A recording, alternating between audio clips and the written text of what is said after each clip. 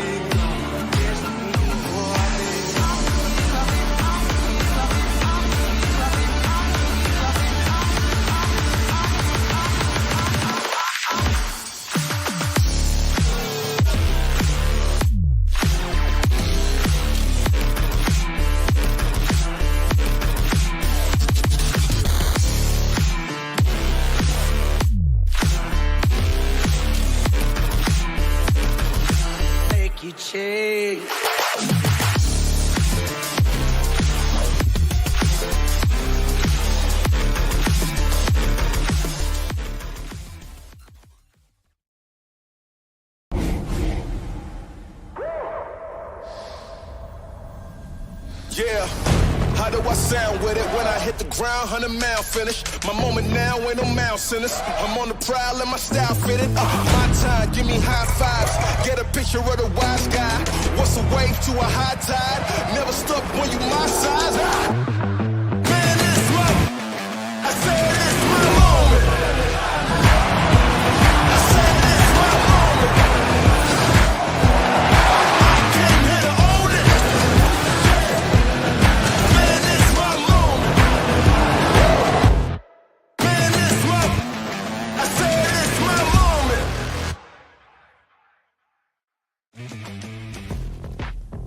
You can argue that this event has been 2 years in the making. It's been a while, but the Gauntlet is back. Hello, everybody. My name is Max Formal. Joining me, Jake, today to kick off this event started by Yummy Cheese Man years and years and years ago. I think you were still playing back then, Jake.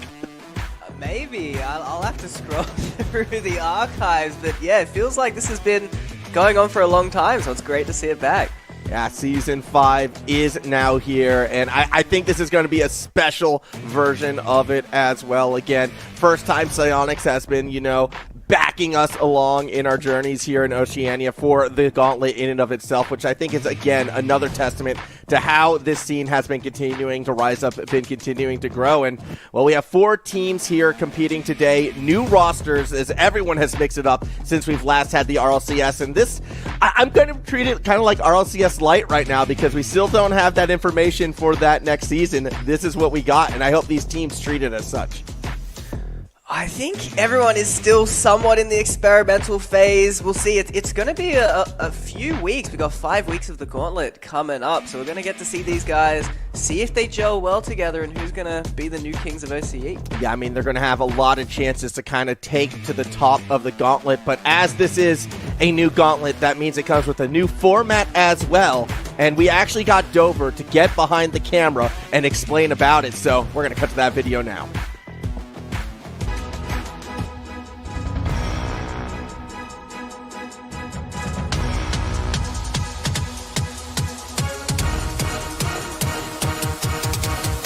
Hey everyone, Ben here on behalf of the RLO team. What a crazy year it's been. We started out with the Anzac Day Invitational earlier in April. That was an awesome tournament, and we just wrapped up the JBL Quantum Grand Slam live at PAX Australia. Congratulations to Power for taking out the top spot.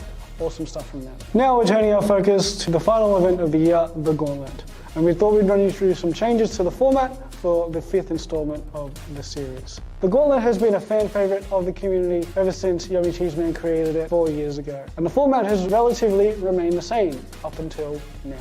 Just like previous seasons, this year's Gauntlet features 3 regular season stages. The Open, the Challenges, and obviously at the very top, the Gauntlet.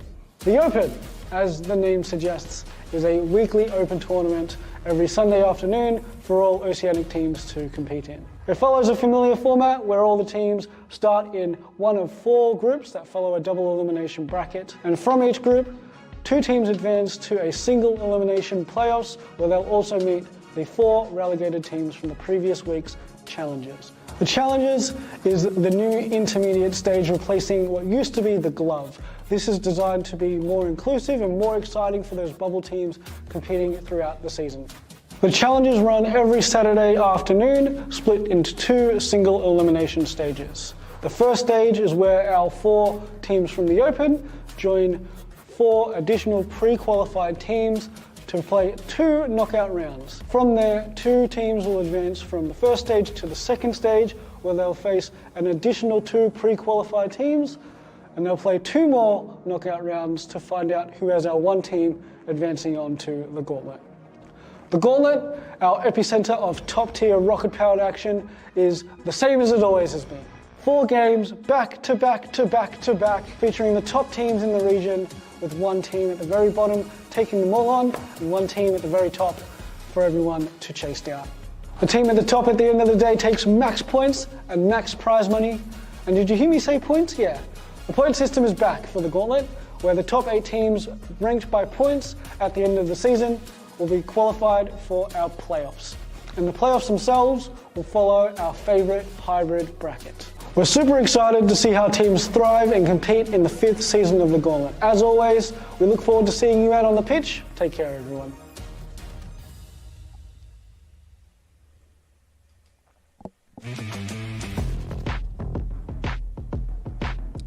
I still think it says so much that we finally got Dover behind the camera to explain things out there, Jake. Usually he's the silent man behind pushing the buttons, but it's a well job explaining. Challengers, Gauntlet is what we're looking at right now. But the point is, you know, this is the main event day, Super Sunday. This is where you want to be. This is where they're collecting their points for that final Gauntlet playoff.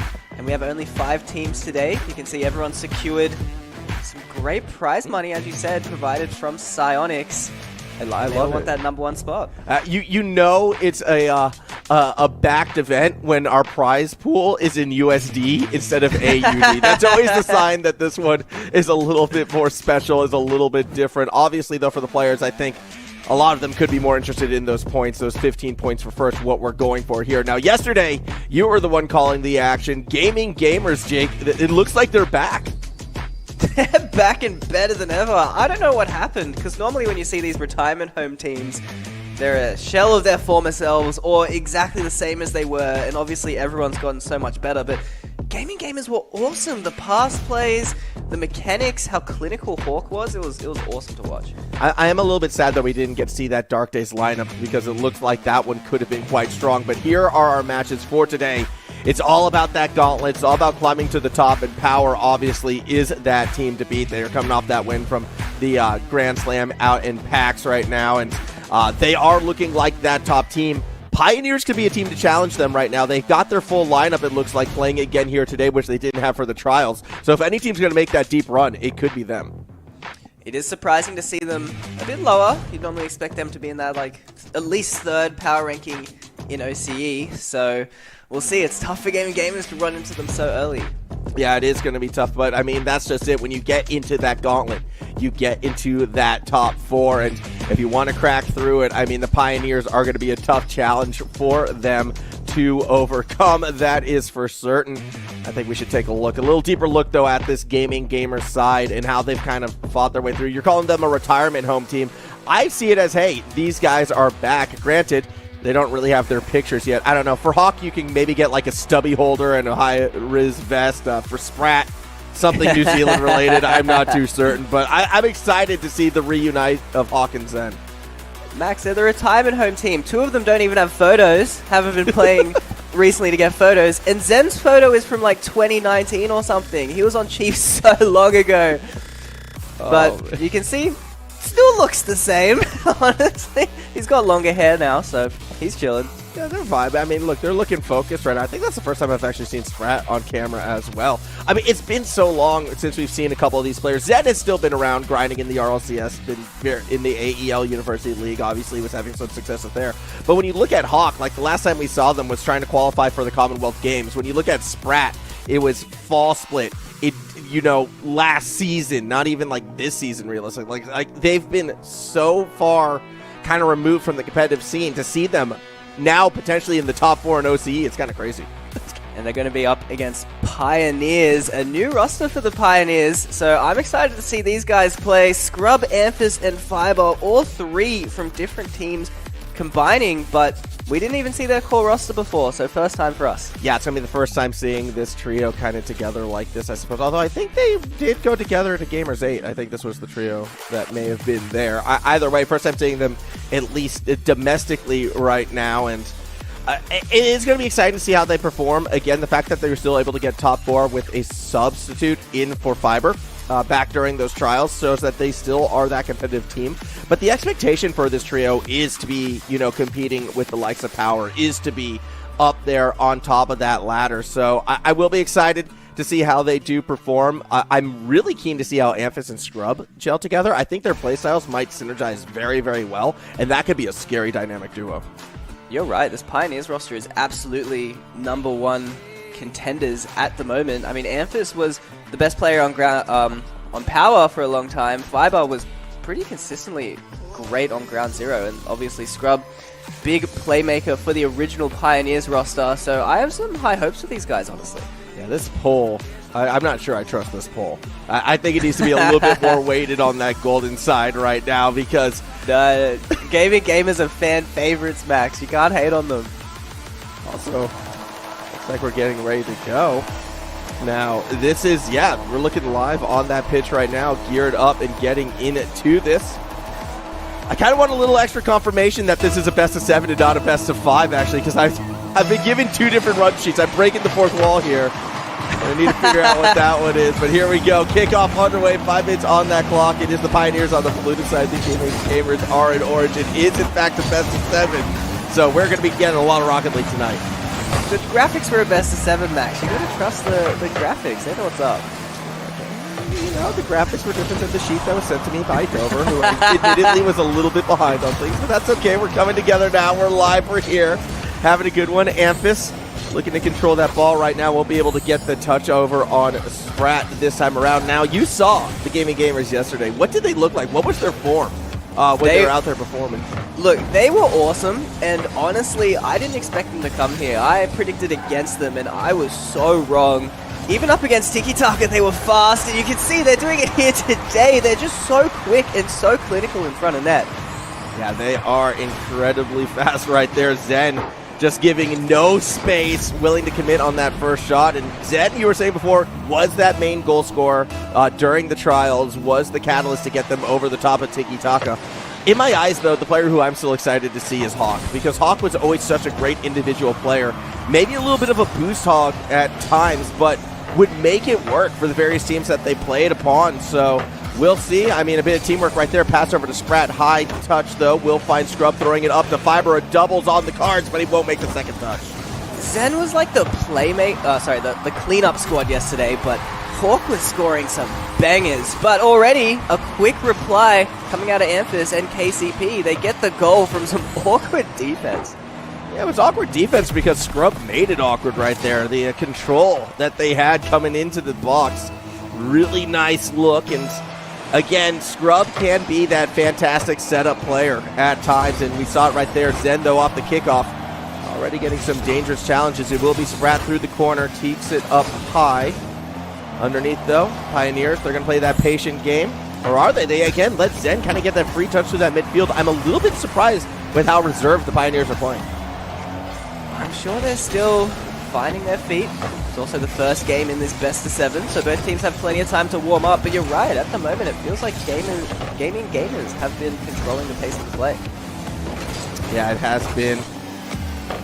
It has been very good to see for those Gaming Gamers. But right now, Amphis will take it through that corner. Zen down below is going to pop it up, look to chase through that corridor. Has Sprat across the middle. Scrub will intercept it. We'll look for Amphis on the other side. A little bit of an awkward touch from Amphis, but they stay with it and then play keep away from Hawk. Amphis might have saved that. That looked like a decent shot. There was a defender in net, but Pioneers are certainly starting to find their footing. This pressure is mounting. You can see Sprat is awkward on the wall here.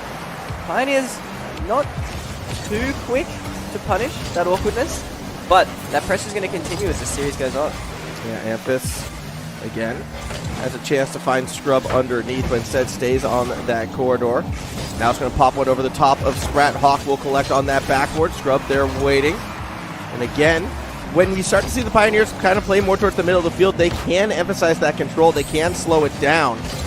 It's why I want to see them play a little bit further forward overall so far during these early stages of the game, and it seems like they're adjusting into it. They are starting to creep further forward. Now Amphis actually will put that one off the backboard. Scrub's going to be waiting underneath. Haven't seen too much of Fiber yet. They get demoed in the background, and because of that, a bit of space is there for the Gaming Gamers to clear until Fiber gets that space and turns it into a goal. Fiber is so clinical in these situations. Look at the ball just spill to him, and he's so quick, smashes it to the ceiling, gets the super quick double touch, and Amphis was even there for the goal secure. That was a good goal from Amphis just in case, but again, Fiber, the one looking clean. Just as I called them out too, Jake. Just as I said, Fiber's been kind of quiet so far. Gets set up for that goal. Using our caster curses for good in these early stages. I don't want to see the Gaming Gamers upset, Max. I don't know if supporting KCP here is for good, but I don't think they need it either. I mean, Fiber, he gets those plays every day we see him. Yeah, Fiber has been so consistent with space. That's a bit of a swing and a miss from Hawk right there. Scrub will take it into a free shot. Zen gets the touch, goes opposite corner. Scrub should be trying to slow it down. Sprat does a good job playing keep away, but already Fiber is there with the reset going over the top. It's just in. This is one of the more beautiful flip resets I've seen in a while.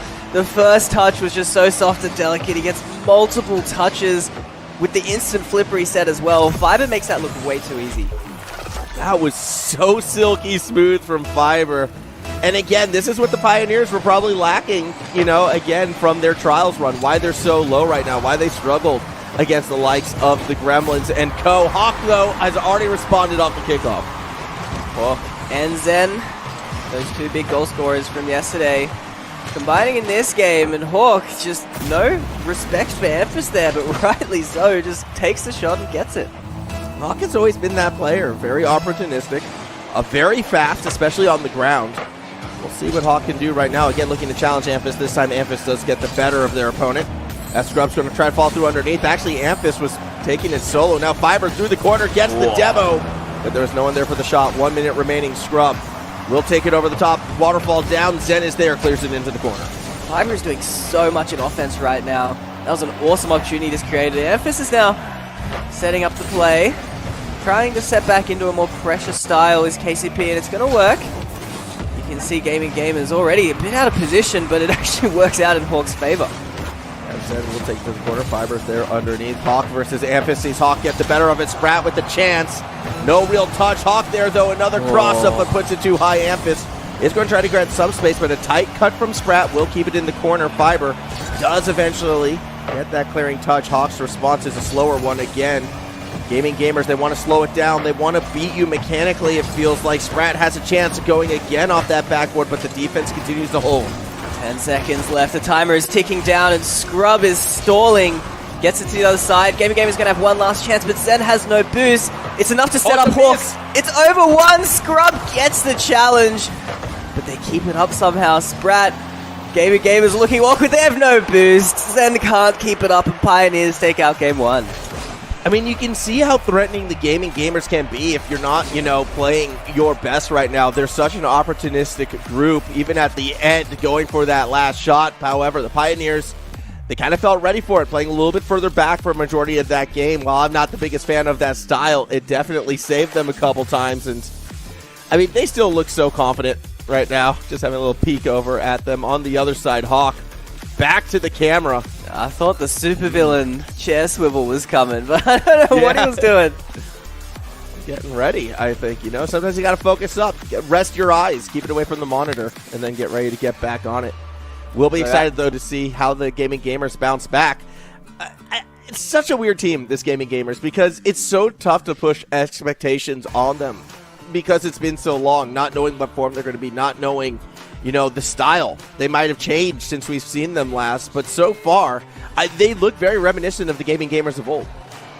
They look exactly the same, if not better, somehow. It's great to see. Exciting Rocket League coming out of them, and they kept that first game competitive, but you do have to win at least a few games to keep the series competitive, so I want to see Gaming Gamers bounce back earlier rather than later, and not let Pioneers start to run away with this. Scrub will take that one through the corner. Sprat and Hawk start to race back. Hawk. A little bit of a weird touch right there. One thing that has me concerned about the Gaming Gamers is they do have a tendency to kind of slow the game down when they have that control, when there are opportunities when they could really kind of get that bang, get that space, because we know they're fast and we know they can chase down a deep clear, but that really hasn't been their MO as we have our first pause for the afternoon. Hopefully it will be our first and only, but yeah, looking at the Gaming Gamers and how they can continue to maybe look to punish the Pioneers a little bit more. If the Pioneers are going to play that far back, I'd like to see the Gaming Gamers press further forward and force the Pioneers to stay back.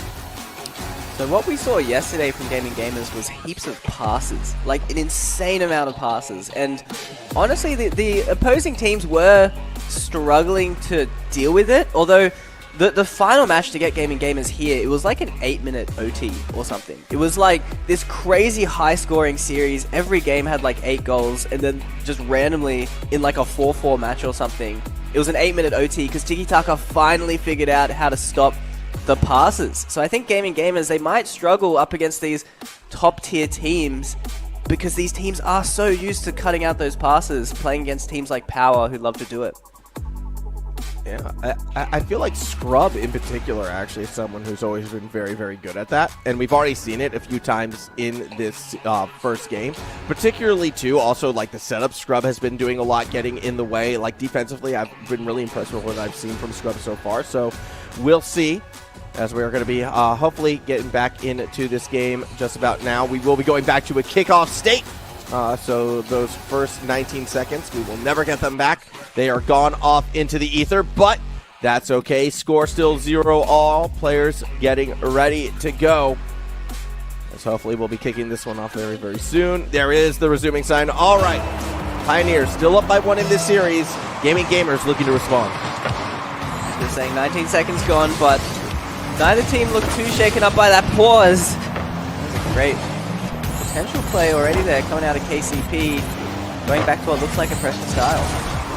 I'd like to see that from them, but here comes the pressure the other way. Hawk just takes a shot, winds up a little bit too high, and now we're going to go back the other way. Vibrant was cheating all the way forward, has stolen that boost away. Normally Zen would be able to pick it up there, so maybe the Pioneers should be able to control the play for a little bit longer. Sprat swings and misses. Hawk does not, but again, so little boost to work with. Fiber should be able to keep it under control. Again, the boost gets stolen from the Gaming Gamers.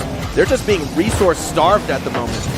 Yeah, under a lot of pressure. That's a great play from Fiber. Pioneers shot after shot. Here's Scrub with the open net, but he misses. Oh my goodness, Sprat just gave the Pioneers a gift right there, but Scrub doesn't want that. They want to score goals by their own merit, I think. I'm going to go with that excuse for right now, and Sprat's going to take it back up the other way. That was an impressive open net miss. That was insanely open, insanely close. I think Scrub was just so surprised it was open. Yeah, I mean, you would have been surprised, because it was the touch from Sprat that really went awry off that crossbar and in the perfect spot. Very unusual. Either way, Hawk has a chance to find Zen right here. Shot will go high. Sprat follow-up, though, should keep the pressure against the Pioneers. Fiber, though, will collect it. We've seen Fiber score one of these already. Going to look for another one. Aerial across the pitch. Just goes down and in. That was too easy. This is what happens when you're this good at the game. Everyone is so terrified at what you're going to do that you can just long shot it in, apparently, and everyone's just going to miss the ball. I don't know what's going on with the Gaming Gamers. Looking a little sketchy on defense at the moment. A little rattled after that first game. Still will have time to bring it back. Zen's going to be the one with possession. Gets bumped away by Fiber. Scrub slows the ball down. Looking to pass it back up for Amphis, who will take to the skies. Now a reset attempt. Not quite able to find it. Hawk clears it back the other way. Fiber misses his touch. Here's the passes we were talking about, and they are so clinical. Sprat to Zen, and it is a goal. Watch this again. Hawk stealing the boost just in case. But yeah, with that pass across the middle with Hawk using the boost to kind of put pressure on anyone on the line. No one able to find it. Tie ball game, 1 apiece. Gaming Gamers. When they look on, they look very switched on. And I want to see more of those passing plays come through. That said, off the kickoff, yes, there's a demo, but the ball's still on that orange side. Hawk slowing it down a little bit. Fiber should have the read. Can't get it past Sprat now, who's going over the top. Second touch, not where it needed to be. Gamers keeping game too close as well. They need that extra goal to take this out, but there's still plenty of time. Pioneers looking like they want to set up a pressure play again. Scrub is off the ceiling though, and that is perfect. I love the placement of this shot from Scrub. I mean, again, the launch was nice. Ceiling for the reset. And he was just tapping it down and in. So well executed. I feel like everyone practices those shots, though, in free play, right? Hoping for that chance you get to take it up the wall undefended, and Sprat, or I should say, Scrub, put that practice to use. Everyone practices, but it's hard to pull it off. The nerves of playing in the game, the pace, trying to get past defenders as well. You saw he was getting challenged, but it was just so quick. He was able to get it done. Now, we'll see if Hawk can do something similar off the roof as well. Gets it past Scrub, but it was supposed to be a pass back to Zen. It was a bit too far forward. Fiber looking to punish, forces Sprat back as well. 2 minutes left here in this second game. Still with a 1-goal lead, the Pioneers. They've just looked so poised so far throughout this match. And now Scrub off the roof again. Won't get a second touch. Hawk plays keep away. KCP are all looking mechanical right now. Scrub, the same, going for essentially the same play. Looking very threatening. Gaming Gamers on the back foot again. You can see that really struggling to get those proactive clears, although as I say that, Zed with the dribble, getting it out of his half. This will collect. Rat wants to be the first challenger, but isn't really able to find it. Almost another pass play down the middle, this time for the Pioneers. Gets disrupted at the very end. So once again, we get to see the Gaming Gamers look to try to set something up, but they kind of lose control midfield. Fiber's dunk won't hit. Amphis' follow-up. Keep the ball in the corner for now. Back down, Scrub from a little bit farther back than they would have liked. Won't find the shot in time. Pressure continues, and that's actually completely open. This is what happens when you put a team under enough stress. They eventually crumble, and the easy pass play goes in. Fiber's redirect off that wall was actually so sick right there. Just finding that perfect spot. I mean, and the confidence, too, from Scrub that was the touch Fiber was going to be able to find, already committing for the goal. For a team, again, that didn't have Fiber during the trials, I would struggle to see this team finishing fourth in that regards with the way how they're performing right now. I think this is absolutely a contender for that #1 spot in OCE. See how smooth they are. Well, look, when you're very good at trying to find the goal, it doesn't matter which side, every touch is going to get close to it. That would have been a sick own goal from Amphis. That would have actually been insane. That was a banger. That had power, that had accuracy, that was almost perfect top bins. Yeah, that was a moment, but unfortunately for all of us, it didn't quite hit its net, so the scoreline stays 3-1. Gaming Gamers, though, they're going to be looking to try to set up maybe a little bit of a miracle play. Either way, Zen's touch goes backwards. Sprat's going to be able to slow it down, but immediately he's going to be put under the pump. Pioneers just need one good clear, not going to get it yet, but with time working in their favor, it will hit 0, and it's going to be a 2-0 lead for the Pioneers at the end of our second. Another close game, but Pioneers still looking like the marginally better team. And the series scoreline is showing it. Just the mechanics coming out of these guys has really been the big difference maker.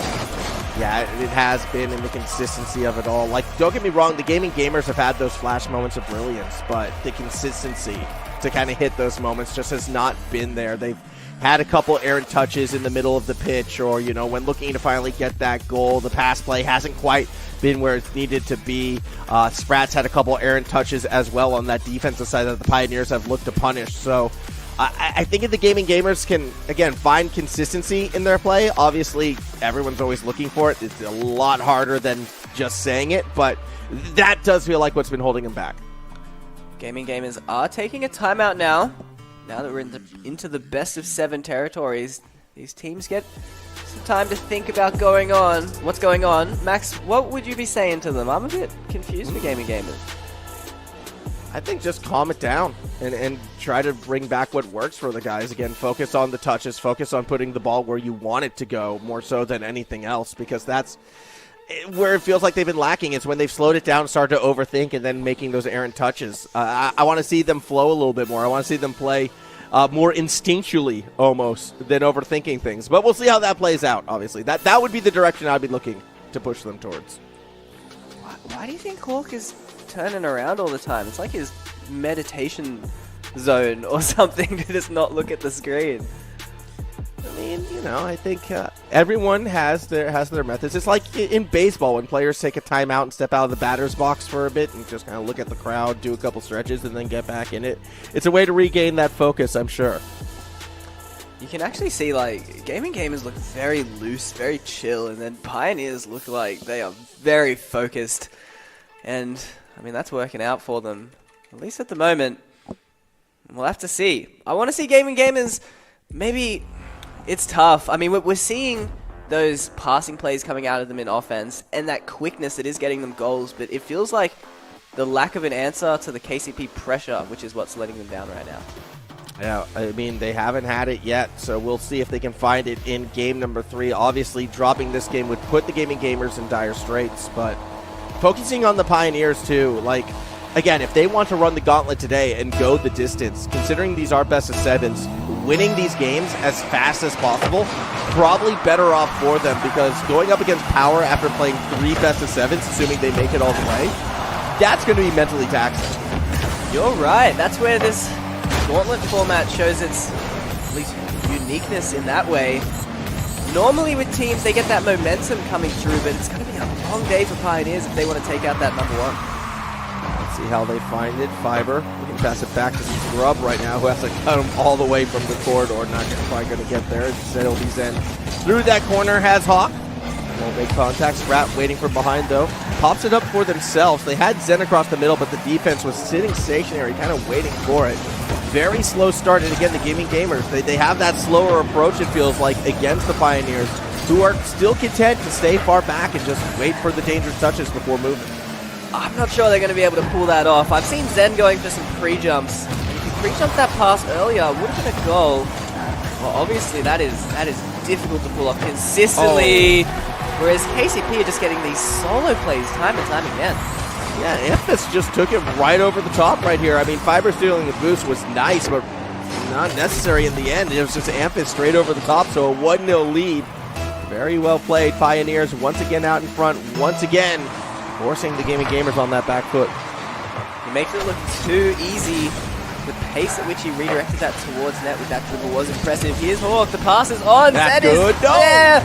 What a pre-jump from Amphis. And I love Fiber as well coming out of the goal to get that deep clear. Now 2 demos might help the Gaming Gamers get a little bit something back the other way. Hawk has been historically so good at those solo plays straight down the middle. This time, though, the defense will have that save. Zen pass across looking for Sprat. Just didn't have the boost to go up for it. Hawk's challenge won't make contact. Amphis now again with possession. Completely corral it before Zen was able to clear it out. You can see how the Pioneers, once they start to really move, they're the team that increases that tempo. But this time it's going to be Sprat the other way. Pass down to Zen. I feel like Sprat could have gone for it themselves, but this time again, they're looking to pass it to Hawk. Sprat's just looking to pass it to the teammates time and time again. See, Gaming Gamers are setting up their plays. They're finding these passes. They're playing quick in this midfield. But like we were mentioning, KCP are just used to this speed of play, used to cutting out these passes. They're not as concerned as the teams were yesterday. Yeah, and it's really forcing, I would assume, the Gaming Gamers to try something a little bit more dynamic, a little bit different at this stage, because their consistent approach, or the approach that they've used consistently, I should say, has not been working. Double commit off the backboard. Sprat was able to get there first. Now has to chase it through underneath. Fiber will find it out of the corner, going all the way across to Scrub. He won't get a chance. Zen and Hawk play keep away. Hawk as well taking it across that middle of the field.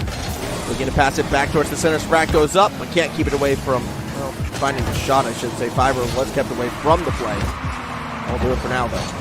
Feels like Gaming Gamers have talked about playing a lot quicker, especially in that midfield. There's a lot of pressure. You can see how close they are. Set up an opportunity for Hawk. It feels like that midfield is bringing it together, but they're lacking that clinicalness we normally see from them. Yeah, they need to find ways to just put these shots on. Like, it takes so much work, it feels like, with Gaming Gamers to even get across the middle of the field sometimes, that they just don't have it to go all the way with it. Maybe some more solo plays. Again, Hawk used to be known for them. That should be an avenue that the Gaming Gamers should at least consider. He's certainly trying them. You saw it there. He goes for the fake. Again, KCP are just so ready to defend them. They're not as concerned.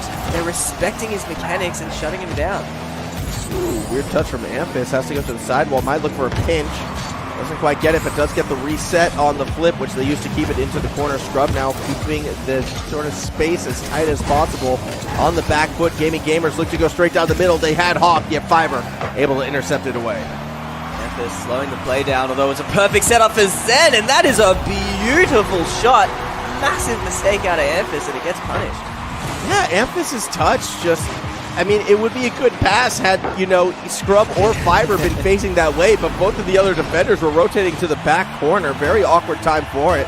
And even though Pioneers are kind of leading 7 shots to 4, it's going to be a tie game with 1 minute remaining. Again, must win for the Gaming Gamers if they're going to get back in this series. Let's see what they can find. Amphis off the roof, down to Fiber. Beautiful pass. Zen still makes the save.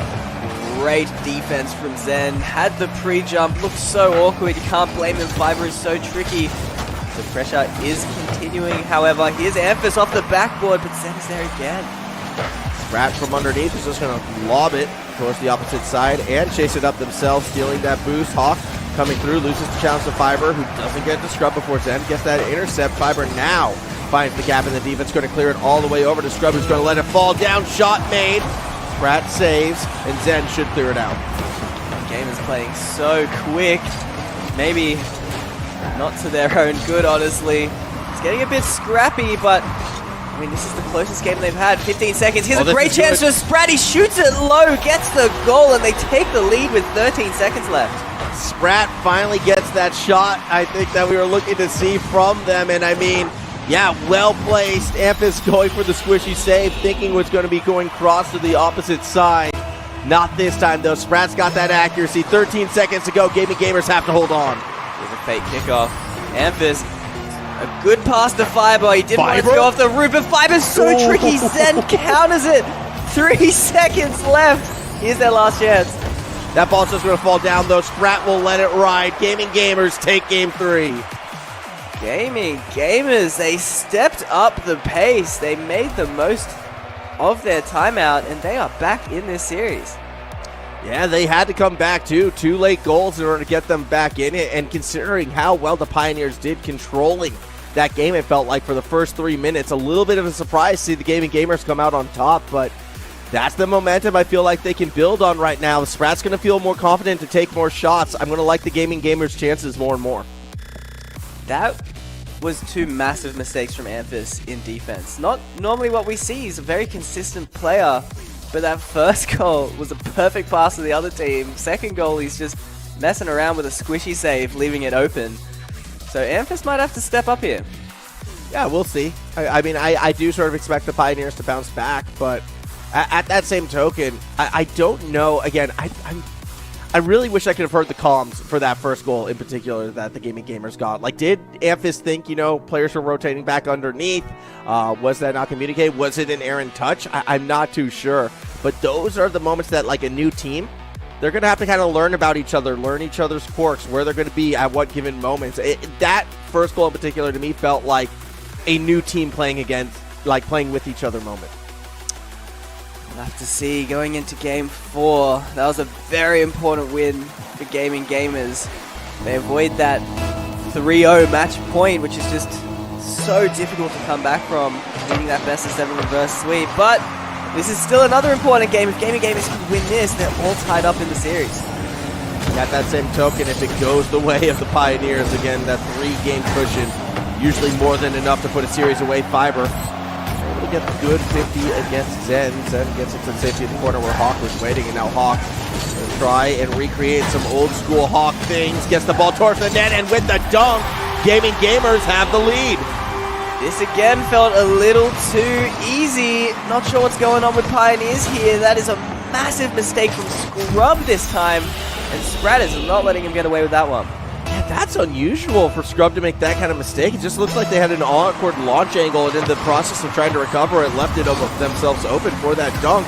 And now off the kickoff as well, Sprat gets it to the backboard. Isn't able to do too much after that. Amphis all the way to the opposite corner. Again, Gaming Gamers are waiting for it. Hawk's going to slow it down. Sprat underneath gets that touch. Wants to center it, but won't have the opportunity. Amphis touch. Turns it to a double, and that goes in. They are so brutal. Gaming Gamers struggling to deal with these mechanical plays. You can see how awkward Zen landed. Looked like he was low on boost as well. Just time and time again, Pioneers are just pulling out these beautiful goals. Getting goal after goal, point after point. They're looking very good in these early stages as Sprat will take to the skies, has that reset. Fiber's going to play keep away. Now looking to find Amphis moving forward. Instead, goes solo with it. Sprat has to dive back, but Scrub's already going to be there. Backboard Hawk makes the read. Maybe some panic now coming out of Gaming Gamers. Some uncharacteristic misses in defense. There's another one. Zen flies way too high. It's off the post. Fiber had the angle, but the power was lacking. Not quite where it wanted to be just yet. Either way, Amphis now will come through the corner. Hawk shuts it down, has Sprat. Defense from behind. Fiber makes that save. Now Amphis in the forward corner. Doesn't corral the ball, doesn't find the bump. Gaming Gamers should be able to recover right here. Pioneers are putting on the pressure. Here's a great chance with Scrub. Misses the completely open net. It actually almost goes the other way, but fortunately Fiber had enough boost to get back there. Second open net miss we've seen from Scrub today. Very awkward. Scrub just not looking as comfortable as they usually do right now. And again, we can kind of maybe say new team jitters, new tournament jitters. Either way, uncharacteristic from the player who was always arguably the most consistent player on, old school Pioneers back when Super Lucky was on the team as well. And even moving forward, actually, post-Super Lucky with Hunter. Scrub was often the catalyst that team needed, so we'll see what happens under 3 minutes if Scrub can kind of recompose themselves. I assume so. Like you're saying, he's just been so consistent. It's so strange to see him missing these open nets. That would have been a crucial one as well. We're still all tied up. Time is ticking down, but we haven't seen Gamers have a solid chance other than that first goal they got. Let's see if they'll piece it back together. Amphis through the middle right now has a reset in the bank. Goes for the late dribble touch, but not bumped away by Sprat. Either way, Scrub in the corner.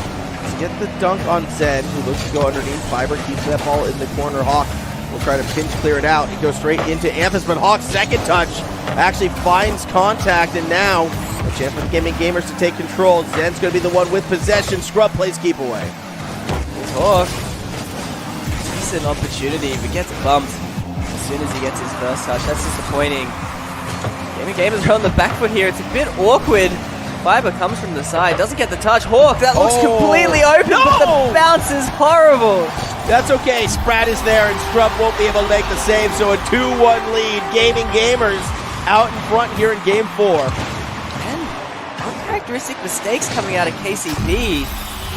Just slow challenges, incorrect, pre-jumps in net. It's not what we used to see. Yeah, again, this is a team, when you look at this lineup, the expectation for them is to be competing against the likes of Power, to be going deep into this Gauntlet run. So to see them struggling against the Gamers who, wow, yes, it's exciting to see them back, out here and competing. The expectation for this team was never going to be very, very high just because of how long it's been since we've seen them out here. A bit of a shocker right now to see the Pioneers struggling more and more, especially after how hot a start the Pioneers had. Well, I guess it's been both. I was going to say it's been their defense, but we have had those open net misses as well. It's been very uncharacteristic. But they have a minute to make this up. If they can win this game, they'll still have a great position in the series, 3-1 up, but they're on the verge of losing their lead and having it all tied up again. Yeah, I mean, this is a little bit dangerous right now. A third goal for the Gamers would probably put this one out of reach, and we would have ourselves a tied series. Zen looking for just that, tries to connect to Sprat on the other side. They don't come through. Ball gets put up down the middle. Amphis, that was a decisive strike, but it's just a little bit off target. Powerful. Hawk was there, even if it was. Here's Amphis.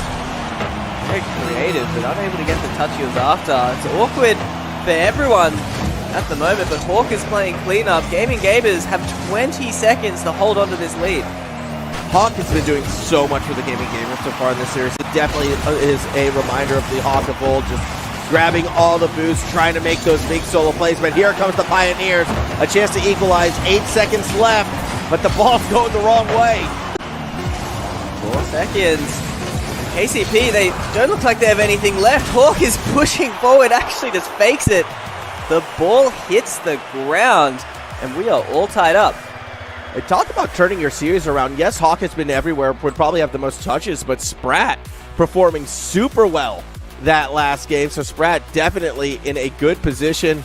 Hawk's flexing. The team, they're laughing at the end of that one. They've got that confidence back. And I said it at the end of Game 3, Jake. If Sprat's finding the confidence to take shots, only good things will happen for the Gamers. Led that one in the shot count. Gamers get the win. Are you regretting doubting them? Doubting Twitch chat for giving the 50-50 prediction.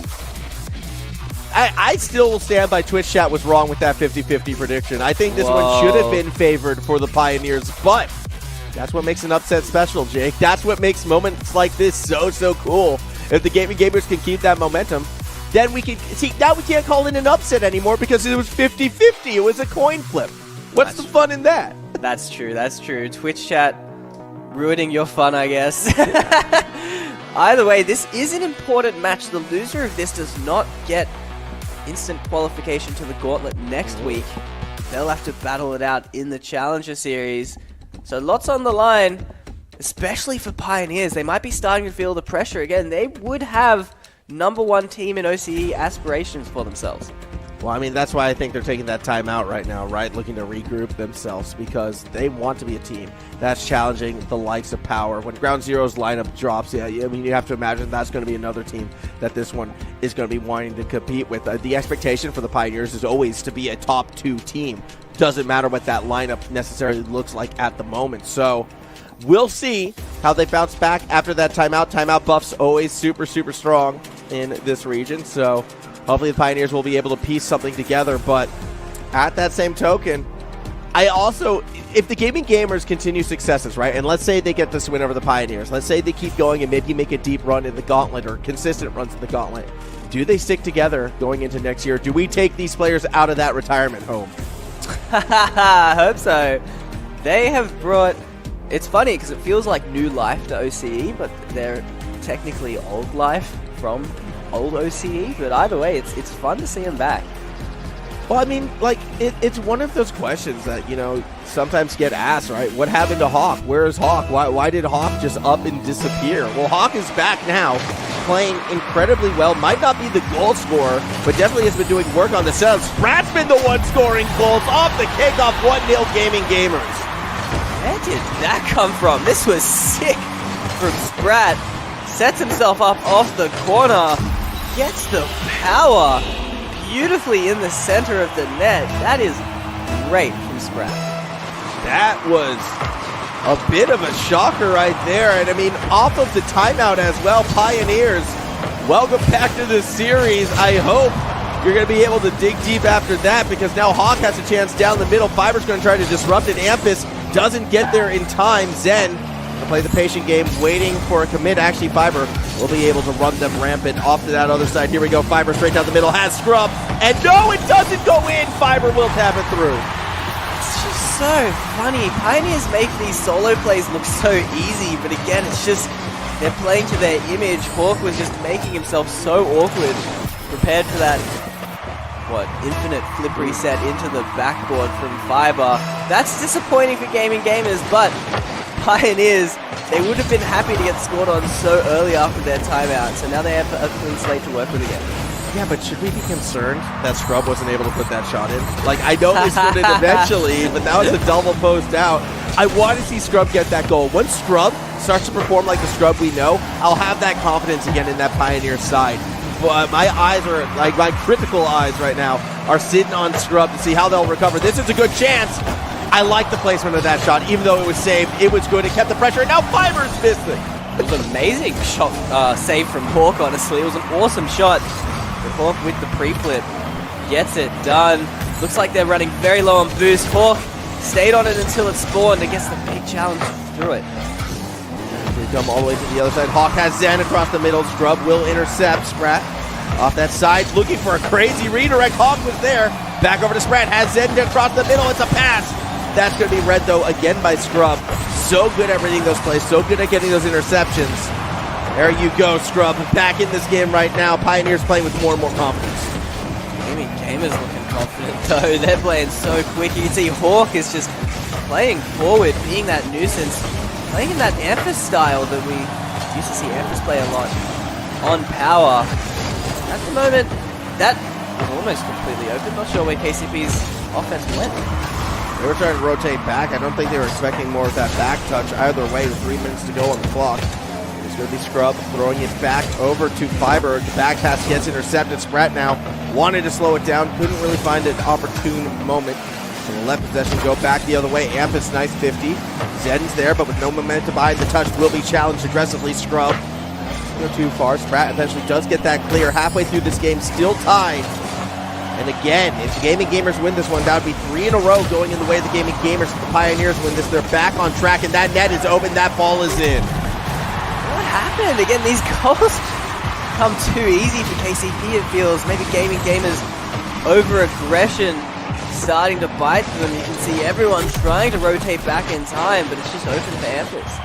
Yeah, the only one who made the cut there was Hawk, and it was such a tight, awkward angle that, like, it would have been a really, really tough read to find. So, Pioneers, once again, have that lead.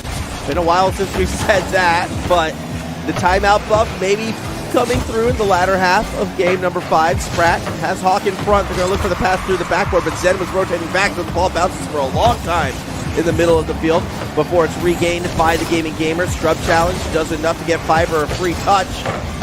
That's okay, though. Gaming Gamers waiting for it. Sprat can't clear it past midfield. Gaming Gamers are starting to look awkward. They're still playing quick, but they're not connecting like we've seen in the past 2 games where they were able to take them out. So, see, KCP is starting to look better as well, look more synergized. Feels like they've definitely made the most of their time out as well. Here's Hawk.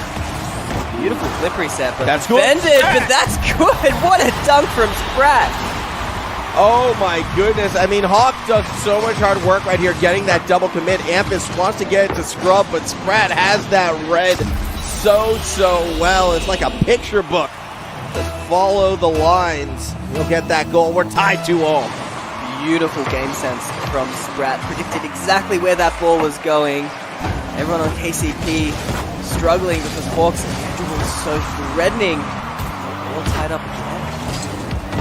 Ampus will try to drop it down to Fiber, who will collect it, but he'll boost to follow it up with straight away. Fiber left in an awkward spot, does steal the boost away. However, not sure the Gaming Gamers need it right now because Hawks take it to the skies over the top of Ampus. Can't get it underneath Fiber. Sprat's keeping the pressure up. KCP are looking a bit awkward, maybe low on boost. Stuck in their half right now, and here comes Gaming Gamers. The rotations are on.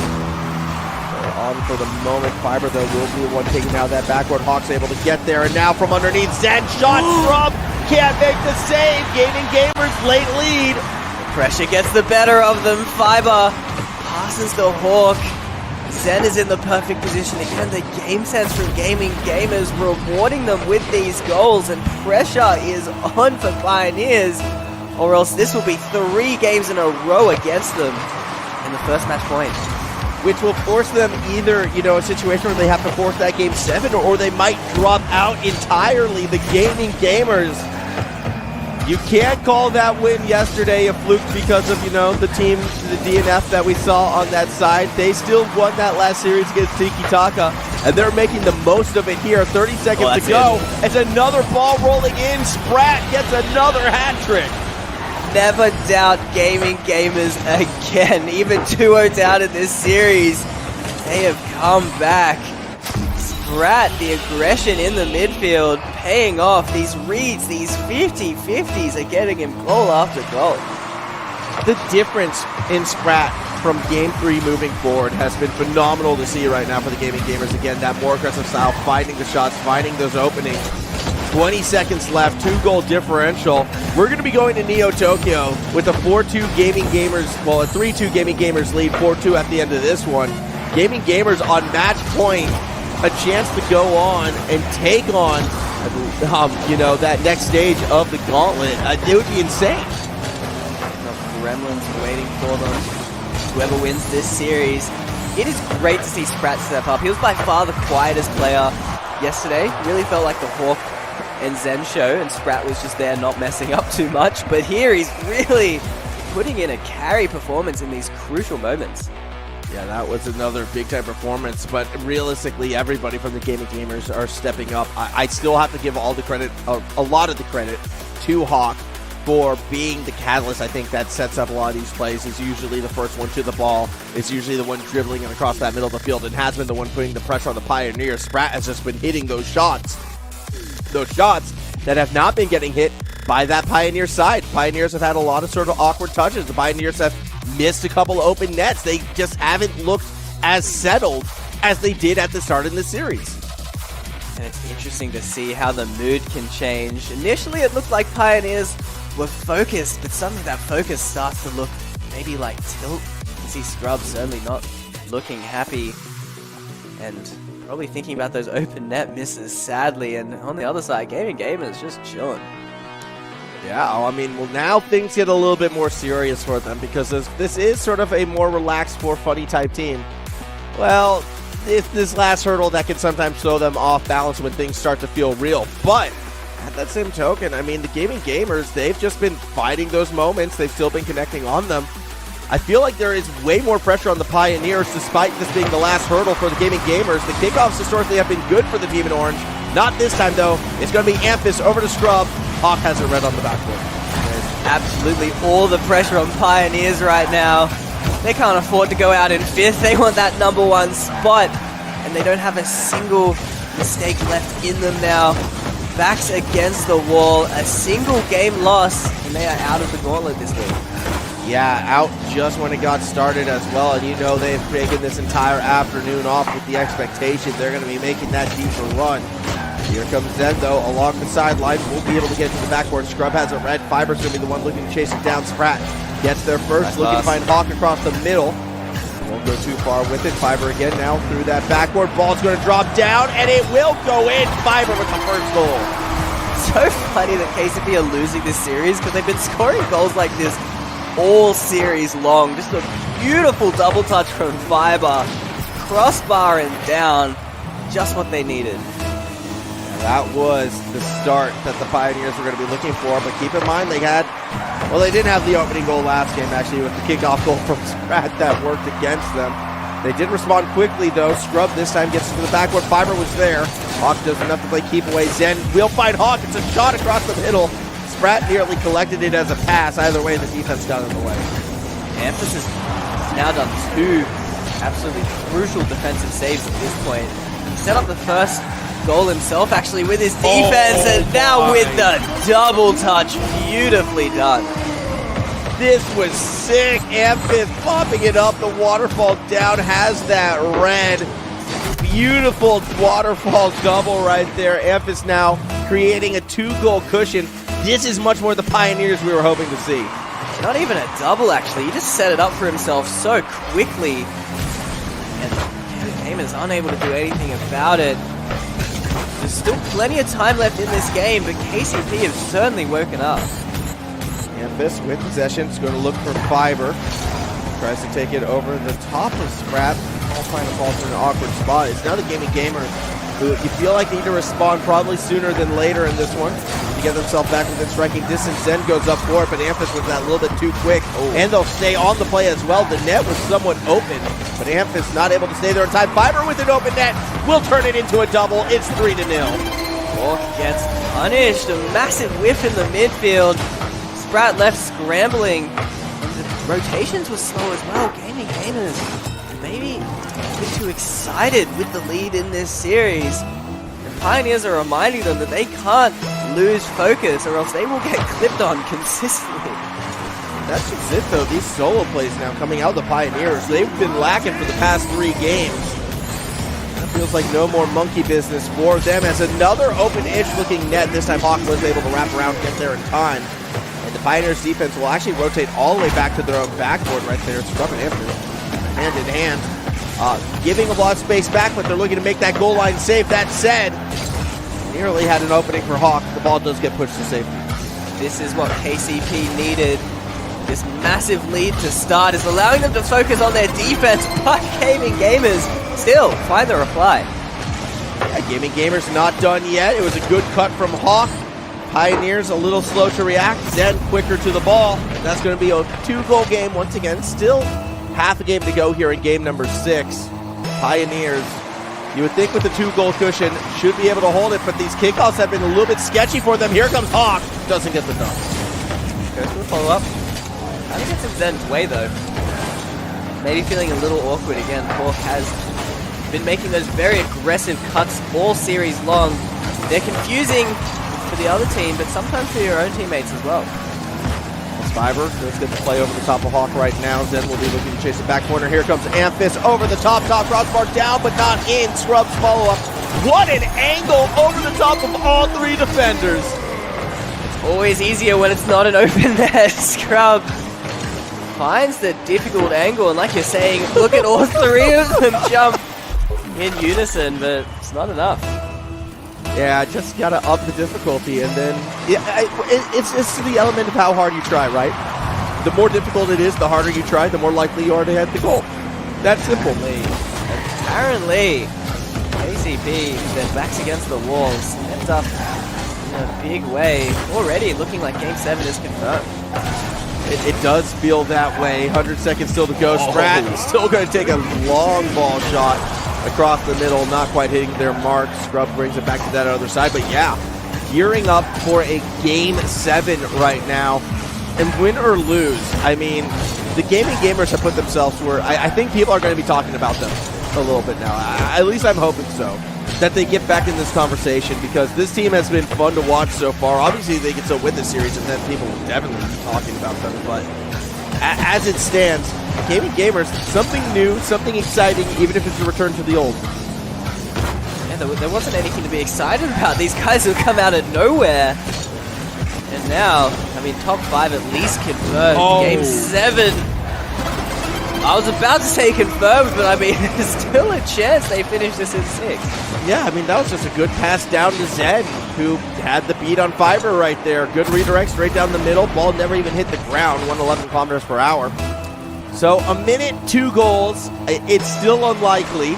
They still would need that perfect kickoff, and they're not going to get it this time. Zen's touch should be grabbed by Amethyst, or maybe it opens up for Sprat. Long shot saved by Scrub. Scrub gets the follow-up as well. That could have been dangerous. His teammates were very awkward rotating back. The clock is certainly not in Gaming Gamers' favor. 40 seconds. Here's a great opportunity, but Sprat misses! Oh, Sprat rushed it a little bit too hard with the pressure coming from the side. The ball comes off the post, and with that, too, I think comes the chances in this game. Ampus is going to secure a 5-2 lead. We're going to be going to Champions Field. At least that didn't happen in Game 7. I mean, they got another game to look forward to, but Sprat, that is brutal. He's going to have to put that aside, not think about it, and put his best foot forward in this final game. I mean, Sprat has been, I feel like, the most momentum-based player on the pitch right now, and I'm hoping that didn't, flatten the tires, so to speak. Ampus gets another 6-2 now. Pioneers put in the beatdown in these final minutes. Sprat has always been like that, actually. Historically, very hot and cold player. Either amazing or absolutely quiet on the pitch. We might be seeing that in this series alone if he can't get his head right for this final game. 20 seconds still to go before Game 7. We will definitely be going to Game 7 at this stage. Pressure's going to be on the Gaming Gamers to bounce back. Each team has already used their timeout, so we will be going relatively straight into it as well. Any sort of morale talk, any of the pep being injected into these players' veins is going to have to come in that short break. Timer hit 0. Ball, well, it's not going to hit the ground just yet. We're going to play around with it, but it does finally touch. And with that, Pioneers take Game 6. It's off the back of some awesome solo plays. That has felt like the big difference maker in this series for Pioneers to get the better in some of these games. Gaming Gamers have had those impressive team plays, but also their individual brilliance as well. So anything goes in this final game. We'll see. Again, my eyes are going to be on Sprat. As strange as that sounds, Sprat didn't really have an impact that last game except for that miss at the end. So if we're going to see the Gaming Gamers come back out on top, I want the confidence back in Sprat. I want to see the Kiwi step up one more time. That said, the Pioneers, they still can be, well, maybe not the final raid boss, but they're still a tough challenger in Oceania right now. This is it. 5 minutes on the clock. One game to determine who moves on. Loser goes back to the Challenger Series. Who's going to win this? Beautiful kickoff, but then Hawk gets bumped off the ball. KCP are going to get the first chance of pressure. These champions feel it's a massive demo. No one's ready to immediately score, but Zen is awkward. Gets the save, though. Fiber still waiting underneath. Wants to keep it in the corner. Has Scrub middle of the field. Scrub's going to come at it from an awkward angle. And again, the Pioneers just unable to generate a lot of power. But at that token, the Gaming Gamers, they're on the back foot. Ampus gets the first goal. This is frustrating for Gaming Gamers. A bump after Scrub, probably not intentional, but that's what happens when you get forward, when you make those plays. Pioneers get the first goal. Yeah, that's going to be a very nice opening, Pioneers. I mean, look, 6-2 was a good win for them. They're going to look to build off that. It's going to be up to the Gaming Gamers now to respond. Zen taking it all the way to the corner where Ampus is waiting. Hawk wants to go over the top. Can't make contact with the ball. Sprat will, yet ball falls in a good spot for the Pioneers. And Fiber now, we've already seen him make a couple plays like this. Do they have another? Well, no, but they will set up Scrub, and that's an open net that you cannot miss. Solo plays continuing to best Gaming Gamers. The panic, the double commit. lacking some faith in each other, leaves that completely open for Scrub, and Scrub was still trying to miss that formal. Very slow shot. Fortunately, no one was back. Yeah, it still has not been the best performance from Scrub right now, but 2-goal lead should be enough to at least, get the Pioneers to feel a little bit more confident. Ampus going for another solo play, the reset into the dribble, Zed will defend it. Brad trying to get it out. Fiverr goes in with the big challenge. It's actually slow rotations coming back. Ampus is all alone. It's over Ampus, and Hawk has the open net. They get their goal. The Pioneers again start to struggle on that defensive side.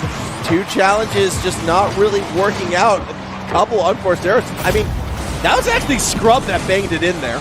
Just going to point that out.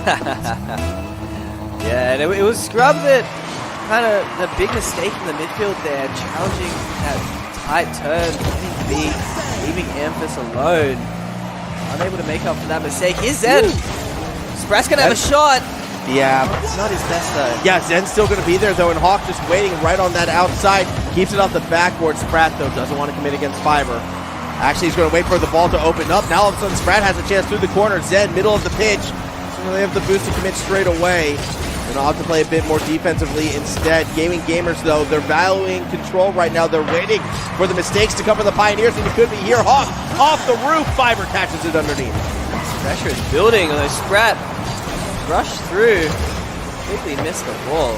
Uncharacteristic. Ampus looking tricky. Fiverr is back, although it looks a bit awkward. Brings it to the corner, but that'll go straight to Sprat. Hawk is in a good spot. That's just going to go in. We're tied 2-all. How is Hawk even in this spot? He sees the play coming off the roof. Such a fast play from Hawk, and we are tied up. Hawk just was like kind of ghosting Sprat as he pushed up, waiting for that moment. They wanted a fake play, I think, but instead just found the open net.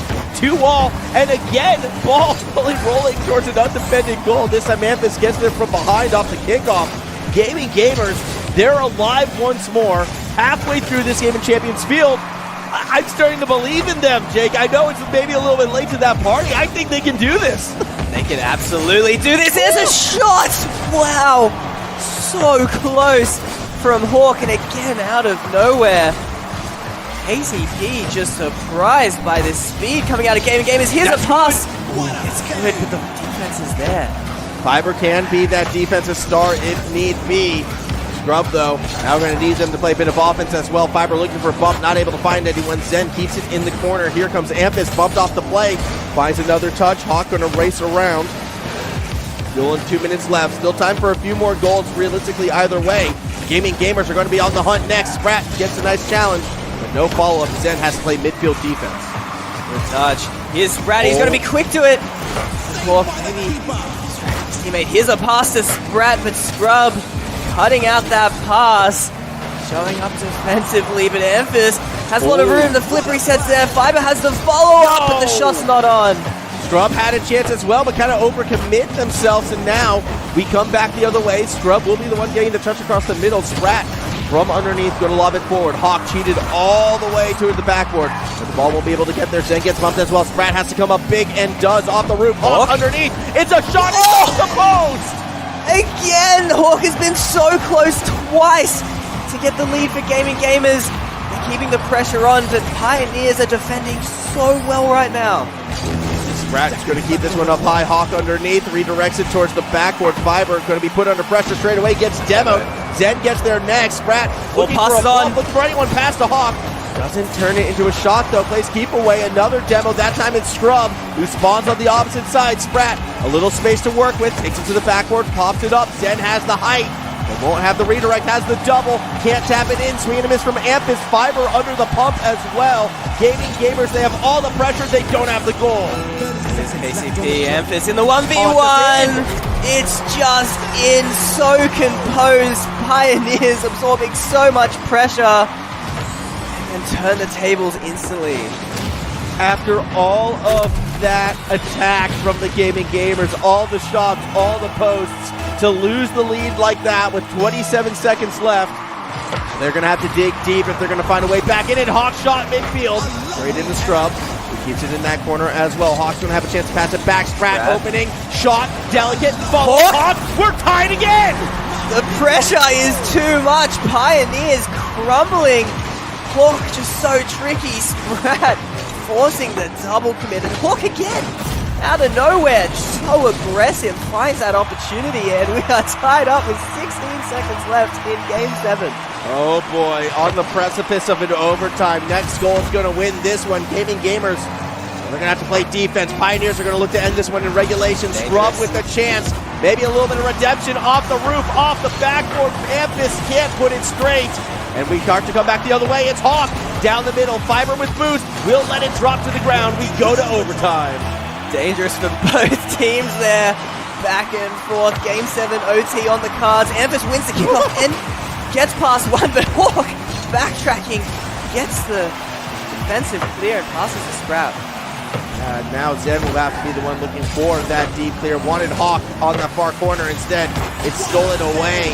Campus, big demo on Sprat. The net is so open, and the Pioneers survive the Gaming Gamers. Beautiful dunk here in the midfield. Zen is too slow. Ampus is somehow there for the redirect. Pioneers, they hang on, but what a showing from Gaming Gamers. Yeah, what an intense series. A Game 7 overtime to kick off the Gauntlet, and not one anybody should have expected. Twitch chat's 50-50 protection, Jake. I guess it was more accurate than at least than I initially thought. You believed in them. Great showing from the Gaming Gamers. I doubted Gaming Gamers yesterday, and I decided I wasn't going to make that mistake again. Wow, Pioneers, they clutch up. They get that comeback as well. 2 games in a row to end it. Wow, so close at the end. I think Amphasis' screen is frozen. I'm going to go on a hunch right there, but I mean, it was frozen at a spot where it looked like they have been through a battle, and I mean, that's accurate because that's what that game absolutely was. They'll get to move on. They'll get to be playing the Gremlins up next, and that's going to be a fun match, I think, as well. But how much did that series take out of them? Probably a lot. That certainly was exhausting. It's going to be tough going straight back-to-back that this format demands. Yeah, especially against a fresh and very hungry Gremlin side. Look, we're going to be throwing it to a break, but when we come back, we're going to have our second series of the afternoon. So stick around. The Gauntlet moves on when we return.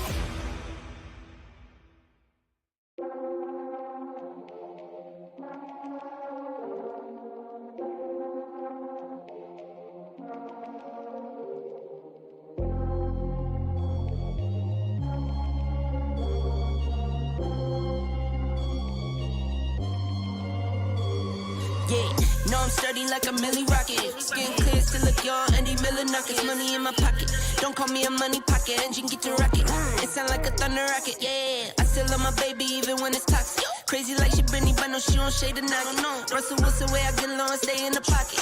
I get paid and do my dance like a touchdown. Yeah, I can't do no time, don't leave that gun around.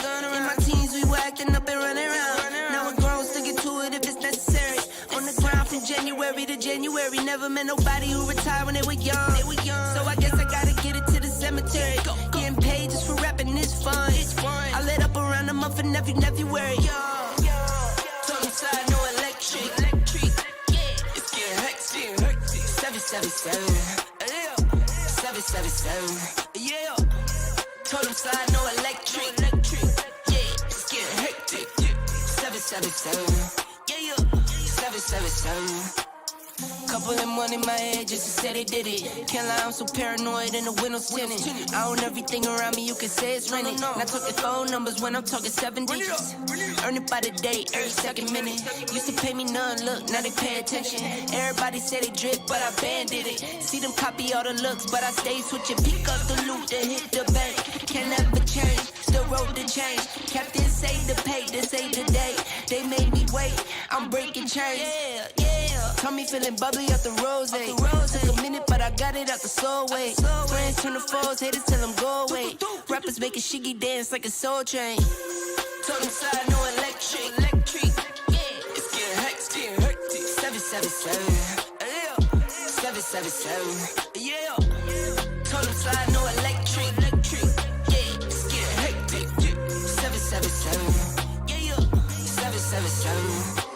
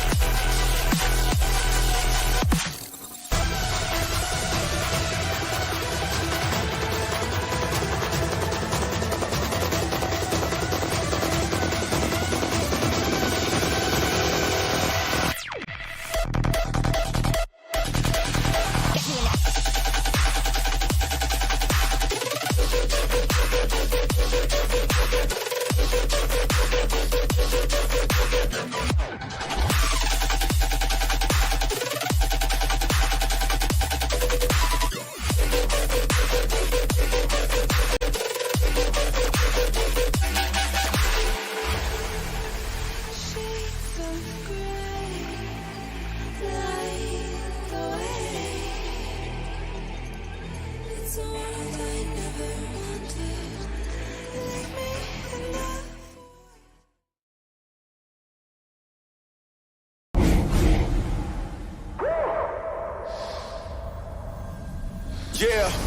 how do I sound with it when I hit the ground? 100-mile finish. My moment now ain't no mouse in this. I'm on the prowl and my style fitted. My time, give me high fives. Get a picture of the wise guy. What's a wave to a high tide? Never stop when you my size. Man, this my, I said it's my moment. I said it's my moment. I came here to own it. Man, it's my moment. Man, it's my, I said it's my moment.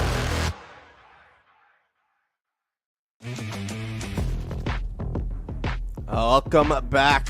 I am one Max Formal. Joining me is Jake. Look, we're already one series into this gauntlet. Pioneers, they got through. They were my pick to go all the way to the finals. They're still in. I'm still feeling confident, but that game 7, that was a shocker against the Gaming Gamers.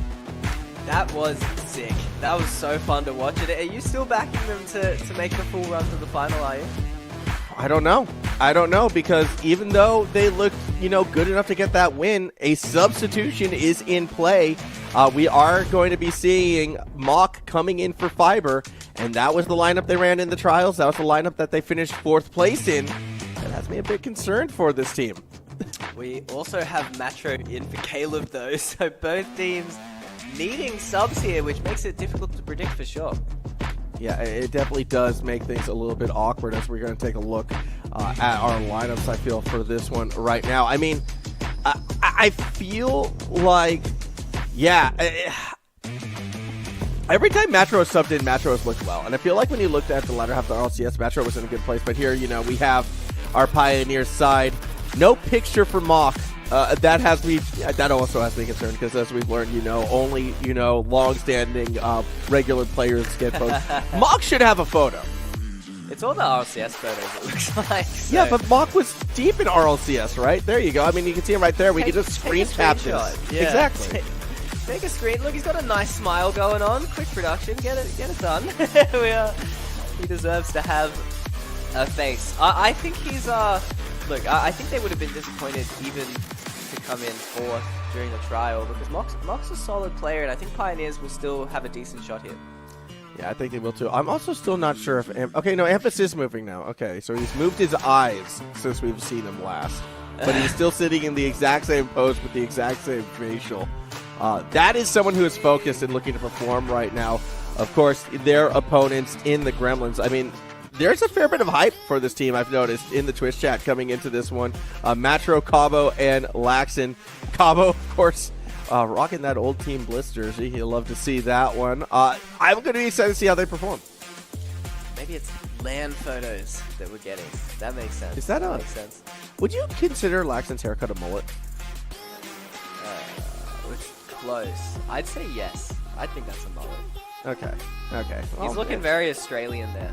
Yes. Yeah, absolutely. I mean, you would. It doesn't surprise me at all. Laxon, I think, is one of the most Australians of the Australians we have playing here. But this is that Gremlins lineup ready to go.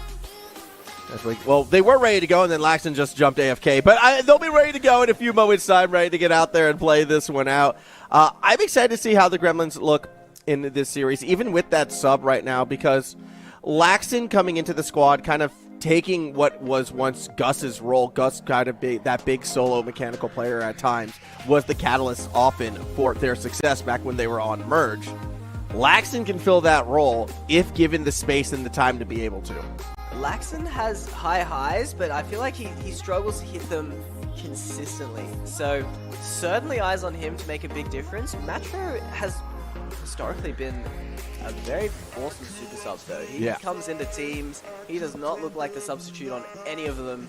He plays out of his mind every time, so I'm excited to see how he performs.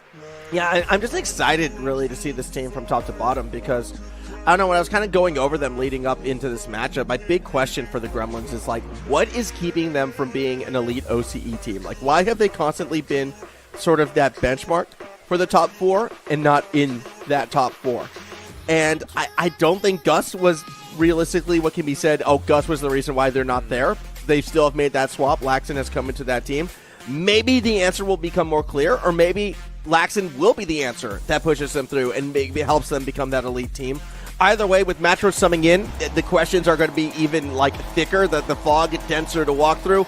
We are about to start this one, though. The Gremlins will be in blue. The Pioneers will be in orange. And again, last time these two teams played, it was the Gremlins who won, but that was with their actual lineup, not with Metro. Is rematch here. Pioneers, like we were saying, might be exhausted, paying the price for that lower seeding. Just almost straight off the bat, had a goal. The follow-up is there. Scrub's going to get the first goal of the series. Yeah, Mock, good little setup through that corner. Scrub, just uncontested whatsoever. In fact, two of the defenders were driving back in towards the net as that shot came through. Easy goal for the Pioneers. And Scrub's a player I'm going to be keen on watching as well. Again, looked a little shaky at times in that last series. Would be looking for a consistent performance from them in this one if I'm going to have that confidence again that the Pioneers can go all the way to power. Very panicked for Laxon actually to let that in. There were two keepers in net, but Laxon kind of like pre-jumped and let the ball go far post. Not the start they were after. Not necessarily the beginning they wanted to see. Scrub now will take it across the middle. Laxon plays keep away. Amphis in an awkward spot. Matro able to get there. Now Cabo with the chance. Through that corner, second touchdown. Matro finds it. No bump for Cabo. Means Scrub gets a free clear. But they're starting to get some pressure going now. Cabo sends the ball to the corner, but missing that second touch that was needed to beat a teammate. Matro looking a bit awkward at the moment as well, lacking some confidence to go for these challenges. Ooh, I mean, you can see that right there. Matro trying to collect the ball off the backboard, dropped it in an awkward spot. Amphis almost able to punish that one. Now Matro with the chance for a shot, sets up Cabo. Going to have to make a crazy redirect with not a lot of boost. Actually catches it underneath. Wants Laxon to press forward. The shot going to be saved by Scrub. Scrub also getting the follow-up as well. Sending it all the way to the other side. Certainly at the moment, Gremlins struggling with any serious threats on net. Yeah, they've been on the back foot, and even when they're on the attack, it's just been delicate touches through the corner. Pioneers have been able to rotate back in time and usually have multiple cars kind of acting as defense when the shot does come through. Going to need to be a bit more decisive, I feel like, on the Gremlin side, particularly across that middle of the pitch, as Scrub cross up the defenders again, actually coming off the roof. Scrub's underneath. Amphis has to avoid his teammate. Scrub was the one who took the shot, and it is going to be saved. Amphis is getting the follow-up. Keep things tricky. Mock is there, flying through his third man and gets the goal. A good goal from Mock right now as Amphis just kind of dropped it right down. The defense couldn't generate enough power from that position to get a deep clear, and Mock's all over it. So 2-0 lead Pioneers. They're looking comfortable again, and that's good for the Pioneer side. Absolutely. Maybe Mock subbing in was for the better. Get some fresh legs, fresh hands onto the field. By the way, here's Amphis looking tricky. That is a beautiful goal. Straight down the middle, Amphis just finding another right there, just dribbling it. And again, a little bit of a delicate touch. Laxon didn't have the speed to wrap around it. Decisive play, the Pioneers. They're not messing around anymore, Jake. They're not going to let this one, it feels like, in their heads, get as tough as it did against the Gaming Gamers. They are in control. Yeah, absolutely. Feeling good right now. There he is. Going for an air dribble to set up Matro. Not quite. Here's KCP getting an easy goal. Where did the Gremlins go? I don't know.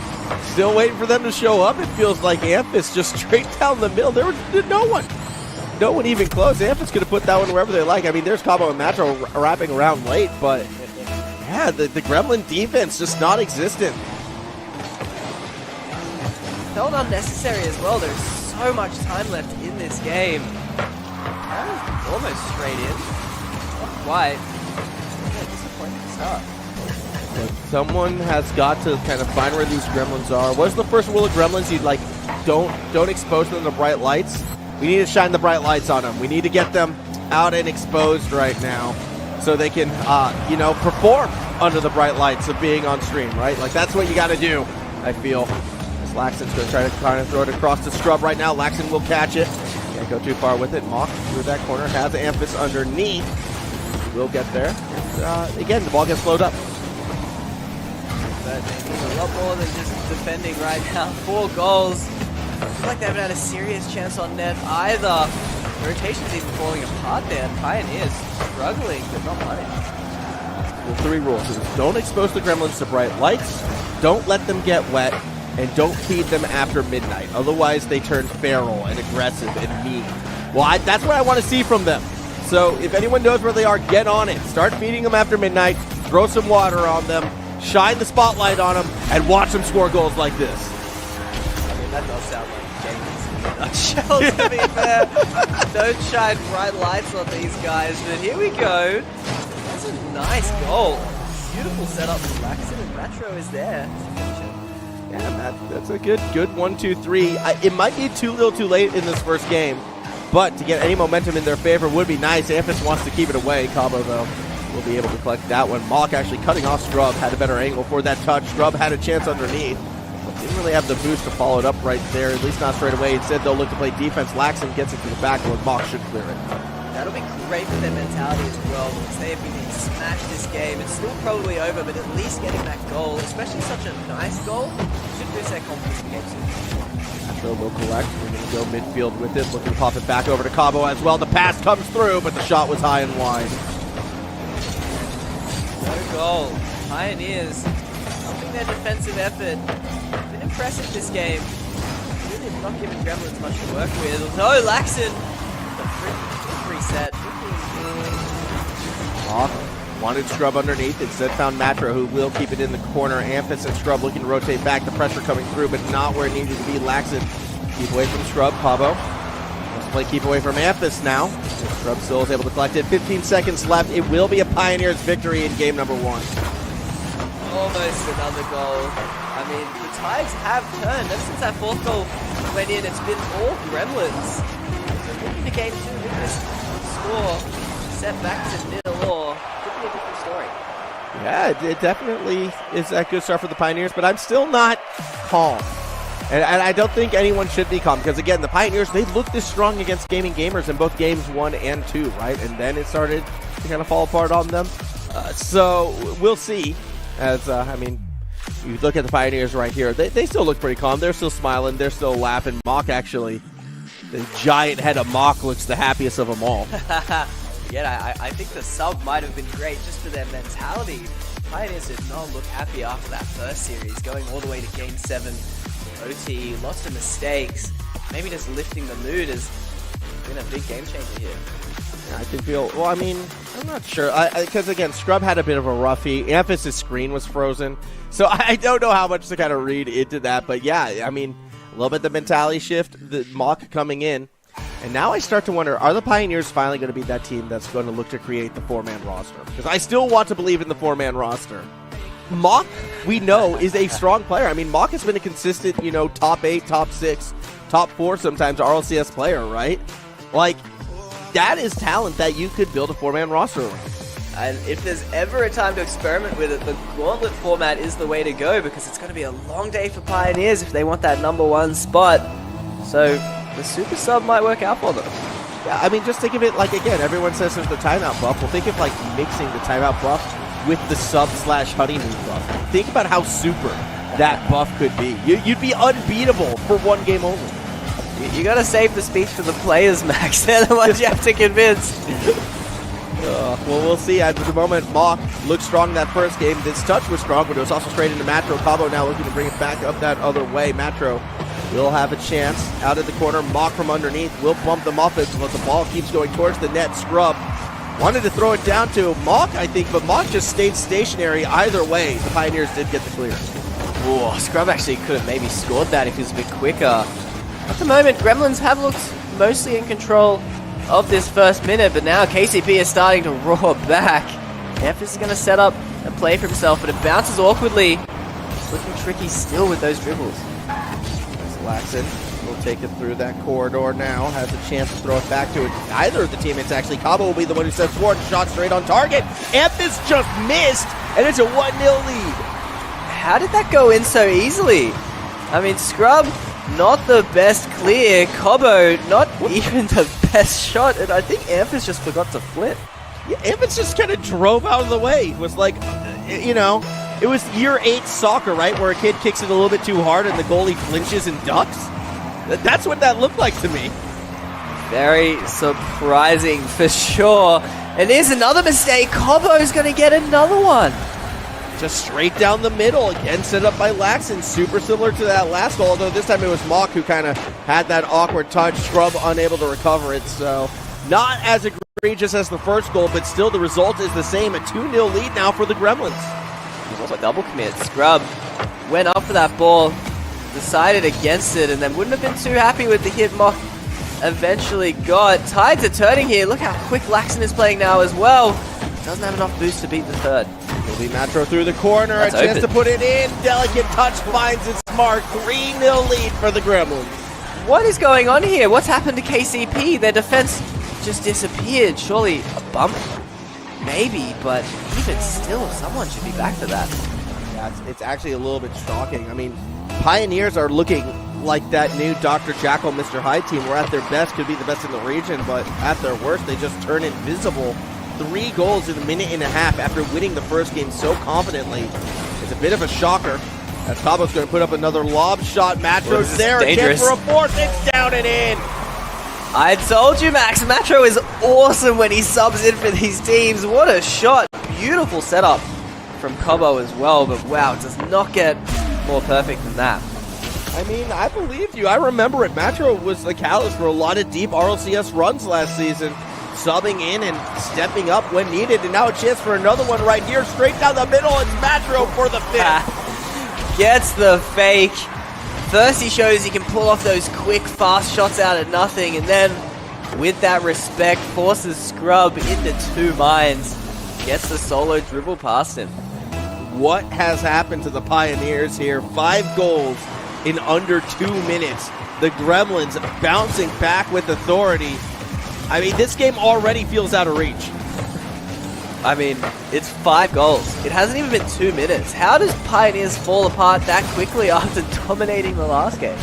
Yeah, it's a bit of a shocker right now. Pioneers going to be looking at them to get any semblance of momentum back as the series will continue on. Scrub will take the shot. Laxon has that save. Follow-up from Mock.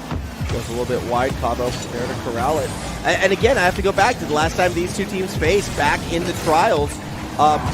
It wouldn't even have been the trials. It would have been the round before the trials. The point is, when they played, no, it wasn't the trials. Yeah, back in the trials, it was the Gremlins that won. Like, the Gremlins did come out on top. Gremlins are looking to repeat that result. I mean, looking good at the moment. Game 1, a distant memory at this point. But it's also kind of similar. Look, the first game, Pioneers came out of the gate roaring, and then Gremlins started to gain some control. We're starting to see that now from KCP. Now that the floodgates have stopped, they're the ones holding pressure. Yeah, we will see. I mean, it should be worth noting, too, it was a 3-0. Like, it was a sweep when the Gremlins beat the Pioneers while running the sub, while running Mock as the sub. So, here's to see how it comes back on that one. I mean, again, the Gremlins, too, they did come up short against Power twice, and that's how they got knocked out of the trials. So, if they want their revenge against Power, they'll have to win this one and then beat the Gospel of Locky as well in order to go all the way to the top. So we'll see. We still haven't seen that matchup, by the way, of Gremlins versus the Gospel. Would be a fun matchup to see. 5-0. Yeah, I mean, who would you have in that one, actually? Who's your pick? I think that Gospel of Lachlan team is pretty sick, to be honest. I mean, Gus has been amazing. Super Locky's always consistent. Hunter's mechanics are insane as well. I'm just a bit worried about their synergy, honestly. Yeah, I think, like, mechanically, that is probably the best team, with the exception of maybe the Pioneers when they're running their full starting roster. But even then, I might give the Gospel a little bit of an edge. Like, with that team mechanically, the ceiling is so high. Cabo, though, looking for another goal, won't get it here. But like we saw with Gaming Gamers, there's a lot more that makes a good team than just mechanics. And that would have been such a hero story, because that's what the Gauntlet is really about, you know? Getting that underdog team to fly through the entire tournament. Pioneers are now going to try and be the hero of that. Yeah, I mean, at that same token, you could almost consider the Pioneers to be that underdog team. I mean, they did start 4th for a reason, right? They have lost to the Gremlins in the past. With this current iteration of the lineup as well, with Mock in for Fiber, so they should be kind of seen as the underdog, even though Matro has been subbed in as well. Cabo's first touch was good. And bump Mach out of the way. 15 more seconds, though, until we kick off game number 3. The series has been tied up once again. And, yeah, I'm curious to see how the Pioneers bounce back, considering they've been on defense this entire game. Yeah, Pioneers struggled, but at least they stopped the floodgates. I mean, that was a ridiculous opening to this game, and Gremlins are going to be feeling great. Especially after that first one, they did not have much going for them. They have turned things around. Yeah, no, they did very, very well for themselves to bring it back. 5 quick goals, and then just able to kind of park it where it lay. Still going to have to do that 3 more times, and that's always going to be sort of a tough ask for anyone. We'll see if the Gremlins will be able to bring it back and continue it, I should say. Pioneers, pressure on them right now. I want to see more from Mach right now. I want to see more from this sub to make it, like, you know, remind us how good Mach can be. I mean, Mach was great game 1. Got some amazing quick goals. Looked really solid as well, but yeah, a few mistakes that game. He's still all smiles, though. Trying to bring up the mood. Yeah, I mean, Mach, you got to be having fun in a situation like this as well. Midday Rocket League, back playing a best of 7, back on stream. I mean, again, it's been a hot minute since we've had RLCS play, and again, the unknown of what next season has in store, I'm sure, is on a lot of these players' minds, but this is a good proving ground. And for Mach, this is a good opportunity to show that, hey, maybe he should be on a starting roster somewhere. Let's see it. 5 minutes on the clock. What can the Pioneers do to bring it back?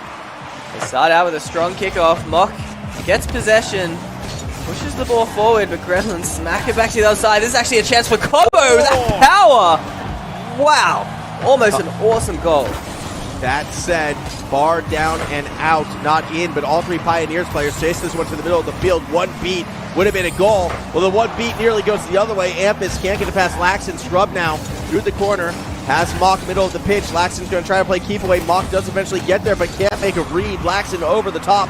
Back down underneath. Bounces it. Doesn't find the bump. Scrub should have the save. It's slow. It's a demo. Matro shot saved by Ampus. Scrub playing with fire there. The pressure continues. Kobo double touches. Sets up Laxton. Scrub with the pre-jump. Sets up Ampus. The shot is good. Matro's not back in time, and in this back and forth opening minute, KCP come out on top. Yeah, Ampus just found the gap, and I mean, how can you not see it? It was so open, even from the own back corner. Biggest gap you will find. 1-0 lead. Pioneers back out in front. See if Gremlins can fight back. It's still been a great opening minute for them. So close to multiple opportunities. They've won the kickoff as well. KCP are looking very awkward. Mach trying to control the play. And that's a swing and a miss from Matro. First swing and a miss. A Scrub now. We'll take it across that middle of the pitch. Ampus is going to rotate back, and that means Matro with space to work with. Mach goes up to challenge. Loses out. Cabo touch underneath. Winds up high, but here comes Laxton right where it needed to be. We're tied 1-1.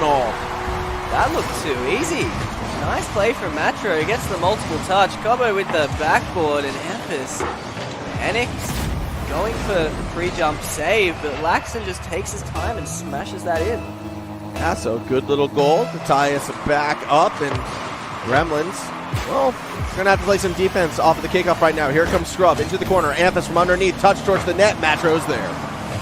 Matro's there, gets the second touch as well. Might even get a third. He's off the ceiling, surely. Had no boost. Mach brings it back to the other side, but Laxton is calm and collected, dribbling it out. Yeah, to that middle of the pitch for Matro.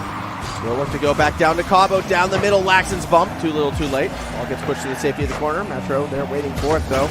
Keeps it away from Scrub. Ampus will get the catch and should be able to dribble it back to the blue side of the field. Laxton keeps the pressure, though, pushing forward. Mach's a bit awkward here. Matro gets it center, but Ampus is the one to collect. That's a nice double touch from him to send it to the other side. Now Mach will follow it up through that corner. Has Scrub down the middle, but a deep clear. And of course, a Scrub on the back foot. Ampus was able to recover. Their challenge goes right. Cabo has just been winning all of these 50s, it feels like. Really strong performance from Cabo so far. Cabo has been looking very consistent. Is Matro the big playmaker, it feels like. Laxton as well. Laxton tries to find Matro, but Pioneers shutting down these passes in the midfield. Up to 50 by Mach. Laxton a little bit faster, but to quickly go back to the point of Cabo as well. I remember it was a show match during a Bluebirds event recently. where it was a best of 7, Gremlins versus Power, and Cabo played phenomenally. Even though the Gremlins did lose that one 1-4, Cabo was kind of that standout player, which was exciting to see. And I want to see more of that from Cabo moving forward. And there's been moments of that so far in this series as well.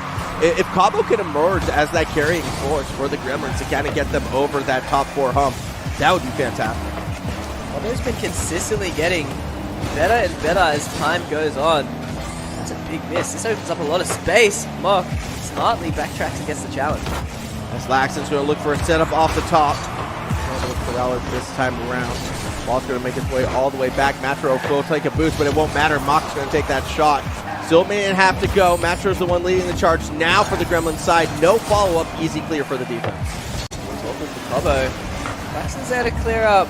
Basically, it's starting to look threatening, pushing players forward, but Gremlins seem matched to it. Here's Matro. It's a great first touch. Whoa, if he had enough boost, he might have had that. Well, that could have been an insane double. Instead, the pressure's going to come back the other way. This series, this game, so back and forth between these two sides.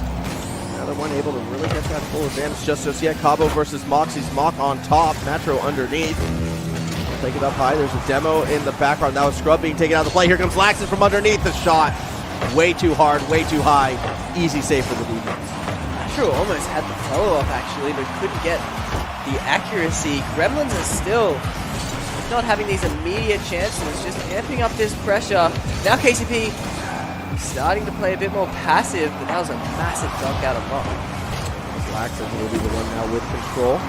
Actually gets a nice dribble past the first but not the second defender. Pioneers, they've been playing such a defensive game so far. They've been on that back foot for a majority of this next game, and now it's going to be an Amphis solo play in the final 30 seconds. Jake, I feel like we've seen this 4 times already today.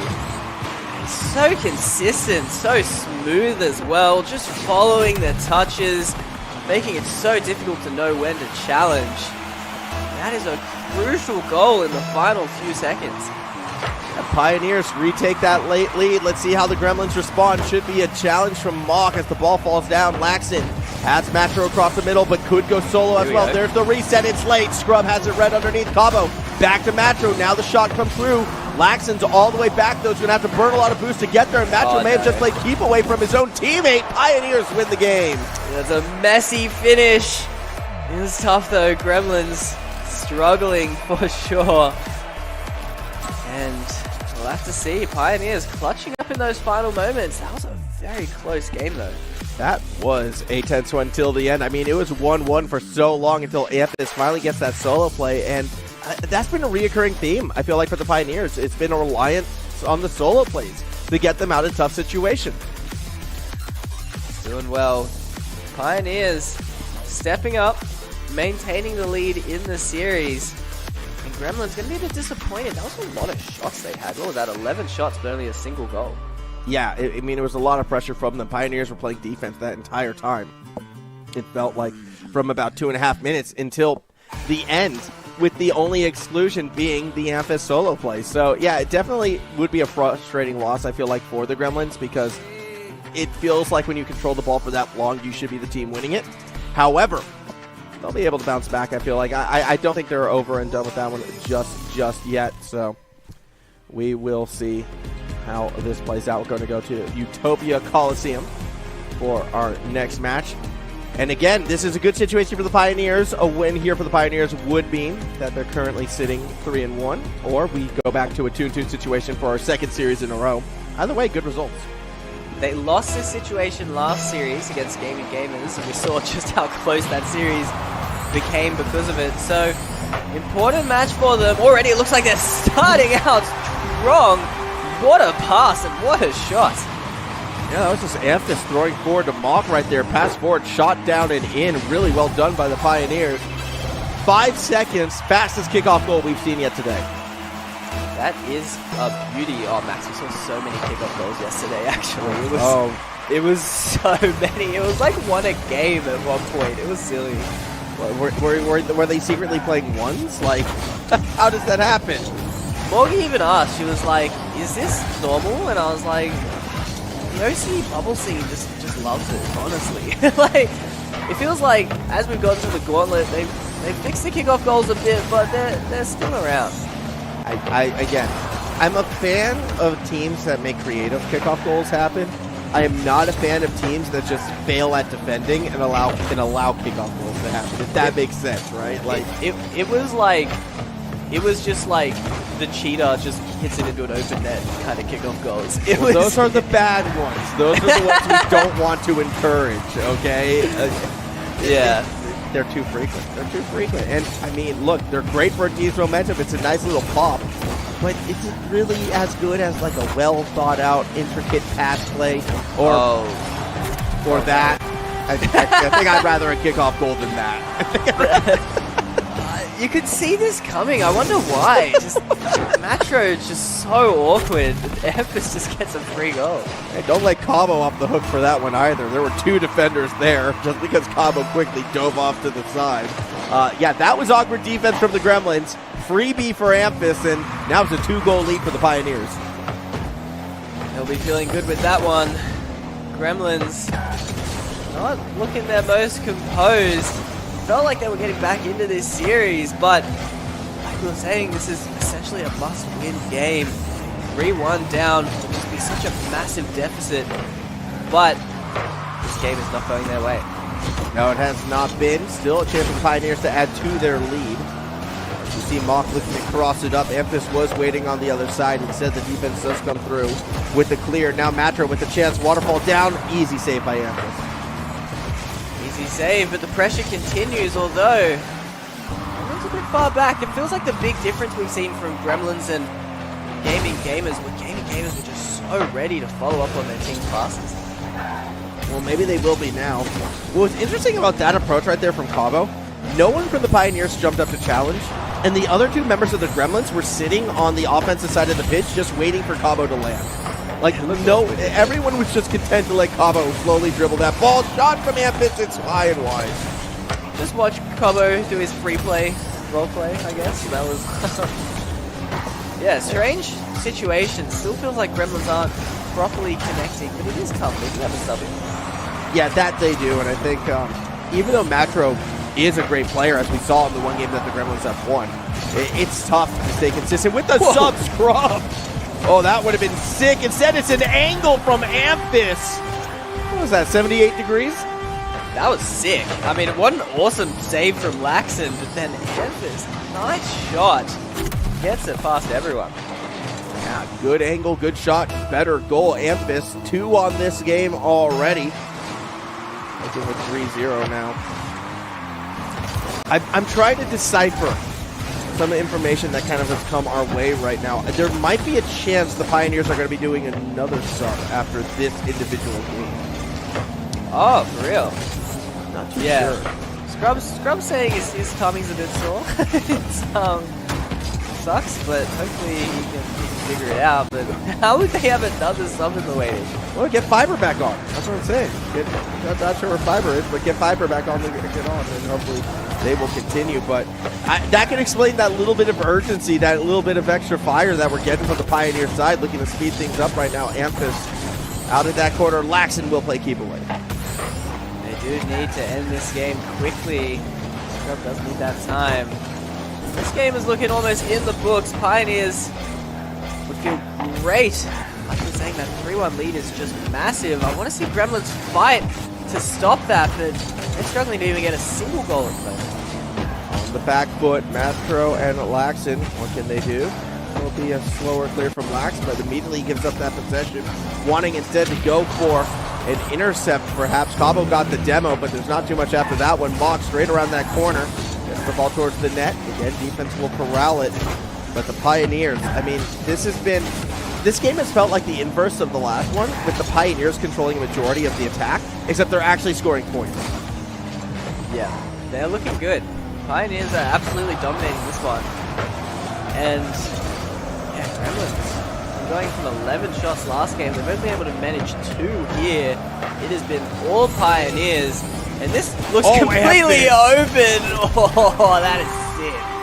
Oh, that is... I don't know if I want to call this just like a sick dribble or a fake on the Matro right there, because Matro goes low, Amphis goes high. Matro goes high, Amphis goes low, and then he gets the goal.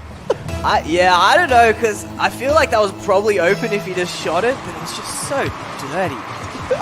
I'm just calling it happy feet. A little bit, you can't call it the wombo, but it definitely wasn't the happy feet. Either way, fantastic goal from Amphis right there. Within the context of this game, it doesn't mean too much, but going into Game 5, Pioneers are going to have a 3-game cushion, which is where you want to be.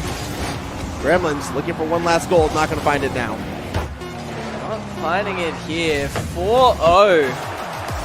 Game 4. This is tough. Gremlins need some time to figure out what is going on.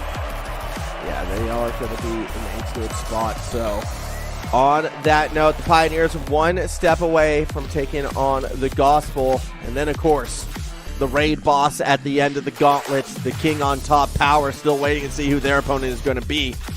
Looking more and more likely that the Pioneers could be making that deeper run. We'll see, though, as we are going to... Oh, Scrub's going to stay in. Scrub's going to play it out, it looks like. That's a good sign. Scrub's sticking with it. Dude, I think Scrubs is confident to finish this 4-1. And I don't blame them. That was dominant. We will see. We will see. I'm excited for the Pioneers again once they start playing, looking to win. That said, will be a timeout being taken, I believe, by the Gremlin side right now. So they're going to be looking to recoup, recover, and see what they can do from here. Going to be a big situation. Winning 3 in a row, always a challenge. It is going to be very tough. But they did win that game. Dominated that game too. So if they can find that form, certainly it's realistic. But yeah, it's going to be tough. They're going to have to figure out something special here in this timeout. I think they will. I think we're going to see something different. I hope so, at least. Because, I don't know, like when the Gremlins were working, a lot of it was aggressive play from Matro, kind of being more of that setup, and Cabo was the one stepping up and finishing a lot of those plays. Laxton hasn't really got involved yet in a way that I would like to see. I don't know about you, Jake, but maybe the Catalyst is actually getting Laxton involved in some way. I think you're right. Laxton was looking a lot more involved in those first few games, being very threatening in offense. But he has quieted down a bit. But to be fair, the whole team has. Like, you could say the same thing about Matro, even Cabo. All 3 of them very quiet in that last game. Yeah, we'll see if they're going to be able to piece it back together as our timeout is coming to its end. Back against the wall, the Gremlins going to need to win 3 in a row against this Pioneer squad. Can they find that Game 2 form, or will the Pioneers continue to kind of gallop on through to that semi-final matchup? Here we go. Both teams on the pitch as we wait for those 5 minutes to be put on the clock. There they are. 3, 2, 1. Game number 5 underway. I think Gremlins need the first goal, Max. They've been getting beat down. Just some momentum to go their way. It helped them out a lot. It could do wonders for the Gremlins side. We'll see if it comes together. Scrub right now looking for a pass back to Amphis, yet it's Mock who winds up with possession of the ball. Amphis looking for a bump on Cabo, won't be able to get it. Cabo clears it back to the other side. Matro now in that corner. Any attacker underneath. Laxton's there, but Matro, again, gets another second touch and kind of plays keep away from their own team. Amphis setting up a solid playbook. Takes the ball off him. Maybe for the better of it. It's looking awkward for both teams right now. Yeah, neither team really feels like it feels like they're trying to force team plays. Amphis actually had a free shot there. He rushed it. That was a sick pass from Scrub. That was an awkward play. Yeah, both teams looking a little bit shaky off of this kickoff here in game number 5. Certainly, I mean, the timeouts can sometimes be a bit awkward. Obviously, you cool down a bit, just talking and taking that time. Yet to see exactly what Gremlins have been talking about. There's a demo. Maybe that was brought up. We'll see. Scrub's going to be the one taking it through the corridor this time. Scrub connecting with Mock. Ball up for grabs. Matro looking to go back down to Laxton. He will continue to dribble it. Amphis can't do too much with it. It's Matro on the other end through the backboard. Amphis, no shot yet. Cabo keeping it in the corner. Mock getting connect with Cabo again, but it's Scrub who will get the deep clear. All the way to the other side. Laxton misses the ball. Scrub had a chance, but shot it wide. Here's Cabo. Great jump opportunity for Matro, and he gets the shot. Good goal from Matro. find that one. It was Cabo who, though, did find that pass down just straight down the middle. This is, again, looking at how we saw Game 2 go, it was that connection that gave them a lot of their points. So it's a good sign to see that they find it here in Game 5. Absolutely. Scrub, looking at the challenge. Gremlins are starting to look a lot more involved. That timeout buff coming in, but can they hold it for the final 3 minutes? We'll see. Amphis with possession from underneath. Flick up across, looking for Scrub. Not going to find it. Now Mock from downtown actually has to back away from the play because Cabo's going to get there first. Backboard Mock will get it into the safety of the corner, at least temporarily. Matro again tries to put it forward. Scrub keeps it up high. Laxon again back through the corner. Doesn't get the second touch. Amphis gets behind it and makes the save. Sends it to the side, but Matro keeps possession. He's going to find Cabo, but that interception is there. Scrub again, smashing it, following it up. Playing so quickly, Mock misses the open net. Amphis is there, but can't keep the ball down. Yes, but the double touch is on, but the save is there too. Oh my goodness, Amphis is double with 6. Still the pressure from the Pioneers. They're keeping the Gremlins back, just poking, trying to force a hole through it. Triple commit now. The net is open. Mock unable to redirect it. Laxton's going to get back underneath that ball. And finally, the Gremlins create space. Gremlins scramble defense is looking so good right now. Pioneers throwing everything at that net, but unable to find this equalizer. Nico corner to corner right now. Amphis finds it behind the play. Mock does it. Nice little dunk. Amphis, though, too slow. Still sets up Scrub. What an angle, but what a save. The squishy from Cabo. And he gets the follow-up. He's out of Buso. Taking a chance for Scrub to send it the other way. The pace has increased so much in this game. That it has. And you would expect the pace to favor a team like the Pioneers in a situation like this. And the result has been the Gremlins more on that back foot, but it's been unable for the Pioneers to be able to punch it through. A minute and a half away from a shutout right now. Matro again looking to create some space. Scrub's challenge misses. Here comes Laxton straight down the middle. Amphis saves it on the line. I'm not sure the speed is favoring Pioneers. We've seen so many solo plays out of them. Although, as Mock, what happened? Oh, it could have been, it should have been, but it wasn't the goal they were looking for. Scrub in that corner, pops it back out. Amphis will corral it. A chance to just put it off that backboard. Here comes Mock again. Backboard set up for Scrub. Backboard again set up for Amphis. Someone just take a shot, and when it comes, I mean, Laxton sat in the net that entire time. They hit like the same part of the backboard like 3 times in a row. I'm not sure what was going on with their finishing there. Not what they were after, and they're running out of time. There's only 40 seconds left now. And Laxton just beat the third defender. Pass across Matro, open net, 2-goal lead. Gremlins in control. Brutal for Pioneers. Laxton gives them some of their own medicine there. Nice solo play. Getting over 2, and Matro finds the nice angle that Pioneers couldn't. And with that, it's looking likely we're going to go back to a Game 6, and I can't help but feel a little reminiscent of how that last series went, how back and forth that one really became, especially towards the latter half. Well, here we go. 25 seconds on the clock. Pioneers are going to come back in this. They need a deep clear into an immediate goal. I don't think it's happening, Jake. It's looking like they're getting shut out now. It is looking just like that. Wait. Oh. Almost a close chance, but Gremlins' defense has been so strong. The timeout working perfectly. Now, they are on their way back into this series. Yeah, I mean, already calling for the timeout. Pioneers, before that game even finished, they're going to be looking to regroup after that one. So, we will see how this one will play out, what exactly is going to happen on that Pioneer side. But for the Gremlins, big win in game number 5, gets themselves right back in this series. They're going to be feeling a lot more confident. You can see they look pretty relaxed. Laxton's even smiling. But pressure is on. Still match point. They need 2 more back-to-back. But that's what we just saw Pioneers do against Gaming Gamers. So the chance is there. All right. Which one were you, Jake, when you were playing? Were you Laxton playing in the dark room, shutters closed, only the glow of the PC monitor? Were you Cabo playing in the room with some light, you know, mostly natural light kind of? Actually, no, it's Matro with the natural light. Cabo has the fan light on up above, or were you the natural light like Matro? Which one are you? I think I always liked a dark room, honestly, but I'm impressed with Laxon and Scrub as well. They have the... Sorry, not Scrub. Sprat. They have that serious commitment to being vampires, and I can respect it. So I was a bit of both. Not Cobbo, though. Natural light is the way to go. See, I'm the Cabo. I'm the unofficial way. No.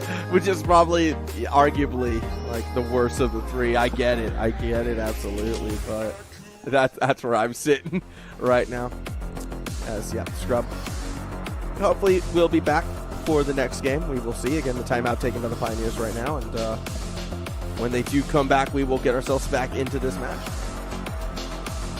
This is the first time I've seen Mock not smiling. So, yeah. This is still a bit of a smile. He's been very happy to be here today. Happy to be replacing Fiber. But he's not going to be too happy unless they can take it out. Yeah, I mean, we will see as hopefully this one will come back on. There is currently 5 minutes on the clock right now for the return, hopefully, of Scrub, and if Scrub's able to make it back, then we will be able to continue this game. So, everyone hoping right now that Scrub will be able to make it back here because, well, maybe not these three. I think these three might be thinking, hold on, we might be able to go straight to Champions Field. Yeah, they'll take a DQ win. It'll only be that single game though. The express trip to Champions Field. Do not stop at Tokyo Underpass. Do not collect $200, right? Like that's what they're kind of hoping for right now. We'll see. I feel like Neo Tokyo always has some exciting games though, so I certainly don't want to miss it. Neo Tokyo. Okay, so I've always kind of felt like with this current rotation of maps, it's been Utopia Coliseum with like the craziest games. Am I alone in that, or are you more Neo Tokyo gives the crazy ones? I like Neo Tokyo, honestly. I guess because it's always so hype, you know, because you're there on Game 6 and you always want to get to that Game 7, so I'm a big fan. And then obviously, like, the most hype games are Champions Field, well, but that's expected. Are they, though? Okay, I'm gonna say, actually, I'm gonna go out on a limb and say Game 6 games are usually higher quality in terms of hype and chaos than Champions Field, because everyone gets so emotionally drained, or one team will get drained. Champions Field, I feel like, is more one-sided than any other map. Maybe. They're both good. Look, the later into the series, the more fun it is. That I think we can agree on that. Well, yeah. I think there is that aura around Champions Field, obviously, which makes it, you know, the most hype. And I get it. Game 7s, they're always great. But, like, Game 7 overtime goals, they're never good. They're never high quality. We even saw that in our last series, right? Like, it was a flub on defense, and then the ball rolls in. Like, I don't know. Maybe I'm a little jaded when it comes to these, but it does look like Scrub is back, though, so we're not going to be going straight to Champions Field. We will be playing our match in Tokyo Underpass. I thought we were about to get a house tour from Matro. He's got the vlog angle ready, but not quite. Just wanted to look a bit better on camera. Looks like we're going into this Game 6. Pressure's still on Gremlins. They need the win. And we will see if the Gremlins are going to be able to piece this one together, take us back-to-back Champions Field to open up the Gauntlet. I mean, after 2 years, how crazy would that be? You know, back-to-back Champions Field in our first day. I'd want to go all 4 series, right? Like, that would be the dream. At the moment, though, looking pretty good initially for that Pioneer side. They had control, but eventually the ball will find its way behind Mock. Amphiss will collect back across the middle. Scrub is there. Doesn't get the 50. That's the beauty of the format, Max. In the single elim, you always have, you know, first against 8, second against 7, Ooh. but we have tight matches here, and that is a tight angle. Great shot from Scrub. Yeah, that was sick. Mock pass over to Scrub as well. Confidence that the teammate would be able to find it. And that's how we're going to get the first point in this one. Pioneers back with the lead. Still a lot of time to go. That was a pre-jump as well. I mean, everything working beautifully for Pioneers, and they're going to be feeling great about that. There we go, Amethyst. Clear across that middle. Cabo keeps it high and above Scrub. Could have been dangerous elsewise as we get Amethyst again through that corner. Mock waiting just behind that forward third. Now we'll keep it in that corner as well. Laxon, light touch, stays with it. Amethyst with a chance. Can't do too much either. Instead, it'll be Laxton back to the other side of the field. Here's Mark. Doing some nice touches this game. Sets up Amphis. Always a danger in these situations. Gremlin is so passive right now. As Mock will keep it in and around that corner. Scrub waiting just underneath. Not going to get the quick chance for it. Instead, waits to cut off the pass to Cabo. Matro, though, will still find a deep clear. Laxton up above Amphis. Doesn't corral it again underneath. Oh, Matro almost got a shot out of that. Not quite. He's getting cleared out now by Pioneers. We do get to see Mock now through the corridor. Gets that next touch backboard. Amphis holds off for now. Leaves it for Scrub, who will look to challenge Laxton again. Actually got a bit of the dunk. Cabo can't corral it. Amphis playing a patient game. Cabo wins the 50. Mock keeps the pressure up. Getting the ball forward, but Laxton's there. The defense is stepping up now for Gremlins. Yeah, it is. It's getting stronger and stronger as we go. As in front of that goal line, Amphis going to try to clear it across that middle of the field. Can't go too far with it. Scrub again across the Amphis. Through that corner we go. Down. Scrub has a peek, but won't get there in time. Mock's going to keep up the pressure. It's been all KCP in the last few minutes, but finally Cabo gets a breakaway, but Scrub is there to defend it. Yeah, good defense from Scrub, holding on. That's Cabo now. Actually lets that one ride. Will be balking, taking to the skies, looking to connect to Amphis. Here comes Scrub from underneath the net. It's a 1v1. Cabo will make the save. Cabo clutches up. I think Scrub might have thought it was open. I certainly did. He had a lot of time to work with. The pressure's back on. Here's Scrub. Tries to get the ball center, but this defense has stepped up for Gremlins, but they still need a goal. I mean, the defense is great, yes, but yeah, they've been playing defense for so long. They need those shooting opportunities. There's 2 minutes left in this game. There's only been one shot recorded for the Gremlins so far. They have just been stuck in their half. KCP are looking so good, but unable to score. Can't be feeling too confident. Oh, here we go. A single goal lead. Gremlins just need one. And Matro unable to find the gap right there. And again, we'll see the clear back to the other side. Just over 100 seconds remaining. Oh, great pass. Pioneers. Oh, Amphis can't get that shot in. Scrub's going to look for the double. Laxton will take it away. Amphis has been struggling with his finishing. His solo plays have been beautiful, but he's been finding that crossbar with a lot of his shots today. This Scrub now with a solo play gets bumped out. Amphis from above. Won't make contact either. Still a minute 20 to go. Pioneers another goal will most likely put this one out of reach. As Matro will start to clear back up to that other side. Again, it's really unfortunate for the Gremlins. They just have not been able to get any momentum going in their favor. Here's Cabo. Tries to feed the ball center. Looks like they're going to set up some pressure now. All of Pioneers are back though. They're just not struggling at all. Yeah, and at that token as well, the Pioneers are also constantly winning these 50s. They're constantly just being that slightly quicker team to the ball. 45 seconds now, Scrub won't get it to the backboard. But again, the Gremlins are going to have to try to fight to get it past that midfield line.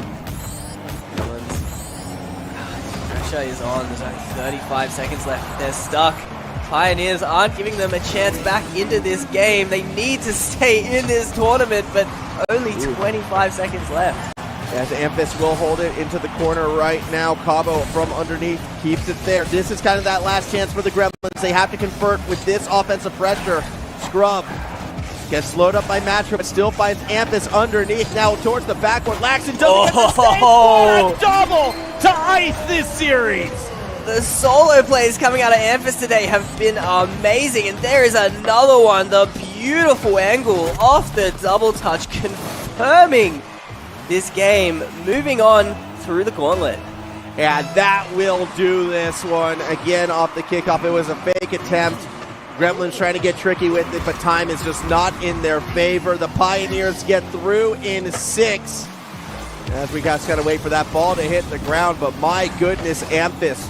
Both of these series so far has been the MVP, I feel like, on this Pioneer side. Does it one more time. Mock won't get the 0-second goal. We'll let this one drop, I imagine. There we go. Pioneers advance. Pioneers do it. With the super sub, Mock played great. Brought the good vibes, smile until the very end. Looked incredibly solid, got some nice goals, some great passes even in that last match. Getting that first important goal. Pioneers are looking good. Pioneers are looking good, and for the Gremlins, well, they're going to drop down one rung on the Great Gauntlet ladder now. They're going to be having to vie in that, fourth place survival match next week, but that's still going to be a week from now for the Pioneers. Well, they're on to take on, the Gospel of Loki, which is a fun name, which is a fun team. I'm excited to not cast, but we get to watch that match, Jake. We get to have some fun. We'll be passing it on to some new casters soon. Yummy and Gex, I believe. So, look, it's the return of the Gauntlet, right? Yummy has to be on there for the final. I think that's like the golden rule. He looks so proud this weekend. It's good for him. Yeah, I think just for where the series is going on. Yummy's tweet says it all. Follow Yummy Cheeseman on Twitter. Make him as embarrassed as possible when he comes back on. After this break, the games will be continuing. Pioneers taking on the Gospel of Loki when it returns.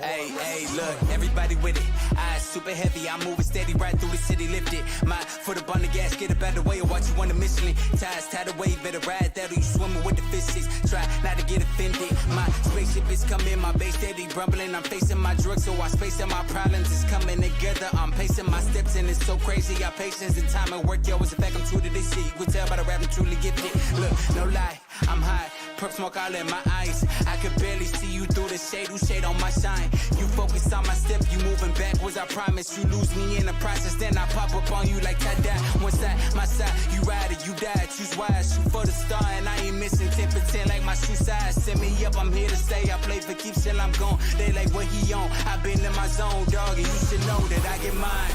Yeah, you get yours. Yeah, who gon' ride? What you do it for? Look, new design. New accord. Do or die, I'ma win the war, rest assured, I get mine, yeah, you get yours, yeah, who gon' ride, what you do it for, look, new design, new accord, do or die, I'ma win the war, rest assured, I'ma win the war, rest assured, I'ma win the war, rest assured.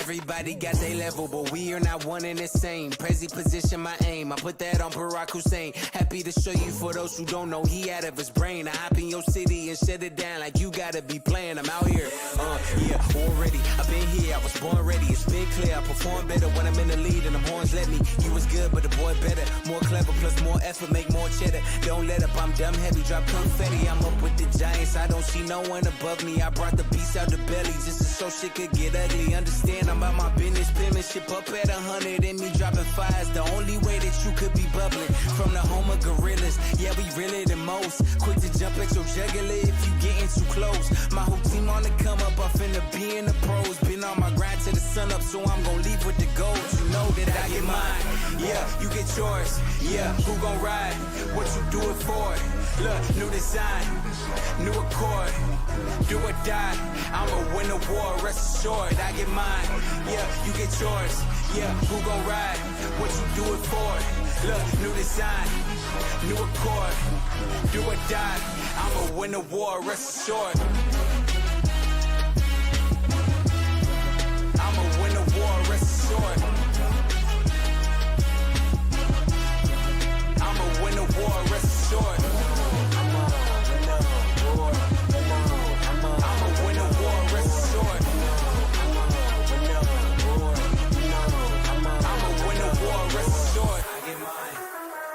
Yours, who gon' ride, what you do it for, new design, new accord, do or die, I'm gon' win the war, rest assured.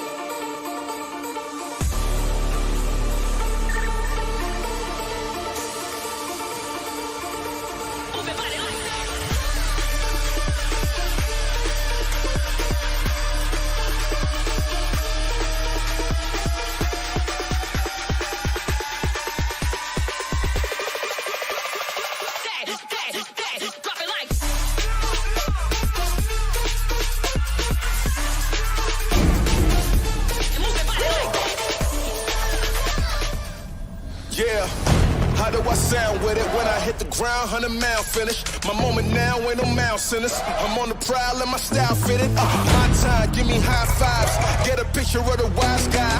What's a wave to a high tide? Never stuck when you my size. Man, this one. I said this my moment. I said this my moment.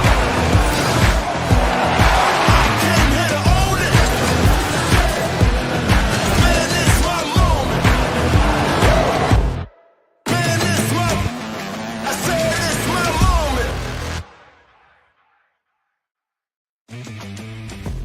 Hey everyone, hope you're ready for the Gauntlet Finals. We are in the last 2 matches of the first event, and we have finally kicked off Formal and Jake, and we've brought in the big guns. Gex, how we doing, mate?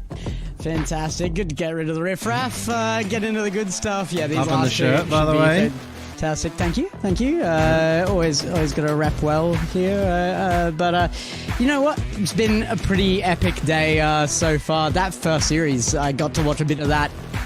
I didn't see that going to Game 7. Crazy stuff. Yeah, if you asked me beforehand, I would have maybe put it a Game 5, but Game 6 at best. But Yeah. Crazy first series of the day. Hawk literally just messaged me right now telling me he failed us, so he's maybe watching the stream at the same time. And the second series as well, Gremlins put up a good fight. It just seemed inevitable that eventually Pioneers would take them down, and that's why they're here up against our new entrant, Gospel of Locky. Yeah, a big shame for Gaming Gamers they couldn't kind of stop the run early for Pioneers, as it does look like they've got a decent chance at this, but Gospel of Locky coming up in the first match might put a challenge to them. I've heard from many players in the region that Super Locky is a win factor unto himself, so always going to be interesting to see how that goes. Gonna get the Gospel of Locky team up here. See actually that it is the Pioneers, and I am lying to you all. Anthers, Mock and Scrub continuing their run. They'll be looking to go all the way to the very top and take down Power after Power did win the initial seeding event, but got their sub. They've got Mockin, who is normally meant to be their coach. We should be used to you not listening at this point, Yummy. It was not a question to me that you were Dover was mumbling. He was mumbling. I couldn't hear him. Yeah, we'll put it as much as we can on Dover. But yeah, coming in here, Pioneers, bringing in Mock and Scrub as well. They're absolutely huge. But up against them is going to be that Gospel of Locky. Gus and Hunter joining Super Locky on a pretty threatening squad of their own here, I think. Probably the toughest possible stopping point for the Pioneers so far today. Now let's get to the bottom of something here, because we've just been ragging on Dover a little bit, and I just have to ask, what are these photos? Wait, whoa. He's avoiding it. He's avoiding the scrutiny. Look at this. You could get the worst angle of Gus, just like half mouth half open, leaning back, obviously at the Grand Slam. Hunter, looking a little bit goofy as well. Super Locky, great, but I don't, that's obviously from an RLCS photo. So I don't know what RLO are doing here. It's a great tournament, but maybe better photography in future Hard Dover. It's got to be better than Hunter's current camera, which is honestly, this is an improvement somewhere. Oh yeah, okay, fair improvement. Hunter, that's a bit of a call out to Hunter. Poor bloke. Well, it's not Hunter, it's the photo. Yomi's just suggested that a photo of Hunter is worse than no image of Hunter at all. Yeah, fair enough. Well, Gus, I was going to say, like, this team, very, very interesting. They're just entering into the Gauntlet in that second final position. A team that could go the entire way if they win this series. And you've got Gus, who has been going from strength to strength. He's always been a player who's mechanically good enough to be at the top, has been talked about as a top 10 player in the region over and over again, but I feel like he's found that consistency in the last few months to perform every single series. You combine that with Hunter, who's obviously been the biggest rookie of last season, and then Super Locky, who's been very, very consistent. So on paper, a very, very good team. I think with names like Hunter in the competition as well, people kind of forget a little bit that Pioneers and Super Locky themselves are still pretty young players in this scene. They've come up really, really big at a fairly young age. You just turned 18 though, so yeah, I know it makes me feel old to know that these guys are already starting to come up. But I remember the day where, like, 17, you hit that. You are when you're 17, you're retiring from RLCS, right? That was the thing back in the day. 20 is when you start 20? thinking. Okay. Well, I guess any age is when you start thinking, OC, because you know that you'll unretire immediately afterwards. I mean, just look at Gaming Gamers, for example. It's a publicity stunt at this point. They're 18 years old for Super Locky. Hunter's now the young gun. He's 16 years old now. Gus a little bit on in age. I actually don't know his age. I'm going to guess 19, but that's purely a guess at this point. Super Lucky now going to lead away. Pretty actionless in the opening here. 3 shots for Pioneers, but I don't feel like they've had any real threat in the early minute of this game yet.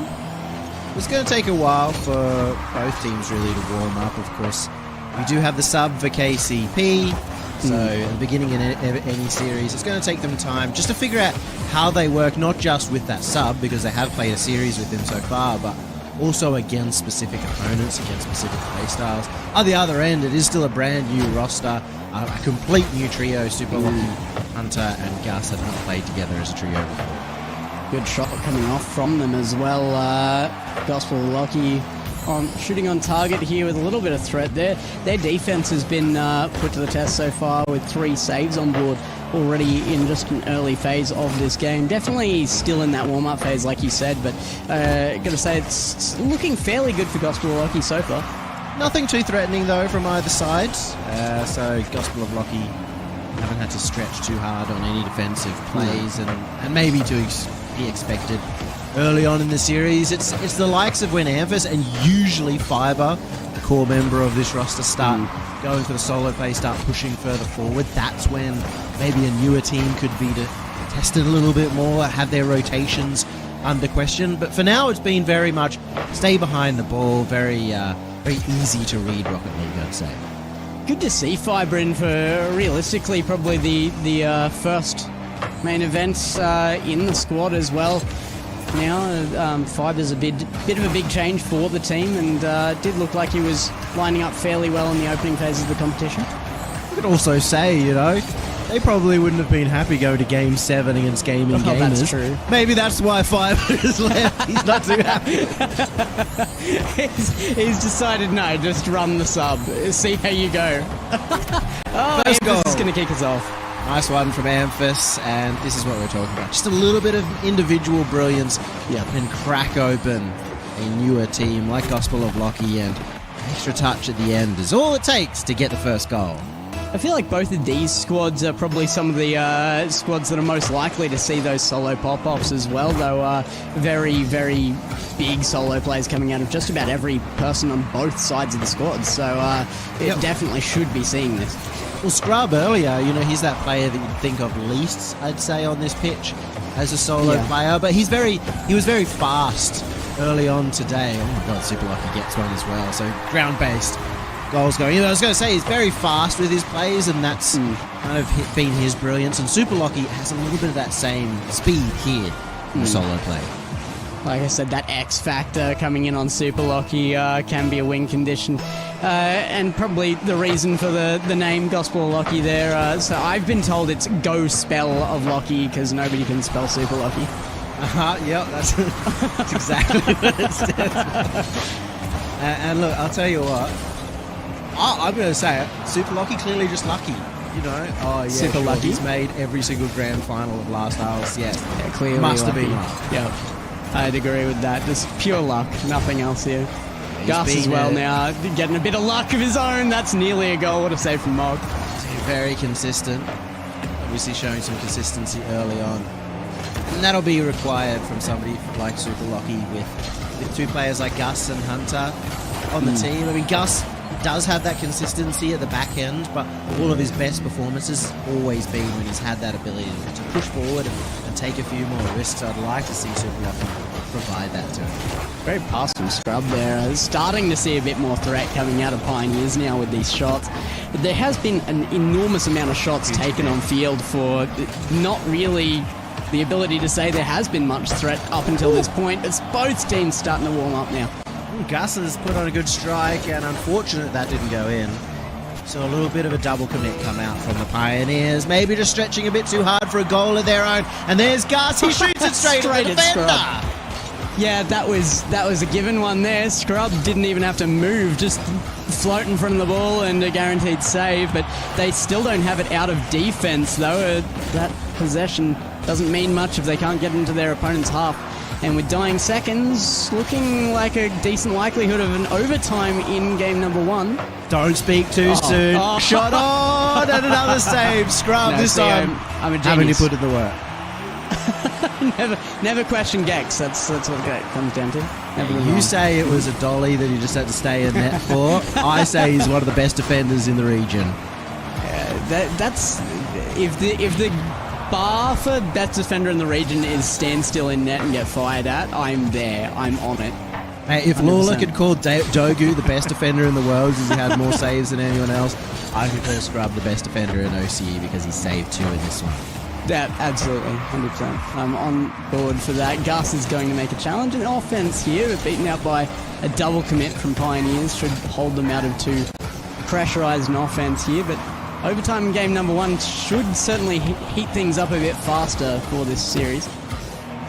Like it might be another close one. Given the first series was a game 7, a back and forth affair. 1 minute into the first game, overtime, game 1. It has been very back and forth in terms of opportunities. Neither team really getting a big possession advantage. Some big booming clears forward as well. Very EU style play, ex-EU style play, I would say. Some changes in that region as of the last year or so, but definitely more what we would see there. These clears coming out, not really going anywhere in OCE though.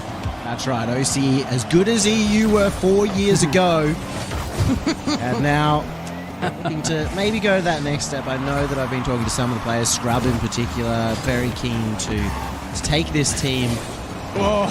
Big save. Take this team not just to another major, to Worlds, but actually put OC back on the map and hitting those top 8s with this roster, and he's found the lead again. Game 1 goes over to KCP. This is why we don't let Yummy talk, because he makes people score. Scrub ending the overtime all too early off of a basic shot, but well placed. Good positioning there. Pioneers just showing up with the kind of set playstyles that we're expecting out of them. Really, really is the kind of gameplay I was looking for from the team going in. They look confident. Maybe I should talk more, because that was a low-scoring affair. I would like to see a few more goals. 100%. But I think a lot of that would have been down to the fact that the first couple of minutes of this game, 2, maybe even 3 minutes of this game, felt very feeling out, very risk-free. Everybody staying further back behind the ball and approaching forward. And big props out to Scrub, who put on both the defensive effort and scored the game winner in overtime. Well, like I said, hopefully that having that overtime, the pressure of overtime usually heats up a match pretty quickly. Nobody really seemed too rushed on that still, even right at the last moment. But Gospel Lockie had some major shots put on them there, and they did crumble on the defensive end in the long run. Maybe they heat that up in game number 2 here. Would definitely hate to see this stay as slow as it's been in game 1. Well, 2 very experienced teams, so you don't expect them to get too threatened by game 1 overtime. We'll have to talk about the fact that this is KCP's 3rd best of 7, and the first one was a game 7, so this is the kind of point, maybe halfway through this series, towards the end of this series, if it goes close, that they will really start feeling that fatigue. So it's going to be quite important for them to keep on with that early start. And if they win this one, they've got another series ahead of them yet still. So quite important for them for next series if they can win this to do it in a timely manner. That's the beauty of the Gauntlet too, is that every series you win, it's not just extra prize money that week, but it gets you a better position for every future week. Yeah. If they win this one, they'll be, even if they lose the grand final, they'll be guaranteed a top 3 placement. And that's considering they were in that first round at the very beginning of today and could have got knocked out in 5th place. Good test of the fortitude of these players being put through the works right now, having to come right from the bottom of this 3 series played out at the end of this one. Should be a good one for Pioneers. Just saw Amphis there as well. Coming off the front corner, I really like to see him having that confidence. That's usually when he's at his best. Yeah. No, Amphis in the last couple of times I've got to cast Amphis actually, has had a little bit of... it's taken some effort to get that confidence behind him, so it's good to see him kind of coming out with that relatively early in this series. It's been very interesting as well, seeing, now that he's playing with a brand new roster, Scrub in particular is a support player, but usually also another player that pushes forward. So it's very interesting to see how this team in particular will come together. Fiber, who is the core roster, is normally kind of plays defense first and then moves forward. So on paper, looks very good, but on paper they may play completely different to how they have on previous teams now that's a new trio.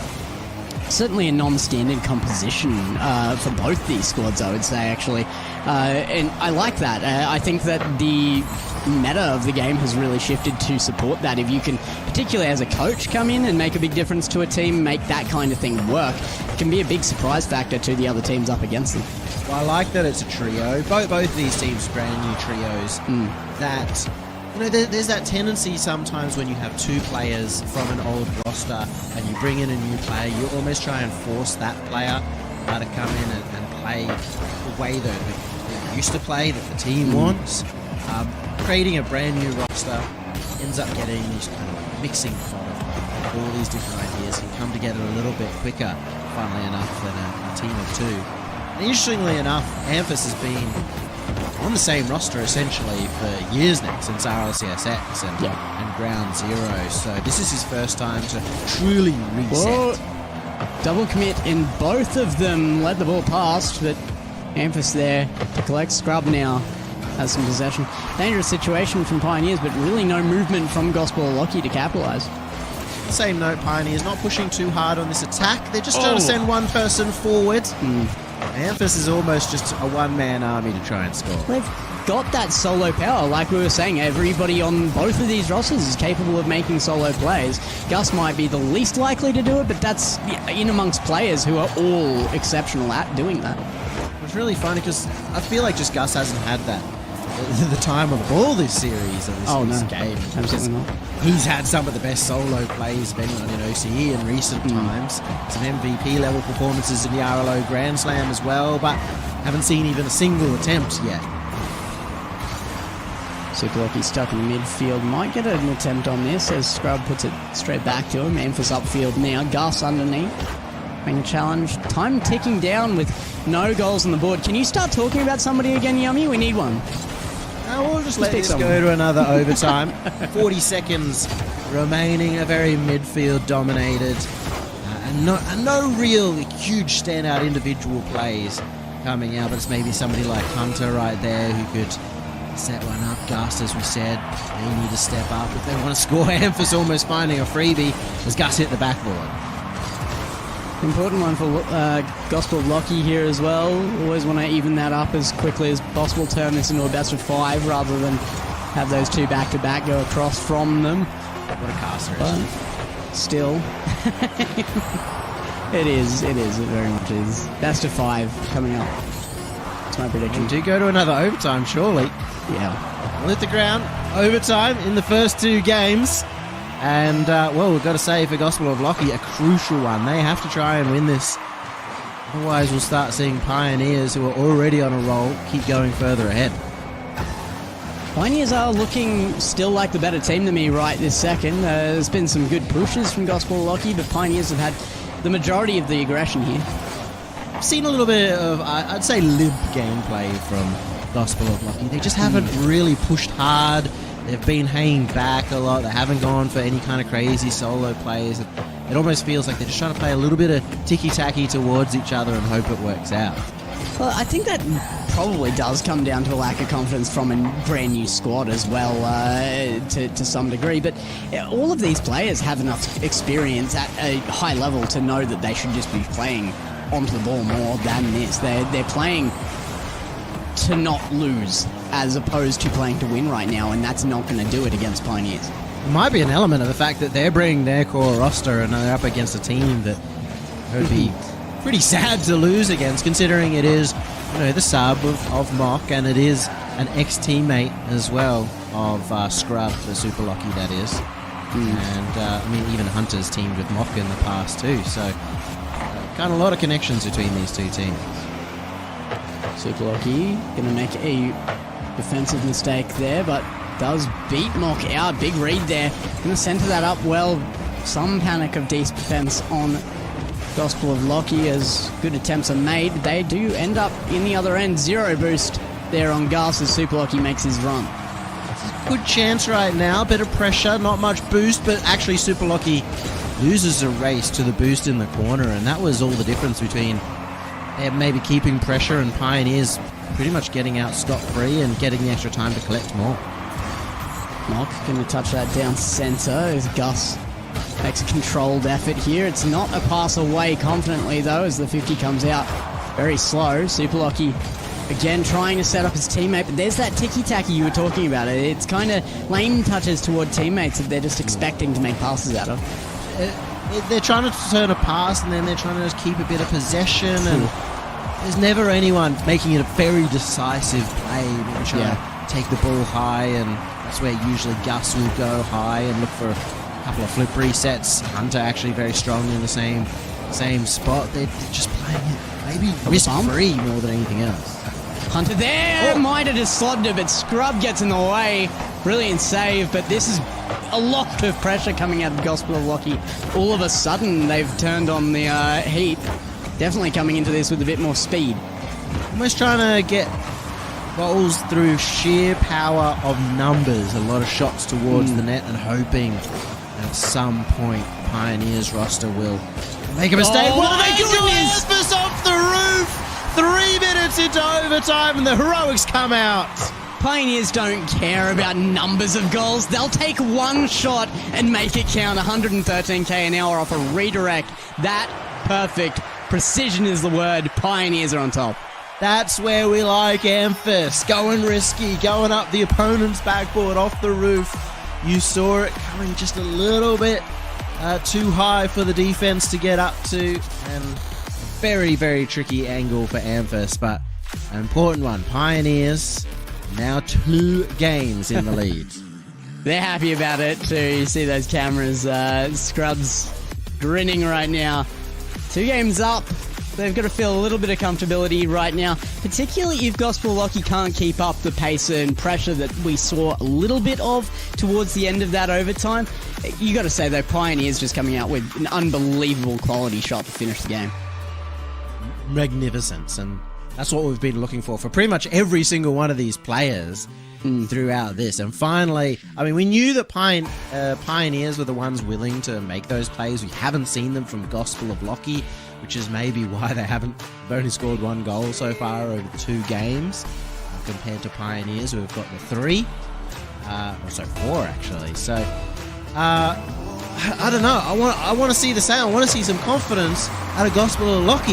They 3-0'd Pioneers, and this exact Pioneers with Mock in the qualifiers for this.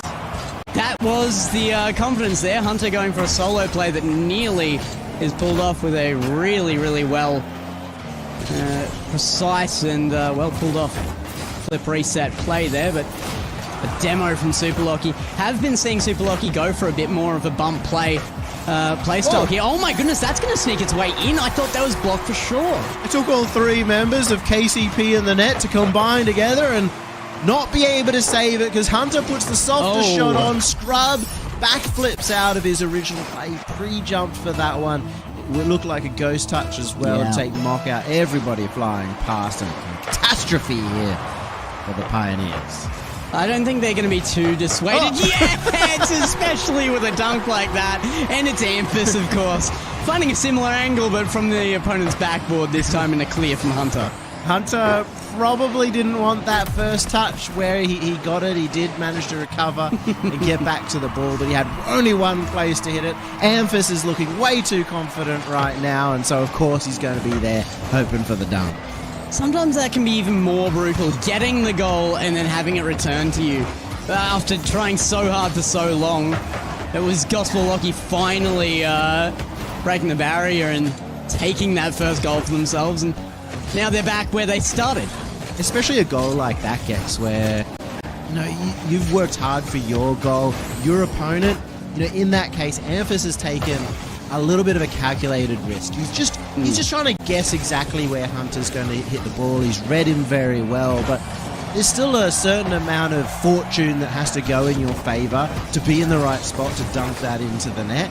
That ends up going their way and makes you a little bit more mad. Speaking of dunks, Hunter tried to put that down and ends up back in his own half now. On his backboard, he will take it himself. Amethyst going for the challenge. Faked out. Hunter sends it high again. Gospel Lockie doing well to push this to midway. Might actually have some good control of this pass off to Hunter, but again, it's not really a defined play they're going for here. They've got some power on this, but never looked like a shot that was going to make it to the back of net. Especially because Hunter slowed it down so much right there. Yeah. He had the opportunity to go much more direct. He took it up the wall, and he ended up taking it way too high, which, of course, gave all of the defense a chance to get back to net. Gus in goal. Won't need to make a save there. No challenge coming out immediately. But a double demo, mutual demo in midfield there does open up the field for it to cross back. Hunter now down the mid. Looking for Super Lockie back to Hunter. Pass. Good passing play. And again, the precision shows up. This time it's on Gospel of Lockie. Great positioning on that shot. Especially since Pioneers have been covering the net so much. We've seen it multiple times with pre-jumps, with them wanting to stack the net. Being able to actually see that little area of open space where Hunter is behind the defenders, that takes a real bit of brains. Gus now with a dribble, trying to solo this into center. Will get it there as well, just muscles through the opponents. The defense taken out of contention for a moment, but it's going to be Hunter reset defensively.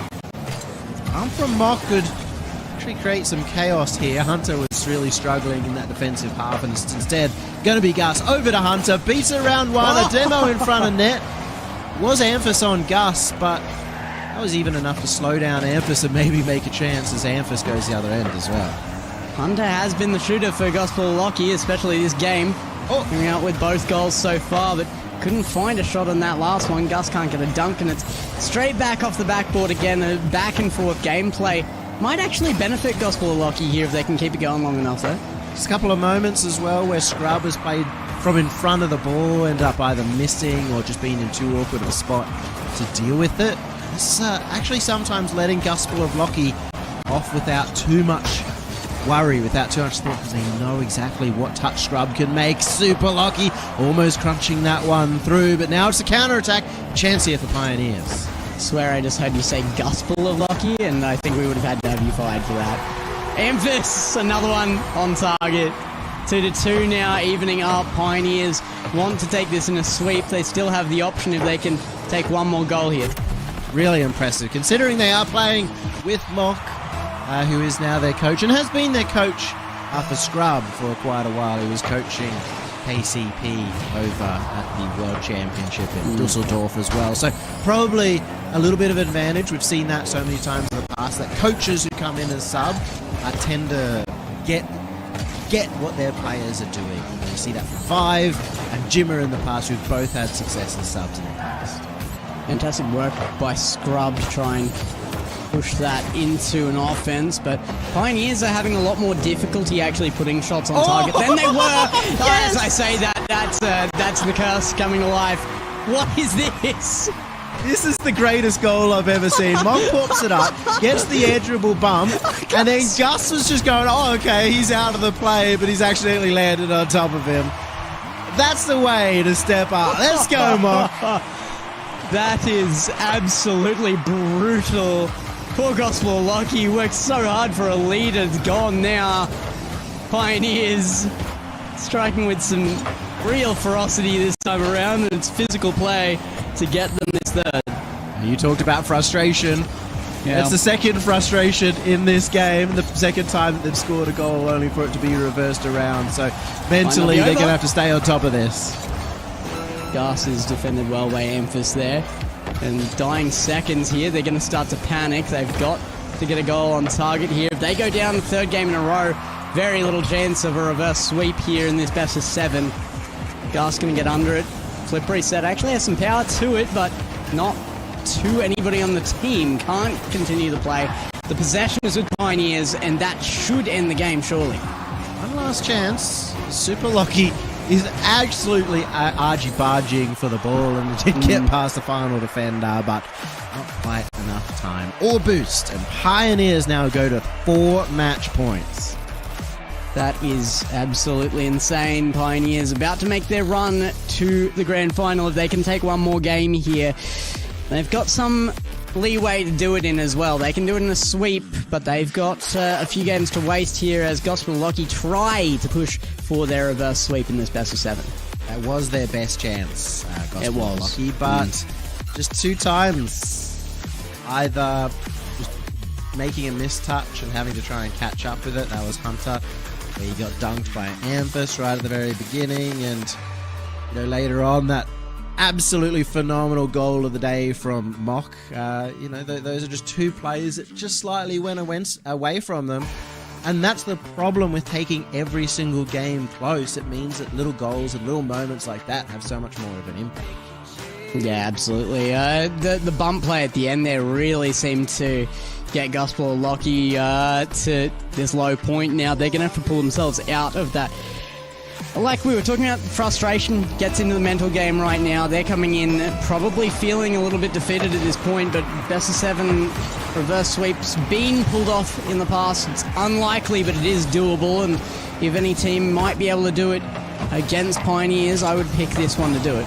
We talked about it earlier. KCP will be looking to get this series done and dusted as quick as possible, just so that they don't lose all of that energy. A little bit easier, I'd say, in a tournament like the Gauntlet. Yeah, that was never going in. Don't want that. Never a chance on it.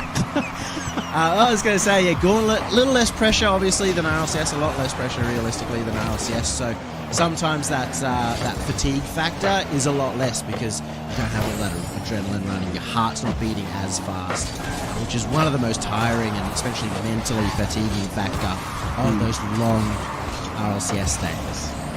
Look, the only big plus out of that game you could carry through if your mental is in the right space from Gospel Lucky is that they have gotten better game by game. It was their best so far, and they can continue upward from that if they have the right mentality. But it's such a hard ask right now, and good challengers from Pioneers over and over again is going to make it even tougher. But we're still asking the same question from them, though. Hunter last game started putting a little bit more juice in, started taking a few more risks, but where's Gus? I've not even seen him all game. That's the first time he's touched the ball. That's the official first touch at 72 points. Yummy's official first touch from Gus. Also, Gospel Lucky with 3 shots to Pioneers 1 right now, but I agree with the point. Pioneers actually 1 shot has probably had more promise than the 3 from Gospel Lucky so far as well. Amphis has been a major factor, just willing to go forward. Mock as well, like he's not half-heartedly going for it. I'm really just going to be focusing on Gus because he's been so consistent the last few months, and he's been so powerful as an individual player. And this is his chance here. He gets the flip reset, but he doesn't get the follow-up, and a mechanical mishap from him. Complete whiff on what was nearly a rolling ball there as well in the defense. They do get it back into possession, run it back up that other end. I did like Gus going for the bump attempt there at least. I think some physical play coming out of Gospel Lucky. Every time they've shown even a little of that, they've looked much better as a team. But that's anything better than playing for the opposite team. Yeah, that's true. I find that's pass. If you're in chat listening now for advice for your ranked games, how to rank up, how to be best in the region, stop playing for your opponents. That's the number one. That's the key. I think Gus has taken it maybe a bit too far, criticising him for not getting involved in the play, and this time he's just too keen on the play. It gets an erroneous touch. I'd almost rather just see him going for bumps and demos. Yeah. Gus is out of this right now, and it's been given away again.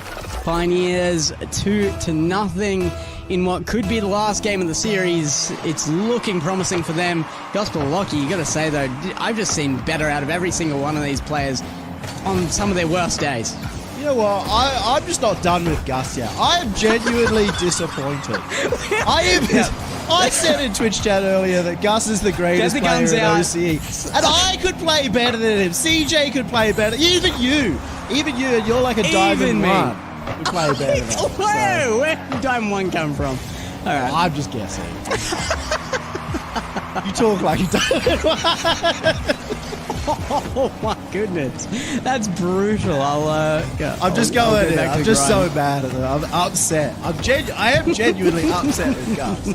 Like, this is maybe the worst performance I've seen from him, and I've been watching him for years before he had his big blow. Gus now, can he redeem himself? No, it's Mock. No, he can't. He's not allowed. I'm glad you still have hope. I've given up completely. He had another chance. Hunter's gonna miss that shot as well. I don't know. Hopium has been mentioned in the chat a couple of times. I'd go with that. Hopium? Yeah, well, I dream of the Gus in the grand final. It's going to be over for this week, it feels like. A minute left. They need 2 goals. Pioneers. Now, you talked about Gospel getting better and better as the series went on, but I also felt like Pioneers' last 2 games really stepped up when it mattered. Yeah, they had the individual brilliance from Amphis, but they haven't had to simply rely on that. It's been a well-rounded team so far. They've seemed to just kind of answer to whatever level Gospel Lockie were playing. Started off slow. Pioneers played slow. They played confidently. They won by a similar margin to every other game. That's kind of the beauty out of Pioneers right now. They will just continue to outplay their opponents at the gameplay they're putting out. They don't need to rule this in their own play style. It's just them answering, and they continue to on goal line. Somebody save me. We know Gus isn't going to save me. No, Can't even save a goal at this point in time. And Gus is listening. He's been throwing for you. Why would he do that? Well, it's over. It's well and truly done and dusted. Pioneers a 2-0. Actually, the most one-sided game so far of the series. It was close in terms of games so far, but a 4-0 overall, and KCP have made the full gauntlet run all the way to the grand final. Yeah. And I feel like it's a little harsh to lay all of the blame there on Gus as well. We're joking around a bit. Definitely not the best we've seen out of him, but Gospel Lockie entirely. I don't think I've seen any of them step that low kind of against the Pioneers in particular. They've always been kind of in the sights for any team that Lockie has been a part of so far, and Pioneers just dismantled them in that one. It just didn't, despite close games, ever feel like those games were going away, except maybe that game 3. There was you are right, is that none of them had the performance that they're capable of. But I felt like at least Hunter and Super Lockie tried, you know? And that's not like saying that Gus isn't trying to play the game. Yes, it is. He wasn't trying to go that next level, to step up and to be enough to win a series. Fantastic result for the team that's continuing through from the beginning of the day, though. Pioneers just continue all the way to the grand final, which is coming up next.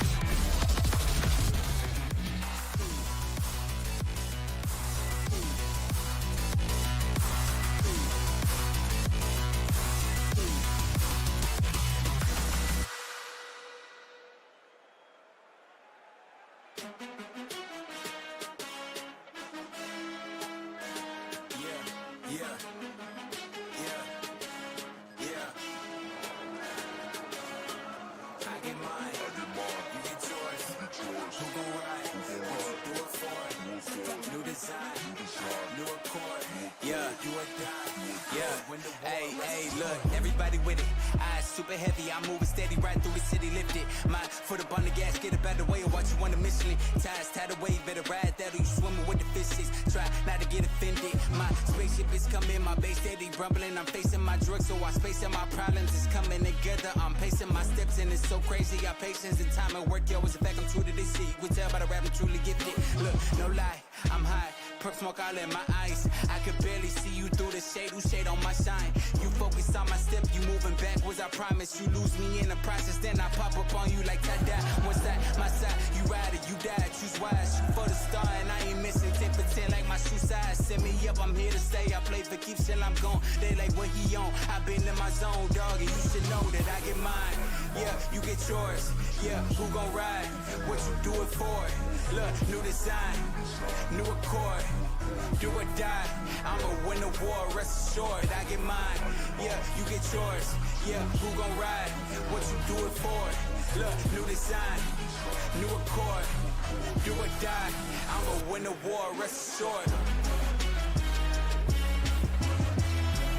I'ma win the war, rest assured. I'ma win the war, rest assured.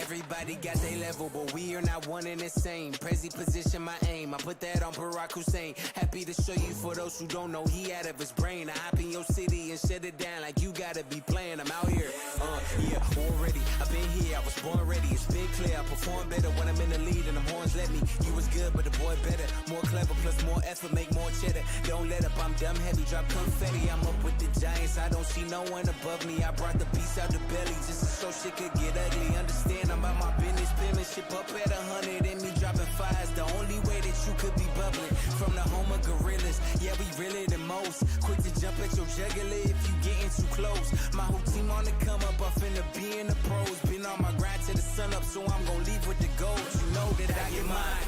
Yeah, you get yours. Yeah, who gon' ride? What you do it for? Look, new design, new accord. Do or die, I'ma win the war, rest assured, I get mine. Yeah, you get yours. Yeah, who gon' ride? What you do it for? Look, new design, new accord. Do or die, I'ma win the war, rest assured. I'ma win the war, rest assured. I'ma win the war, rest assured.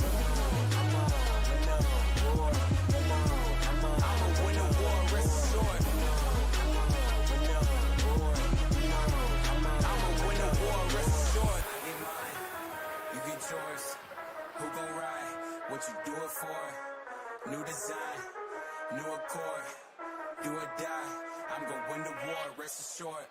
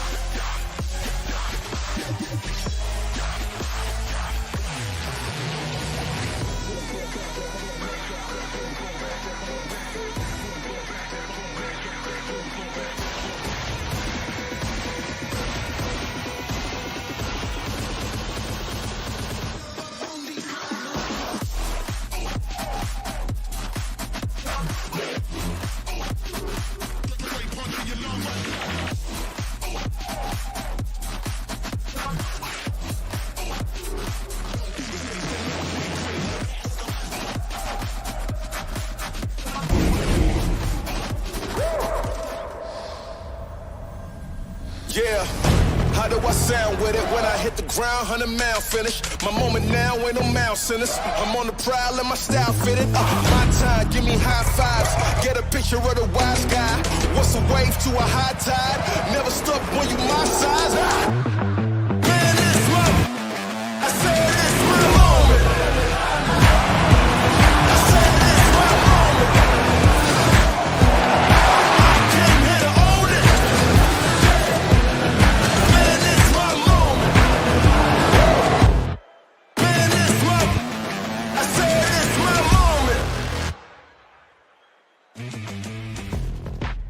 G'day, everyone. Welcome back to the Gauntlet. And listen, guys, we are here at the grand final. It is time to find out who is the winner of the first season 5 winner, but the first ever Psyonix backed Gauntlet, which I'm super excited about, Gex. I saw that we got a little bit of a host from College Carball. So, as the inventor of the Gauntlet, I want you, Gex, to explain the format. I am now the pronounced inventor, or you as the inventor want me to explain it? All right, let's Either get way. into this. We're starting off with the Open. You can jump into here, and it is 4 teams coming out of that and promoted or relegated each week up to, well, there's no relegation from the Open. You either make it or you don't, up into the challenges. One team gets out of the challenges to the Gauntlet. You've seen that here tonight. And the Gauntlet, that's the big format. That is our single elimination from the beginning. Yeah. One bracket.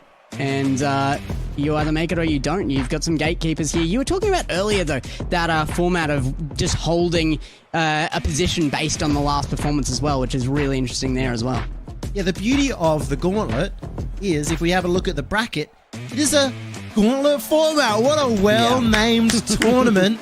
This is a prize. Congratulations, me, apparently. Yeah, anyway, this is a Gauntlet style tournament, which means that, you know, the first seed is there right at the end of the bracket, And second seed, obviously, you have a chance to go all the way through, which, funnily enough, Pioneers have managed to do today. They were 5th seed or 4th seed coming in. They're sitting in that spot. Gaming Gamers were the challengers that came up through our open brackets.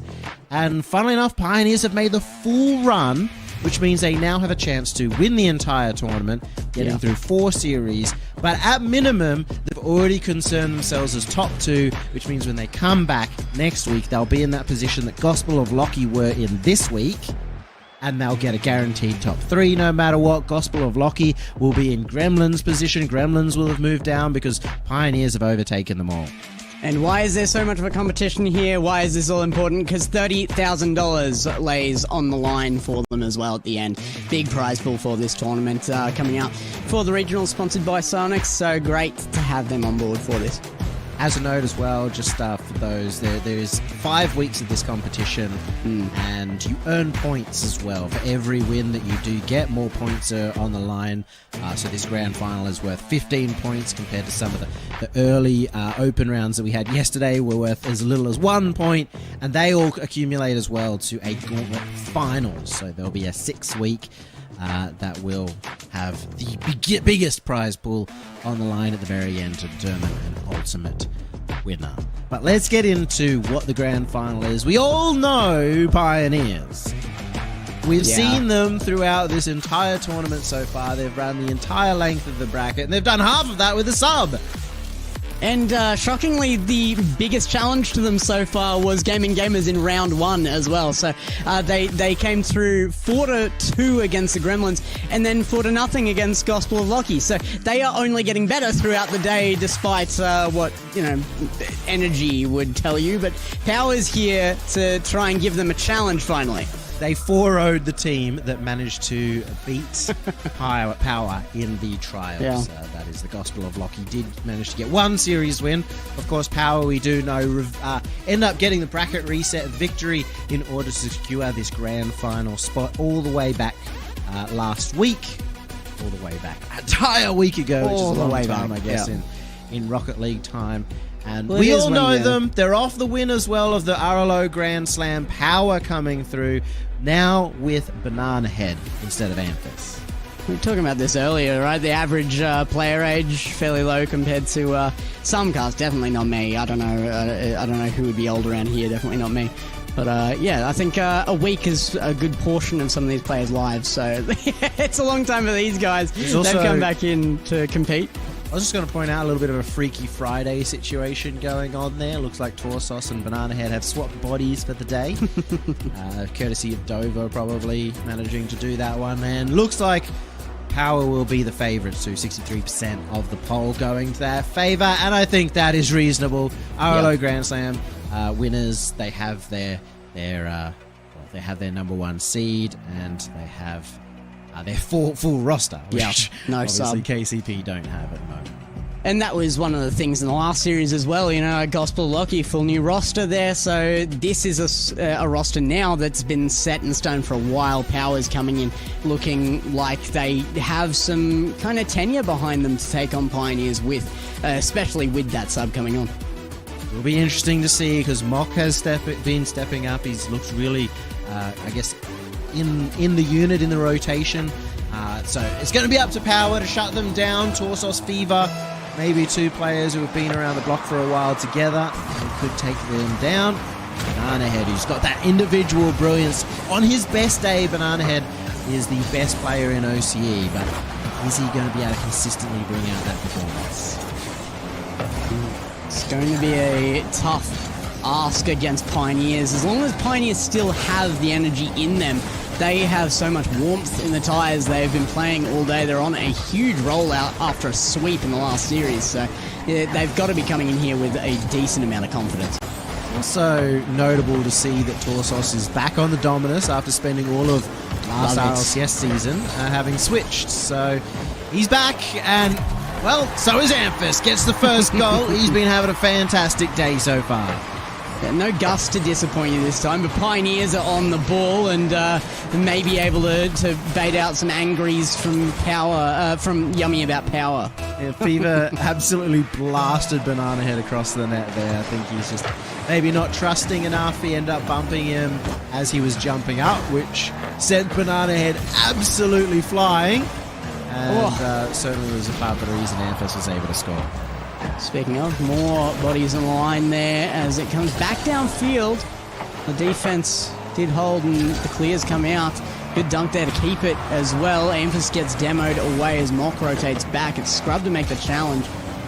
And it's back and forth across this midway line here. It really feels like KCP have had that advantage of warm-ups. Just coming out of the gates really fast here. Yeah. Always up to the ball first. They're cutting really nicely.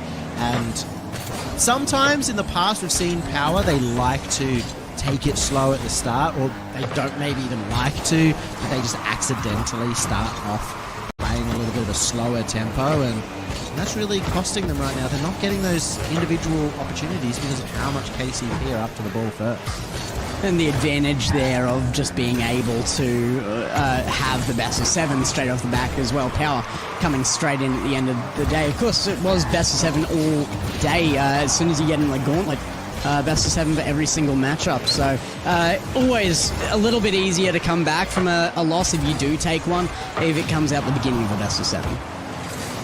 It's been a long day for KCP. Obviously 3 best of 7 so far, including a game 7 in the first round. But they did manage to 4-0 in the last series to help them on that way. Banana Head should get a good shot here. He goes high and he can't get the follow-up. It's going to be a counter-attack the other way. That was a huge commit as well, coming in for the second there with no defense.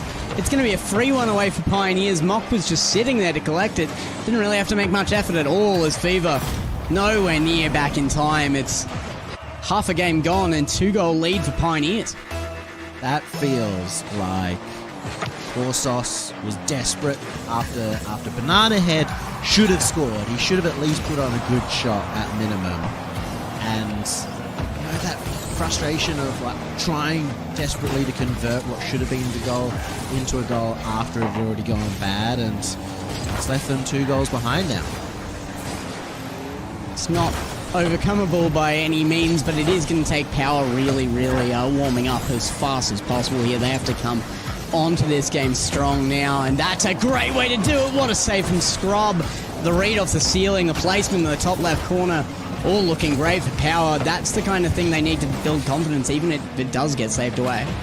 Scrub's been a real hero in the net so far today. A lot of saves, including a game in the last series we had 5 saves in a single game to win them that one, and continuing that on performance at that back end, and maybe even a little bit surprising just because of how aggressive he's been in the past. That's bounced off everyone. That's still not in. It's Horsos.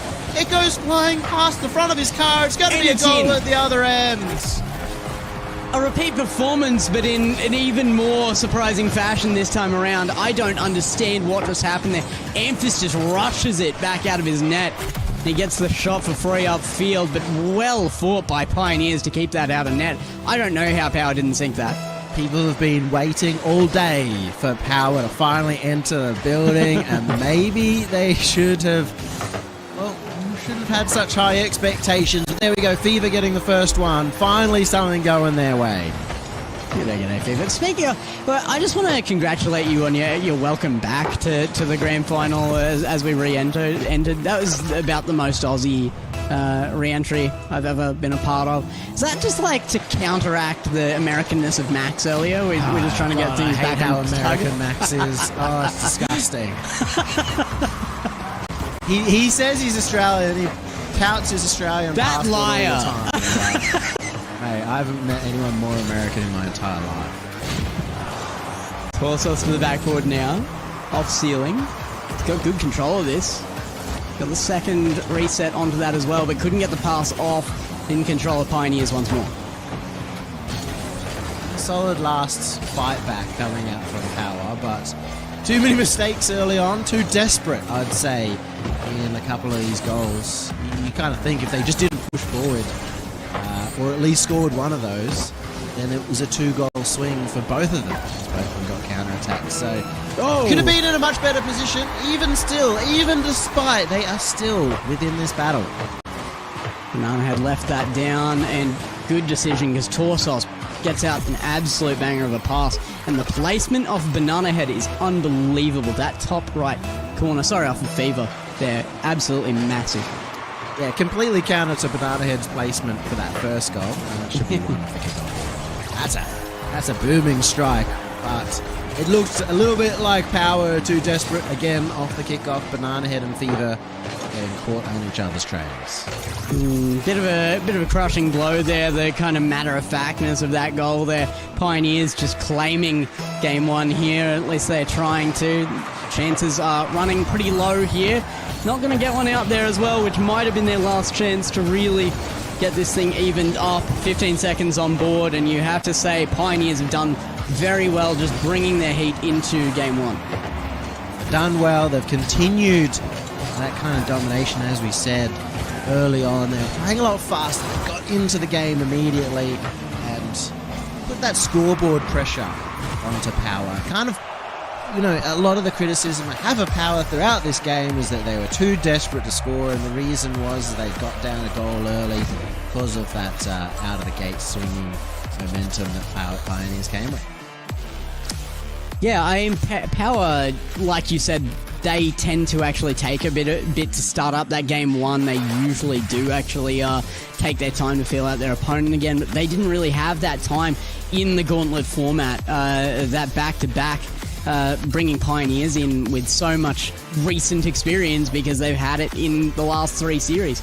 Whereas Power starting fresh here, and it did crush them in game number one. For their credit, I think Power won't be too sad about that game, or they won't think about that game too much going into game 2, because 2 times they threw everything at the ball. They kind of absolutely missed it. And then the second one just got a little bit unlucky, and both times got counterattacked. It was both 2 goal swings. So they definitely think that they will be well and truly in the battle, as long as they're not making the same stupid mistakes. Yeah, and those were bare mistakes as well. Like, if they had hit slightly different on any of those touches, they might have ended up with the goal instead of Pioneers on that as well. So definitely well in it. Game number one's never to be taken too seriously, but Pioneers kicking off game number 2 this quickly with goal number 1 might be a little bit more scary.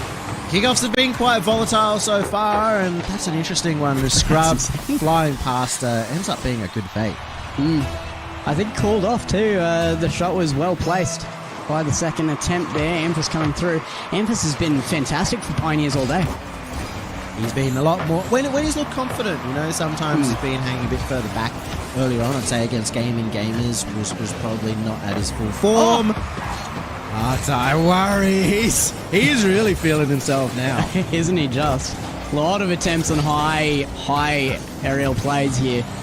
And mechanics are absolutely going off. Scrub with a fantastic centre. Is Amphis there for it? No, just under the defence as Fever takes it back in the midfield. But Amphis still goes for it, He could have backed off. He could have just played it kind of patiently, but it's not his role. It's not what we want to see him do. Amphis goes. He sends as much as he possibly can, and it's worked for him throughout the day. He's had multiple goals that really shouldn't have been goals for somebody if there was somebody more concerned about staying in the rotation. Amphis with a good challenge again here, and it does come down to roles. This is what I'm talking about these kind of non-typical, non-standardized Rocket League teams becoming the meta, because roles aren't kind of something you think about, particularly when you've only experienced ranked. Rotations are everything. It's not like they don't rotate, but roles are still important in Rocket League, particularly once you get to a high level. It's very good at giving your teammate an idea of what you're going to do. Because you play to a specific tendency. Amphis, and your strengths. You know that he's going to jump forward, so his teammates can play around that before it happens. Yeah, have to play to your strengths, and Amphis definitely is today. Fever out, looking for Torsos now, as Torsos is challenged by Mock. Gives the ball away, and Mock will take it a second time with 0 boost as well. Power pushed way back into their own half with Amphis, with yet another answer off the backboard. Nearly finds it. What a save from Fever. You say it's the second good opportunity of the game so far. If Amphis continues this, I don't know what... He's just always on the ball. I don't know what Power will be able to do, because haven't been able to stop him at the best of times. Halfway through the first game as well, and he already has that 1 goal on the board. If he makes it 2, might be lights out. Amphis now. Great touch on that. Torsos is going to chase it off the backboard.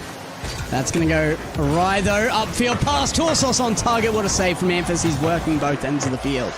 Ran back. He knew that Torsos was likely to be in a position to turn that from a quick pass into a shot. Big win there from Mock, the substitute coach coming through. And I'll tell you what, KCP right now, we haven't talked about it. I don't think anybody's ever made the full run of the Gauntlet before. I can't remember. I'll have to go have a look at that. Crazy. KCP are on the verge of doing that. Scrubs up maybe too early. Mock on the backboard will take that away. Great second touchdown field, and Fever doesn't know exactly where to put it. Is chased well by the rest of Power. Torsos up now, looking for some physical aggression to take the defense out, but Pioneers stand tall. Continue on with some midfield pressure as well. They've again been very quick up to the ball, and I think any team that has scrub is going to be quick up to the ball.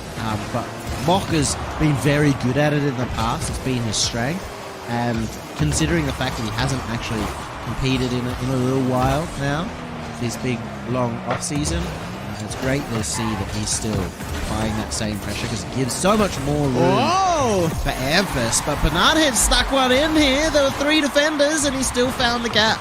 Sneak's definitely the right word. I mean, it is an angle and a half here. Pass defense as well. Just finds it and still manages in the right-hand side of the goal too. I wonder if Scrub thought that, I couldn't see who it was, maybe Fever and, maybe Mock in front of him had a touch on that or not. But definitely felt like Scrub could have got up to it and he backed off. Fever now, upfield again. Not going to be a risk yet to Pioneers, who have been answered in this game. Even scoreline has been found, but I'll just say the better team has looked like Pioneers so far. Power's still kind of got to get it in the bag to convince me yet. So far, it's been one outstanding performance from Amphis that has made the difference, I feel like. You know, in what is realistically being close games, the extra goals that Amphis has been able to score over the top of everyone else. And the thing is, over at the other end, you've got Power, and all 3 members can be that player that makes all the difference. In particular, you're looking at Fever and Banana Head, who can completely take control of the game and haven't yet been able to do so. It just leaves a bit more for Pioneers to improve here as well, though, which is scary for Power, because Amphis not only has been, like you're saying, that massive offensive pressure, so many shots on target, and the only goal of the game for that side, he's also the only person to get saves for Pioneers right now. The hat-trick of saves coming out, and nothing from Mock or Scrum. Disappointment there for Power because it was a massive mistake. Amphis had missed the ball and gave them a passing opportunity in front of net. Mock has managed to do just enough, but Banana Head gets the follow, and they manage to take it. Close one in OT with Banana Head getting both goals. Yeah, this is exactly what they needed, though. Power taking back game number 2 and evening the series up. Like you said, slow starts out of game 1's kind of to be expected out of Power. To be expected from anybody who's been sitting in the grand final here waiting for their challenger. Pioneers came in hot, but now they are being answered. I like to see the performance coming out from Mock and Scrub, but maybe they could have found a couple of goals there. Power really just showing a little kind of penetration towards the end. Much more even game throughout, which again allows those situations where just one little play in a Banana Head play, the first goal was standout there, and that he found a goal out of nothing and it made all the difference. It won them the game. Well, they're going to have to try and find the difference maker again here. Power standing up when it was needed. Overtime still leaves question in this. Pioneers looked good for the majority of that game as well there, so really want to see some dominance out of Power if they're going to show us why they were in this grand final position to begin with. Early shot coming out from Scrub, and again, Just trying to play it quickly and get that shot on early, maybe threaten force out of a mistake out of the defense. Massive dunk from Torsos. It's going to go all the way. That is just massive. I don't even know if Torsos was going for this. Pinches perfectly, though, straight at the net. Scrubs just committed too far forward, and it floats all the way in. The number one goal there from Torsos is to stop the play. You know, so Scrubs taking it up to the roof. It can be a very difficult place to defend if you give them some time there. He goes up to defend it, and he's ended up getting there earlier than Scrub makes the play, which is what allows that dunk. Banana Head gets goal number 2. Power starting to run away with the last 3 goals. And both of these have just been kind of unassisted runaway goals. Torsos will be awarded one, but it's just a shot upfield that manages to make its way into net, similar to the last goal. Pioneers now need to close up that defense, particularly if they're going to use Amphis the way he's been used. They need really solid defense. And in those last 2 plays, they've kind of answered the criticism and the worries that we had about Power early on, is that they were so much more proactive in both of those. They started dictating the pace and playing a little bit faster than Pioneers, catching them off guard in both situations. I had my first outing as a coach myself in the last year, and when I asked for some advice from some more experienced coaches about a team with a similar playstyle to this as well, very aggressive, the first thing they said is, if you're going to have such an aggressive player like Amphis on the field, you need an unbelievable third man. You need that defense to be unbelievably solid, and it's probably the last thing you're thinking about from hyper-aggressive teams, but it's true, your defense has to be bulletproof. Oh, it will be Amphis once again striking from the other end. Scrub is been taking that little bit more of a third-man role, as you'd expect when you bring in the substitute/coach Mock to play, that Scrub maybe should be that player to control the pitch a bit more, and he's done it beautifully that time to get the ball across to Amphis at the same time. As he adjusts, Mock has made a save finally, coming in to game number 3. As it's a shot from Torsos, Mock will be there again. Defense is holding well now for Pioneers, and they are only 1 goal down. They might be able to make a difference here. Fever forward to Torsos. Torsos to ceiling, as this finally starts to become a very, very neat competition between the 2 teams. I like that from Fever too, finally slowing the ball down and staying behind it to guarantee out of 50. If you are in the air and you're staying behind the ball, you're pretty much guaranteed to win any 50 you get, and it forces your opponent to use the boost. So it's something that Fever's been strong at in the past, and he can also often turn those kind of stay behind the ball plays into an outplay if he then finds a little bit of space to go for the quick reset. Now straight back to Scrub, looking for an upfield play with Amphis. Off the ceiling he comes. Amphis will find a touch off backboard, but that combination pinches wildly. I'm sure he wanted that to go to a teammate. Instead he sent it almost to the moon, but has unfortunately costs a little bit of an opportunity, and Power are going to take advantage of it. Big save again from Scrub. Once again, going for the heroics on the goal line. Scrub rushing across, getting back in time. Torsos shot a crossbar blocked as well by Amphis. Perhaps the midfield, who still has boost. He is going to take it from Mock, though. Maybe a bit of miscommunication there from Pioneers, but they get it there regardless. Scrub takes the shot, and Power is the one with faltering defense now. A little miscommunication, or maybe just Amphis having so much confidence that he's willing to take out his own teammate to set up a play himself. And we actually saw a miscommunication at the other end. Fever maybe expecting that he was passing that to a teammate, kind of half committed on the follow-up play, and that's why the net ended up being open. Torsos tried to center that for Banana Head as well, who crapped forward. It was just a little bit of a disaster by small margins in all areas, and ended up with a goal for Pioneers, who now hold an even game here in an even series. Fever again taking that ball high and staying behind it, but just lets that ball tip away from him too far and ends up losing his own play. We know he can make a solo play from one end to the other. We know he has the good boost management as well to be able to make a full court play. Slowing the ball down and taking it high over and over again, and it's almost worked out. Amphis doing brilliant there. If he didn't get contact with the ball, it would have been a goal.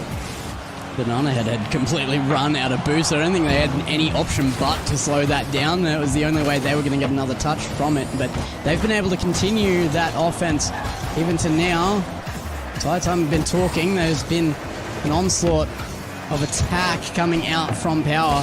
Hasn't been able to break the ranks of Pioneers yet, and a booming clear downfield might just stop that attack. Of course, it's not getting the power he wants to get that forward in front of Banana Head to make a quicker play, so they go to plan B. Torsos, maybe plan C to miss that ball completely, and that's completely shut down the power attack at the same time, though they will get another chance at it as Amphis, contact with the ball, takes it high. Banana Head read it again. The challenges coming out from Power thick and fast. The upfield plays from Pioneers have just not been working out. Finally, they find Amphis, though, and the control, once again, beauty comes out of Amphis, and he is just scoring everywhere for Pioneers. Super surprising. Maybe not so much that Fever wanted to shadow that play, but Amphis goes to the fake. He looks like he's about to slam that into the corner for a follow-up play, and that keeps Fever from approaching the ball and allows Amphis to turn around. He's been huge. He's single-handedly been winning them this series. Big brain plays there, combined with mechanics. He's a dangerous player, and they're a dangerous team. Pioneers take a lead back to the series. It's been very close fought battles, but Pioneers being the one to edge ahead so far. And Amphis, that man from the left-hand side, who is having a fantastic, magnificent performance. And I will say, we did get confirmation that if they do manage to win this, Pioneers, they will be, as I suspected, the first ever team to run the full length of the Gauntlet.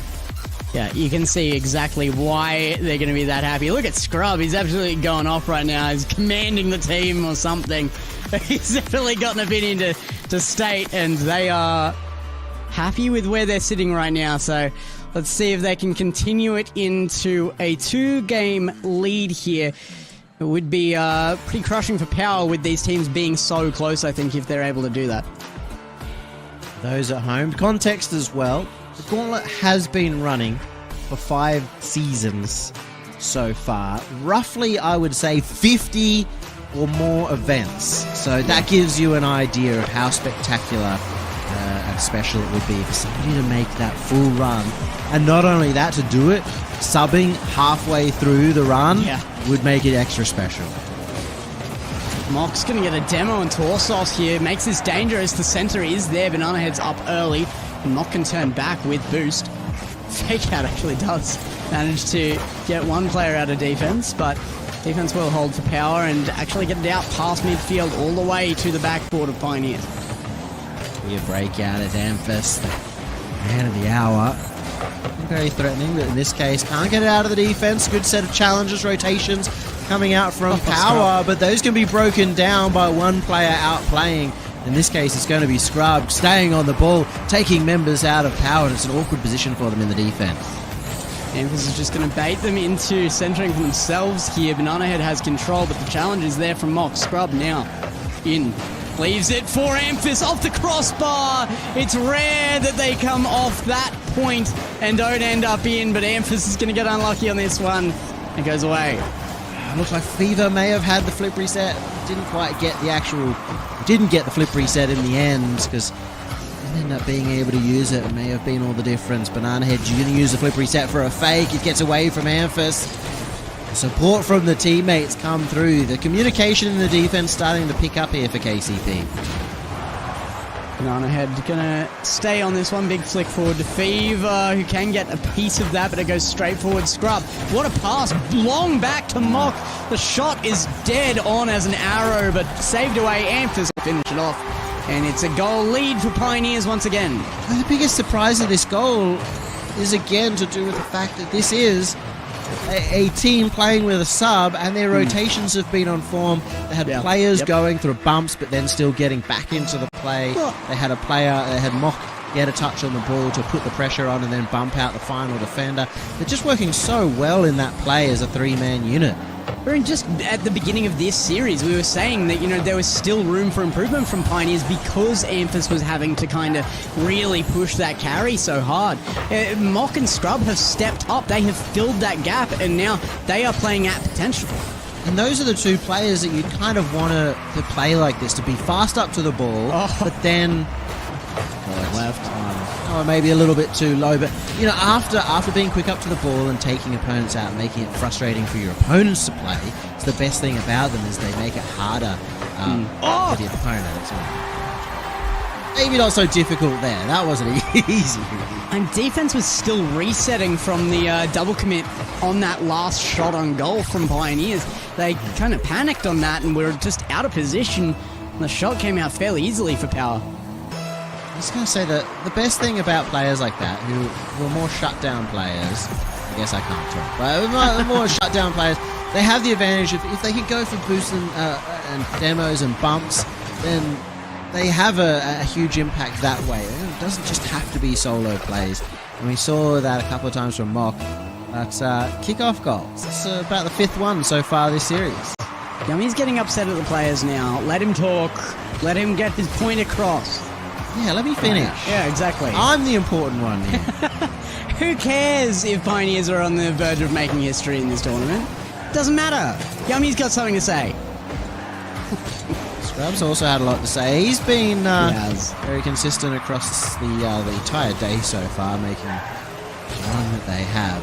He's going to have to work a lot harder here. 2 minutes remaining, a goal behind. Power now looking to equalise up the series. And I do worry what happens when sort of Power maybe finds that full groove like we've seen in this off-season, like we saw at the RLO Grand Slam. The later a tournament went, the more unstoppable they felt. Yeah. Amphis might not have always had the most to say, but he was certainly the loudest about it. So many shots on goal, even when he wasn't capitalizing, that he's been pressurizing the opponents. This game, though, he's only had 2 shots, and we only have a minute 30 left in this. Amphis has been a lot less proactive on actual shooting this game, and I think it has suffered for them somewhat. I think that's KCP across the board. A lot of the series so far, they have been just trying to take a shot on net to force out a bad save. Once again, we see Amphis hang forward on that backboard, hoping for a redirect, but still not able to break through into an area of the defense that they can get past a Power member. Amphis! Gets stretched for that one. Stretch the legs, but might have done his ACL there. He's just overdone it, and they are out of sorts. They will get back in defense in time. Turned around, take a good shot there, actually. That's the kind of pressurizing shot out of Amphis we're looking for. They might not have the time left to build this pressure now. 38 seconds on board. They have to take shots that count from here. Power have gone into that let's hold on to the lead mode. They're looking for bumps. You're going to see another one here for Banana Head. He actually manages to get his ex-teammate Scrub, and yet still the recovery just there in time. Amphis hoping for the extra touch. It will be a goal. Torsos has sealed the deal. Power are going to tie up the series. Mock went for the squishy, misread the play. Banana Head didn't have it, and Torsos was just too close. Sends in the lower half, and it's a guaranteed thing. Power up by 2, look to have just secured this game, and back to an even series we go. Part of this has just been that up in pace coming out from Power, their more willingness to challenge, like we saw in the previous game that they won, where they were going for the early 50s. Being said, it's been a very dicey series so far. It really feels like a lot of plays on the edge of the seat, edge of a knife, until this one where Power started to finally stop that KCP pressure from building up. And I think part of that is maybe just not overcommitting too far forward and leaving our teammates in 1vx situations.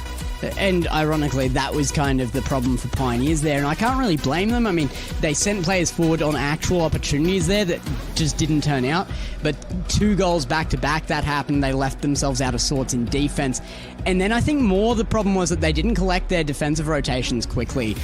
All players back and just kind of left holes still, regardless of the fact that they were all there, and Power were able to capitalize on that. So Pioneers need to make sure that if they do have these opportunities to get back in time, that they make use of that and actually shore up their defense in that time. Shout out to Coach Mock as well, who did manage to top score for KCP, but probably not what you want to see if you are cheering for KCP. I think if they're winning, it's usually going to be off Amphis being at the top of that ladder, maybe getting a couple of goals. Scrub also very good at converting goals, so maybe you'd see him up there. We'll see. We head towards Game 5, and the team who wins it will go to match point. Down to Scrub. In the air, early offense from Pioneers. They want to make use of it. It's dropped low. Fever's there, but it's a slow defense challenge from Amphis. Cannot be put on target. You have to make sure, Power, that they don't slow down the ball too much. It's okay to slow down the ball every now and again. In that case, Fever slowing it down out of defense. Trying to stay on the ball once again. That has been a problem for them throughout history.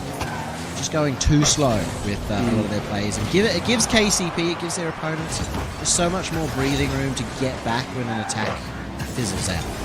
Hasn't really seemed like the biggest weakness for them on field so far. I mean, they came in the faster team, and I think they've been relatively quick onto this, but Pioneers, once they get that speed up, they do leave some holes occasionally. To be fair, I was talking that about cleaned Power up. slowing it down. That's true, yes. So. But Pioneers haven't been playing to that. They will try their best to keep that game back into their own favour as well. As soon as they slow it down, Pioneers seem to be able to get on top of that, slam it back into their opponent's half. Knock up to that one quickly, but Banana Head managed to intercept that, get a follow-up play, and look at how long that ball spent high up in the mid, with both teams 50ing and trying to follow up with an aerial play, and finally Scrub's going to be the first one to maybe put a bit more juice onto the ball and see if he can catch people off guard, as everyone was starting to mill around the center of the pitch. Amphis, good challenge. Actually, a good point on that, though, that it is good to see the Pioneers trying to play their own gameplay style and trying to force that out where they can, because that's not what they've done for the rest of today. They've been happy to really remain in their opponent's gameplay and beat them out in that. It's worked for them so far, but they knew that wasn't going to be enough for Power. Fever, it's not been as brilliant as we'd like off that wall. Actually, very deadly position, but Banana Head has the follow-up. Big clear out from Amphis. Fever has to get a touch back, and Mock has to pass across. Amphis went for the pre-jump, once again playing absolutely cavalier. This is huge pressure either way. A demo there from Mock will make it build from Power again. Amphis just goes early, shuts it down. Shot off target, and Mock upfield. That's an open net. Amphis will finish it off, but Mock, that's a brilliant shot upfield. Power was so desperate to finish that one off. It kind of fell apart from the very beginning, because you saw that a pass was needed, and Fever not in a pass position, was more behind, made that pass more awkward, slower. Again, when we talk about the speed of Power throughout this, it enabled Pioneers to get back and then set up that counter-attack. And oh my god, Amphis, goal number 2, he's hungry for it. That's what you want to see. I mean, both of the losing games from Pioneers, they started up 1 goal, but Amphis playing like that to secure the second in a row. A 2-goal lead secured now from Pioneers is looking a lot more confident in the earlier stages of this. I say that, we're already in the second half of this. It's just a low-scoring affair between these teams. We saw early on in this series, Power, when they were behind a couple of goals, they started horrendously overcommitting and caused a couple of counter-attack plays, which has been one of Pioneer's strengths. Oh my goodness, a huge commit. And finally, Fever backs off. He doesn't want to overcommit. He's been once beaten, twice shy, and it works out. The patience pays off. The pinch is used here correctly. Fever and Scrub send that sky high. The Moon sends it back, and Banana Head takes it. Great set of attack coming out from Power. Finally deciding not to throw the kitchen sink at a play. And to be fair, Fever is not that kind of player. It's more Bean, Banana Head, and Torsos that has had that tendency throughout this series earlier on when they have thrown too much. You can see just waiting for the right opportunity. Made a massive difference. Banana Head caught off guard here. He does manage to recover and save it out. Yeah, I thought Mock would be there a little faster. It was fairly good opportunity for Pioneers that goes to nothing, but suppose the rotations just didn't support that attack just then, and it has to falter at some point there. They are back in their opponent's half once more, though. Pinch past the midfield by Torsos will answer, and back and forth it starts to go. Amphis is reminding me a little bit of a chihuahua right now. Just so much confidence. It doesn't matter whether he's in an advantage situation or if he's fighting up against a full pit bull. He is always just hanging on that ball and being frustrating, being annoying, and sometimes that's all you need. Is just be in the way. And this is the team that's been sitting in grand final waiting for them all day. This is the Chihuahua up against a bear right now. If you're coming from the beginning of the day for the full run.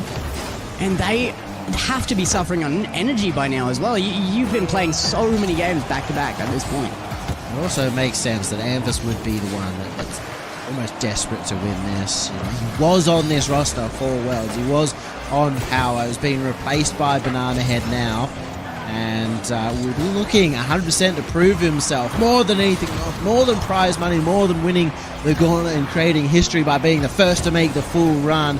Amphis could prove himself right here. They're on the verge of going to match point. They just need to get the ball on the ground. And they are up 0 seconds. It still hasn't reached ground.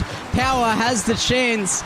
Pioneers on the verge of winning their 22nd game in the tournament today. Mock looks for it on ground. Torsos out of... How is this still off the ground? This has to end at some point. Straight down, Torsos with a chance. Banana Head's been set up. There it is. Pioneers all grounded. Always in a tough position for Power to keep that ball up, and the challenge comes through. Amphis steps up in game 5. Pioneers now have 2 match points to make the full run and to win the first Gauntlet of Season 5. Man, I'm wrecked after 10 placement games at the beginning of a season. The pressure they're under in a tournament this big to be playing, that was their 22nd game today in this tournament. Absolutely insane that they are still playing at this level. To be fair, you're racked after I'm to get 30 years old. Just That's to touch some grass exactly. every now and again. That's true. So I have to get the saying wheelchair too out. much. That's fair. That's fair.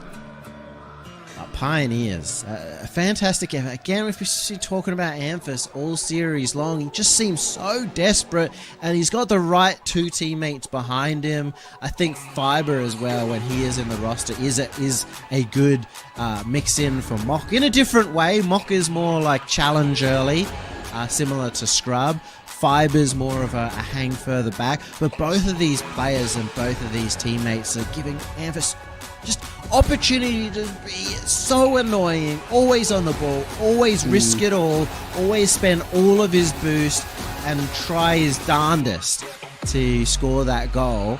And that's just where he's at his best, when he's kind of in front of the ball.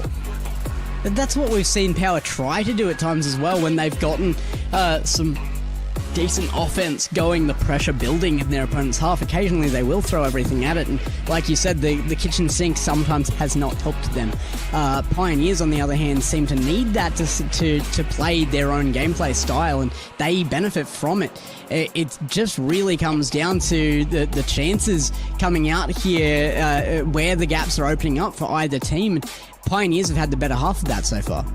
A little bit of it as well on the other end. Fever, he can be a player that's very strong when he gets a little bit of room. He takes the ball high, or he comes off the wall with some boost, and we haven't seen that. So many of his touches in the air have ended up going away too far from him to actually follow up on the play. He hasn't been anywhere near as deadly. Banana Head we've seen be more deadly as well. So those guys not quite at their absolute peak performance too. As we do hit a pause. Yeah, we've had the pause called, so some issues here for Banana Head by the looks of it. Some lag being sorted, so look, Scrub's asking for the goal that he just lost because of that pause, clearly. The question is, would you back Scrub to win a 1v1 against Fever? I'm not. I'm personally not, so I need to know for you. No, I would back Fever on that. I'd love to say Scrub for the meme, but no, that's I'm backing Fever on that. Maybe Torsos Yeah, nobody on Pioneers, realistically. But maybe Torsos, maybe Banana Head, I think, would be in a good situation in a true 1v1 against Fever. But, Scrub not known for his 1v1 gameplay. Mock has played a little bit of 1v1s, but he's not at the very top of the OCE table. So, just an interesting little conversation happening, and looks like they should be sorted very soon. Looks like we will just be kicking off once again, only a couple seconds into this. We're just restarting. So here we go again, and this game could change everything. It could set a precedent in history for Pioneers. I'm just laughing at the conversation. Fever, because they decided to reset that game. I decided that this is game 7 and the reset counts as the power win. Which, realistically, considering Banana Head was the one that was lagging, I think it should go the other way. Apparently his brother was downloading. I feel like this is meant to be a problem of yore in Australia. Like, surely nowadays you can play on your connection and have somebody downloading at least at a reasonable rate in the same house. Look, I'd honestly be happy for them to say this is Game 7 if Pioneers win this one. It's just, that's a better stat to me. Pioneers, they make the full run and they finish it on game number 7. That's the better story, right? I'm on board for that. Let's see, they've already had one Game 7 today. How are we wanting to get this done after a very, very long day, a 4-hour day, full of Game 7, best of 7s, but Fever doesn't want that to happen. Finally, we see him step up, solo play off the roof, beating out 2 members in the defense. It seems like a tough ask not to go to Game 7 at this point, and Fever agrees. He's going to make it as tough as possible. Great opener here, and Power start off with that first goal yet again, despite the restart. Amphis has been at the other end, and he doesn't want to let that 1-goal lead stick for too long. Unfortunately for him, he wasn't able to get the extra touch, and the defense, well, Power has held up for now. Amphis once again moving forward. I mean, you can't talk about attack without talking about Amphis. No. I think that will be the state of OCE for a while, let alone this series. Amphis has been unbelievable on offense. What a pass! Amphis is there to clean that up as well. I don't even know how you predict this. Scrub, that is a brilliant pass down. Such a stable launch. He jumped just as he's hitting the ball, so he gets off the ground, hits the ball, and because he only just jumped, he's still in the jump animation.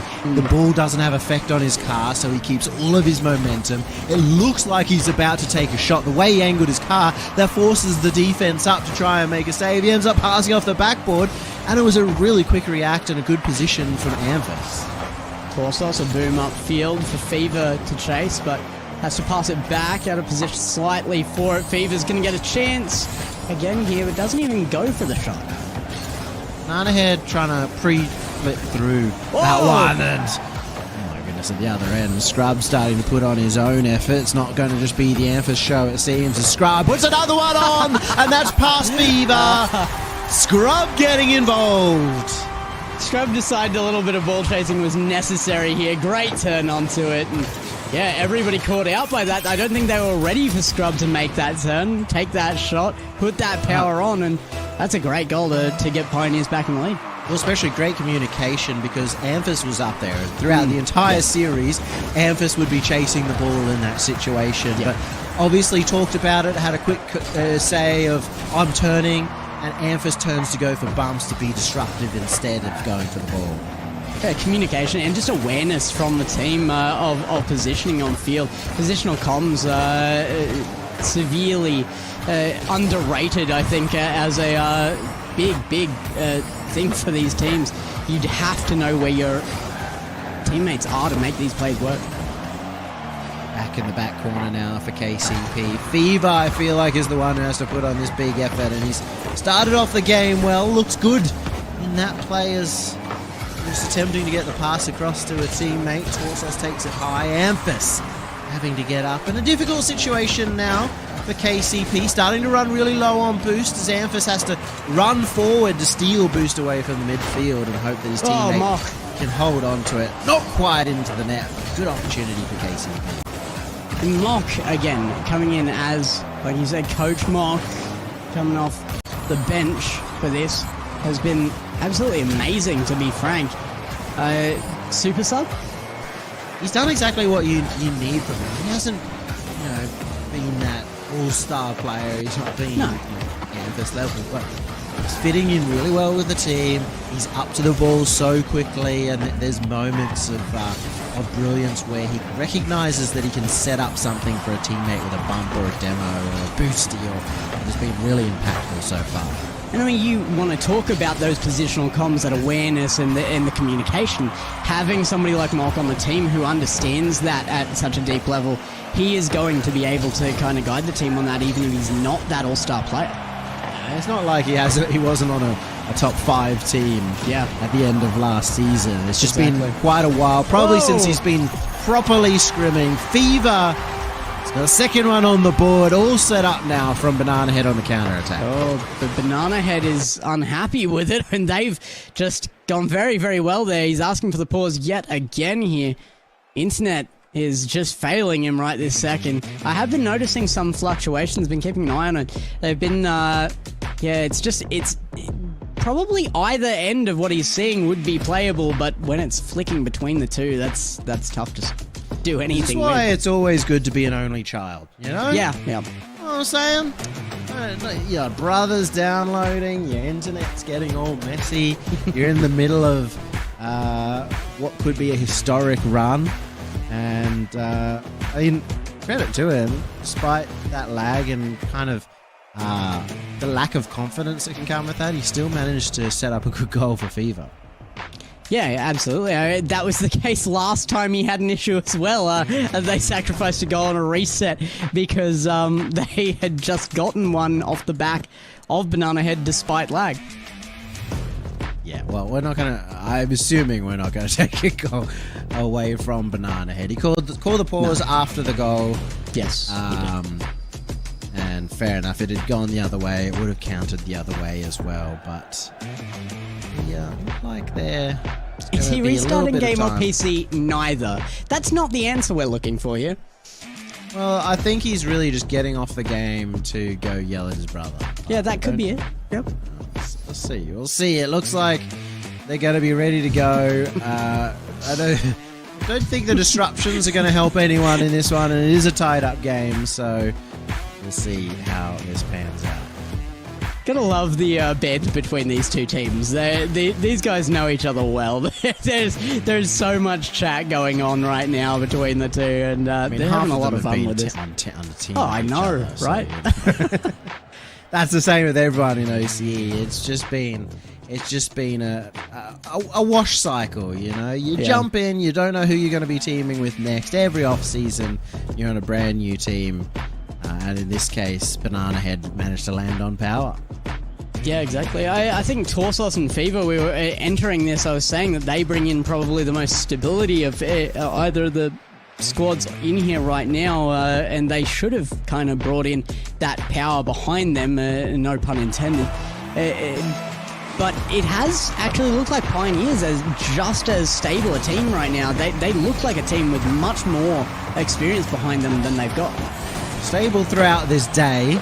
Well, we have talked about this a lot. Sometimes it's just your day. You're just having absolutely. that absolute performance, and it's been KCP. I think they got a bit of an advantage of that Gaming Gamers warm-up that really helped out. That should have been a goal! Fever, he had the opening. It had to be top bins, but he needs to score those. Amphis, a good touch to safety in the corner, but you've got to be looking for safety. Oh, it's got to be a goal the other end, isn't it? No, Amphis has got the ego. He's going the whole way. He didn't quite have the flip reset. I thought he'd have enough. It was a 1v1 play with the last defender in an awkward position in net. If he did get a flip reset play, I think he would have scored. The ball does get away from him. So KCP still searching for that one that could win them the series and get them the full run of the Gauntlet.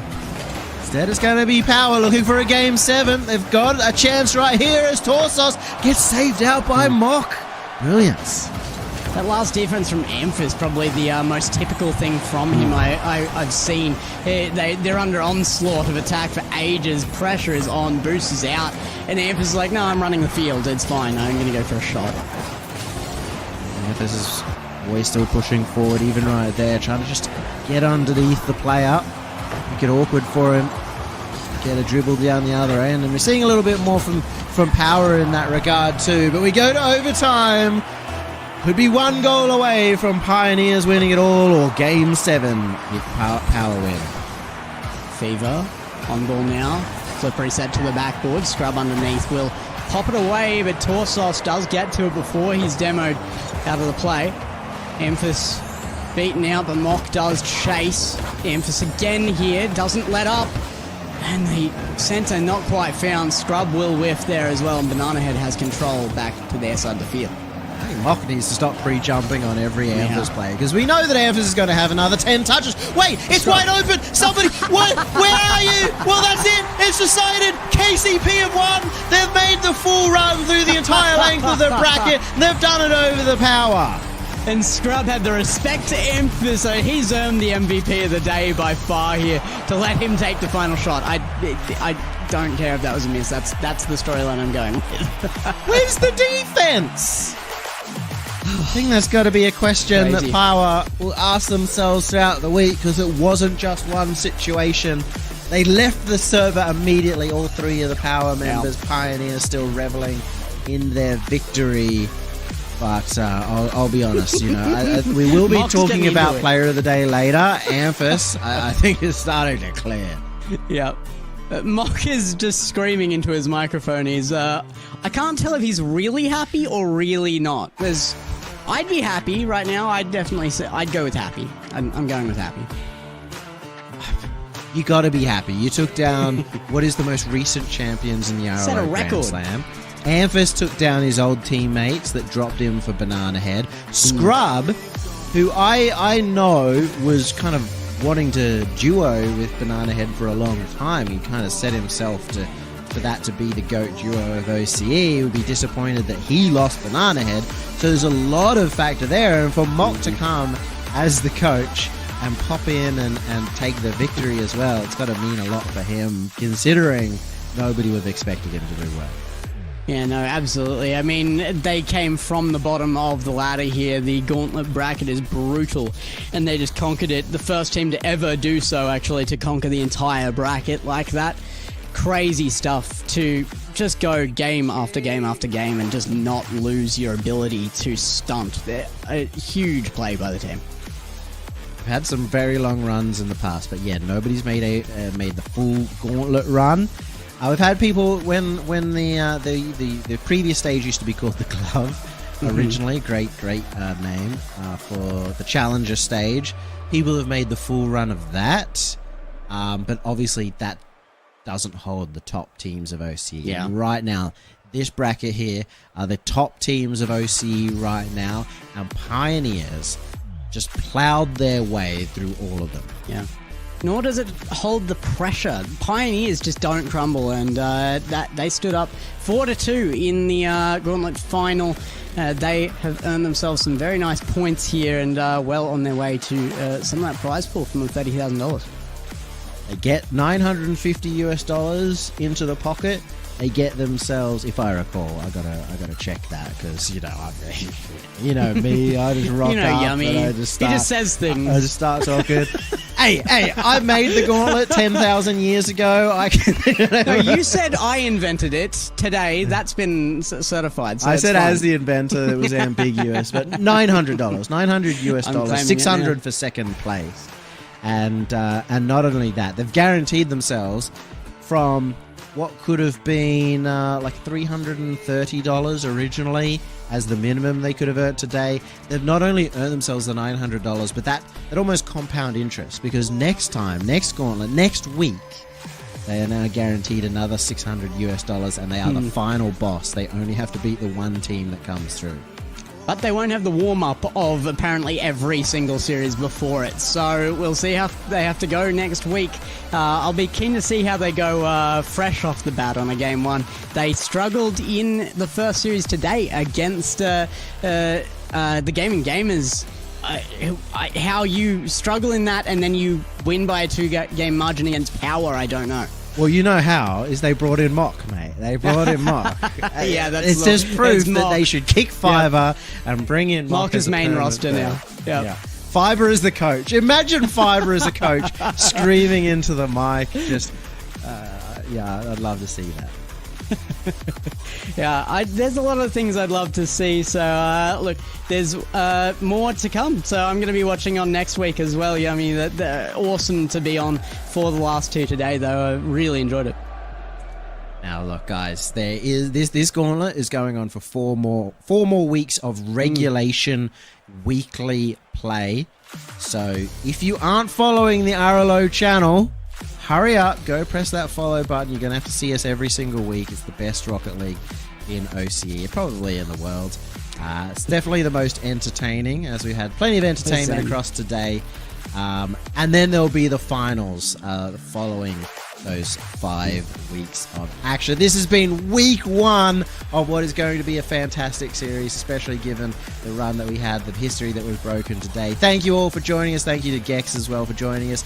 Mild amounts of thanks to Jake and Max for, I guess, seat warming earlier today, as well as Dover and the rest of production, as well as, of course, Psyonix for putting this all together. They are having the Haunted Hallows event right now, so boot up Rocket League, get in and get some of the items there. Thank you all for coming. We'll see you next week. Bye. Bye, bye, bye.